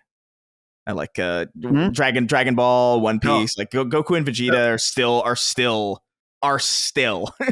there, screaming, and God bless him for doing that. Christopher Sabat and Sean Shamwell, you're doing a great job. But I don't think they need it. I think they've done a good job kind of showing restraint whenever they go back to things. I'm really envious of the fact that they waited so long and are still waiting, presumably, obviously, to go back to Uncharted after so many years. Like, I think that I like that restraint. I like that idea. They understand how important Uncharted is, and it is worth going back to, but I think it's just leave it away for a little while, come back when you're ready, come back when you've got something new to do and new to say. And Microsoft could have learned a lot from that. I don't even it's so sad what Microsoft did to Halo, because I feel like they really could have. They didn't need Master Chief to make more Halo games. Like Bungie even did that for them. They were like, hey, listen, here's 2 other games, nothing to do with this guy. And they were great and people loved them. And then they immediately were like, let's go back. It's like, you screwed that up, man. If you could have did your tactics game, your flood horror game, your whatever else, even just an offshoot multiplayer shooter for Xbox One or whatever, but you didn't, and you really screwed yourself with that. Because Infinite could have been a great thing. It would have been like, oh my god, I haven't seen this guy in 10 years. Think about how cool it would have been, and it just screwed it up. So I'm glad that Sony is doing it the way they're doing it, even if some of the directions that they go generationally don't always appeal to me in the greatest way. I do appreciate the fact that they can still go back to old stuff without it feeling overwrought or without it feeling like they're just milking it. I think the new God of War games are a great example of going back and doing something completely new with something old, which is great. Love that. And that they continue to do new shit. It's cool. It's why Horizon worries me, quite frankly, and why The Last of Us worries me. It's like it's why I bring that up. It's why I bring those 2 IP up in unfortunately commonly negative connotations, is because I feel like there's a risk of that happening in some way. Less so with The Last of Us, because I can't imagine that. And you hate women too. I do, yes, also. Yeah. Mm-hmm. Sorry, I interrupted you. No. I liked it. There was an intentional pregnant pause. Oh, okay, fair enough. But no, yeah, I'm done. I shared your same concerns, specifically because it just takes so much longer for games to be made. It's also important to note that I don't think Sony necessarily deserves total credit for this strategy. I think they were forced into this strategy by nature of the fact that they didn't own Crash Bandicoot, so they couldn't continue to do what they wanted to do with Crash Bandicoot into the PS2 era, or they probably would have. And Ratchet and Clank kind of became, I think, that symbol in some way, and maybe later Kratos and other things during the PS2 era. But it was a lot more about other people's games. I think that's what people forget about gaming until outside of Nintendo, until really the PS3 era for PlayStation, where it really became about exclusives pretty dominantly on the consoles. But it wasn't. I mean, the biggest games outside of Gran Turismo, of course, which are always huge on PS2, were Grand Theft Auto games. So, yeah. And we'll see that again. And that's obviously the biggest game on PS4 and the biggest game on PS5 and probably the biggest game on PS3. So there you go. Probably. James York wrote in and said, hello, CC and the Big D. With all the talk of the handheld that wasn't meant to be after the PlayStation Portal was announced, I wanted to see if the Sacred Symbols crew is still using their Vitas. I was a huge Vita player for years, but I found myself using it less than I used to since PS5. However, I have to say the slim version is the perfect nighttime device. The buttons are incredibly quiet, so it doesn't wake my wife up in bed. The screen can dim very low, and I keep a spare PS4 for remote play on backlog titles like the Yakuza games.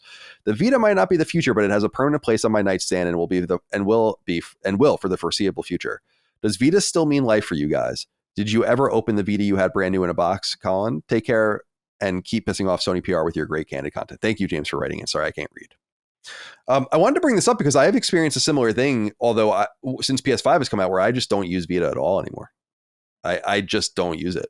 And I think part of it was the sadness of seeing it finally going away and the games kind of stopping releasing, because there were still new releases and those have stopped. So I was so, and this I think is probably shared by a lot of Vita people, where I was so proficient on the machine as far as playing everything that came out to it and really trying to spend time with it, but that there's not that much of a back catalog of things that I want to go back to. So there's no reason for me to keep playing it while I can sit there and play PS5 instead. So the Vita is kind of, it's crazy to say, but it's kind of not in my repertoire anymore. And I didn't think that was going to happen. And a new handheld would definitely join my repertoire. I just don't think that that's going to happen either. And so I think that that's the best way this will happen is through a fusion machine like the Portal, which I'm looking forward to in November. Dustin, where are you on this? Are you still playing your Vita? No, definitely not playing my Vita anymore. Just there's still things that I would check out on it, but there's just not enough time for the current stuff even that I'm playing. So I have they're over here on my desk, but not too much time for Vita. I still think it's great, still love it, but it's just at a certain point, it's time to put them down for a bit. So just like Mickey Mouse, we got to take the Vita out back and put it down and then give it a Viking funeral. Yeah, sure. Mm-hmm. Yeah. Sure. Fair enough. I think the last time I tried to play anything on Vita was I tried to go back and play Gravity Rush again, because I just didn't really like it when it came out. And then I got about halfway through it and then I stopped. That must have been a year and a half ago or more at this point. So it's been a while. Chris, you were playing with your Vita more recently, right? With Metal Gear? Yeah. I was playing it when I was home because I left it at home in New York. And when I was home, I was just like, oh, cool. I'll play some Metal Gear Solid 3. And it's still really, ultimately, that machine really was just my Metal Gear Solid machine. I didn't really engage with anything else on it. And I meant to bring it back with me. I even set it aside to pack. And then as I was packing, I couldn't find it. I was like looking around. I was like, where the fuck is this thing? I can't believe I lost it when I set it aside. If I didn't set it aside, I would have found it easily. But like I fucked myself over. And then immediately, like when I got to the airport and I got on the plane, my mom takes a picture. It's like, is this what you were looking for? I was like, damn it, it is. And it was just like sitting in like the most ridiculous fucking I don't know why I thought that was a good place to put it. I feel like my brain hides things my brain convinces my body to hide things from me subconsciously or something, because I was just like, that is an insane place for me to set something aside to remember. Pissed me off. So like my parents are coming this month though, and I told them to bring it. So like I'll have it for those nights when I just feel like playing Metal Gear for some those lonely nights reason. Sure. Yeah. But honestly, like, I don't know, man, the Steam Deck really kind of took that role for an actual multi-purpose hand. The fact that I can play Starfield on it is pretty insane. Even if it is just through remote play, that flexibility is pretty amazing. And like I said earlier in the show, man, it honestly really kind of shook up my opinion on the PlayStation Portal. I still think it's over. I still think it's expensive, and there were some points when I was playing it where like, the connection cut out and it froze for like 30 straight seconds, and I was like, this is definitely not ideal. But being able to play in bed at the fidelity that I'm seeing, regardless, especially for a game like this where it's single player and it's not that high pressure, really cool. And I think a lot of people are going to get a lot of value out of it, especially if the streaming tech is good and working and better than the Steam Decks, which, that's very possible. I have no idea, but yeah, I'm curious to see how it works. The negativity against the Portal it just doesn't make any sense to me. I can understand being neutral against it or not having a use case for it, but yeah, I'm amped personally about it. Got mine pre-ordered. All right. Final inquiry. Alex, Evening Sacred Yankers. What's your view on the importance of zeitgeist to the enjoyment you get from a game? It's relevant to the discussion on game subscriptions. Day one releases is a key differentiator between the Xbox and PlayStation models. And it's important in assessing the value of paying full price for a game, two topics that often come up for debate. I put to you that playing a game even only a year after its initial release significantly reduces how fun it is to play. As a massive fan of this podcast, I enjoy playing games most when it feels relevant to the conversation, when I feel plugged into the community, not when they happen to pop up on PlayStation Plus. This is maybe not something you guys feel as keenly as professionals in the space, but it's certainly a key driver for a large portion of consumer behavior, and I'm sure this is key to most of us Sacred Symbols fans. This might be true. I wonder what you guys think of this. Chris, let's go to you first. How important is the zeitgeist to you and in your enjoyment of your game? And do you think that this is a relevant thing to many players? Because I think that it must be, because sales of games just fall off a cliff after they come out. So there must be something to experiencing it with others that's relevant to some people. Yeah, I mean, it doesn't necessarily amount to as big of a like percentage of my enjoyment as it does for most people, but I do think there is something there where, you're playing a game like Starfield or like Baldur's Gate on release, and it's part of the conversation. A lot of people are probably playing it, so you're all conversing about it and commiserating about it. And when you're not playing the game and you're just hanging out with your friends, you have more ways outside of the game to engage with it. And so there is like a feedback loop there where you play a game that you're really enjoying, you're talking to your friends who are also enjoying it, and you're sharing stories about it, and that makes your life a little bit more enjoyable. It makes your social time more enjoyable. And that feeds into that kind of, there's like a feedback loop that kind of goes back into the game where it's like, okay, now I'm going back into this world that me and my friends are sharing. I do think there is something to that, because I love talking about Starfield with my friends who are playing Starfield. I love talking about Baldur's Gate too, when I was playing it with Sweeney and those other, and the same thing is true for really any game that I'm playing. It's a nice feeling, but ultimately at the end of the day, I just, it doesn't make or break or really count as like a foundational point as to whether or not I find a game more or less fun. It might make the overall experience around the game more enjoyable, like maybe aspects of your social life or maybe conversations that you're having with your peers. That's definitely heightened, but the game is still what it is, and I'm still ultimately engaging with it by myself. So I don't know. There definitely is something to it though, because like you said, I mean, most of the game sales do fall off directly, and there is a powerful word of mouth. It's not true for all. Obviously, Grand Theft Auto 6 or Grand Theft Auto 5 is consistently massive. So some games are immune. Some games don't need it. Some games consistently trail upwards inexplicably. But there is an aspect of a conversation there that I think might draw a lot of enjoyment out of people. And maybe some people, I would say that maybe those people just like talking about games. I think if you kept going for you, we probably got it all on your end. So yeah. They'll hear it. Dustin, do you want to have any addition before we go? Yeah, this is something I've gotten better at as I've gotten older, but I still give in to the shiny new toy. I got to have it now at the same time. Particularly there's two, we talked about one earlier with Starfield that I made a joke on Twitter because I really wanted to buy early access, but I was being realistic thinking even if I buy early access, I'm not sure how much time I'm going to play, and I'm playing 2 other games. I don't need to play it right now. And now that it's out, once I got past that barrier, and now it doesn't matter that I'm going to wait another 2 weeks practically to play it. Just not a big deal. Same with Jedi Survivor, where I really wanted to play that, but at the time I was playing other stuff and I thought, just let it slide. And now I'm going to have a way better experience playing that game since they finally patched it and made it good. So often in terms of how fun the game is, in theory, the game could be more fun if you wait and not play it immediately, because it might be broken. It might have frame rate issues. They might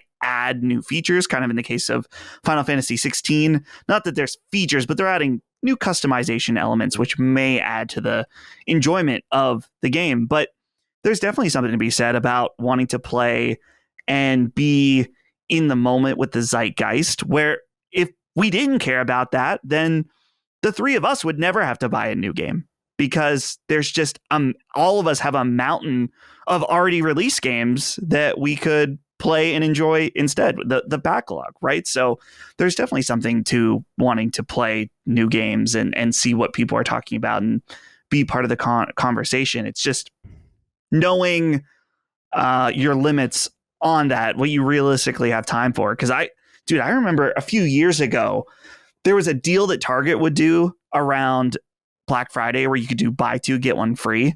It's like, sweet, I'll be able to buy 3 games at once. And it didn't matter if I was already playing a game. It's like, awesome, I can get all these new releases. And then you realize, it's like, you don't have time to play all that all at once. Why? You were better off just waiting until some of those games went on sale or something than having to buy them and play the first hour or 2 and then inevitably just decide one of them to play. So having some of that restraint, I think, is important too. Yeah, fair enough. I would dispute that. Like, I don't really care about the zeitgeist about new games. I just want to play games that came out that I'm looking forward to playing. It's not really about the conversation per se, although the conversation is necessary on our show. I think I've always been pretty good about that since I was a little kid, where it wasn't, I wanted to play new games. I get excited about certain new games, but it's not the most urgent thing in the world for me to play games right when they come out. It's actually something I try to do less of because I don't have to anymore. And that used to kind of ruin games for me actually a little bit when I was a journalist, but that's another story entirely. So, my friends, let's get out of here. It's time to go. It's the end of Sacred Symbols, another episode in the can. Chris, goodbye to you, my friend. Goodbye, Colin. I'm jumping right in. I'm jumping right back in. Oh, okay. Right back into Starfield. The second this ends. All right. Well, that's exciting. Enjoy your time in the Starfield. Yeah. And Dustin, goodbye to you. Be safe. You won't be on the next episode, I don't think. Yeah. Right? No, I won't be here. It'll be, the golden era of Sacred Symbols without me. Are you ready for the comments that are going to be like, Dustin should always be gone? Because someone's going to say something mean like that, no doubt. Always. So I want that. And I also want the speculation on if I'm going to leave the show permanently. So please leave the comment. What reason do I have for leaving Sacred Symbols permanently? Please leave that in the comments. But yeah, I won't be here next week. Only the second time that I've missed Sacred since I started. So, but yeah, I will be away on the other side of the world. Very excited, but you guys will have a good time. It'll be. I think it's fun that you'll have a different dynamic for 1 week. No, I think so too. Have fun over there. Enjoy yourself. If you see anything cool for Mega Man or anything like that, classic Mega Man. Oh yeah, got to let me know. Maybe pick it up for me. Well, you've got it. You're getting married. Maybe I'll just. I know you don't want presents, but maybe I'll pick something up. We'll see. All right. Well, I appreciate that. Whatever you can do is wonderful. I appreciate that. I remember getting Dagan his Famicom there and stuffing it away in a bunch of IGN video equipment. People always are asking you. I don't want to be that annoying guy, right? Because people are always asking, "Can you get me this? Can you pick me up this? Can you get me this?" I'm like, "All right, yeah." So I don't want to be that guy. But yeah, if you say anything cool, think of me. Yeah. Appreciate you. Absolutely. All right, and have fun. Be safe, and thank you all out there for your love, kindness, and support of all things Sacred Symbols. Last Stand Media, etc. Couldn't do without you over on Patreon, patreon.com/laststandmedia for early ad-free access, Sacred Symbols Plus, and more. Merch, laststandmedia.store. We'll see you next time. Until then, goodbye. See ya. Take care, guys. Sacred Symbols, a PlayStation podcast, is a product and trademark of Last Stand Media and Collins Last Stand LLC, and is proudly recorded in the USA. The show is conceived by, is written by, and is directed by me, Colin Moriarty. My co-hosts are Chris Raygun Maldonado and Dustin Furman. The show is produced by executive producer Dustin Furman. It's edited by associate producer Ben Smith. All of Last Stand's theme music is by my best friend, Ramon Narvaez. As you know, all of Last Stand's shows, including Sacred Symbols, are fan-funded on Patreon at patreon.com/laststandmedia. The following names are at the producer level on Patreon, our highest tier, and we're grateful for your thoughtful and kind contributions to our independent endeavor. Thank you.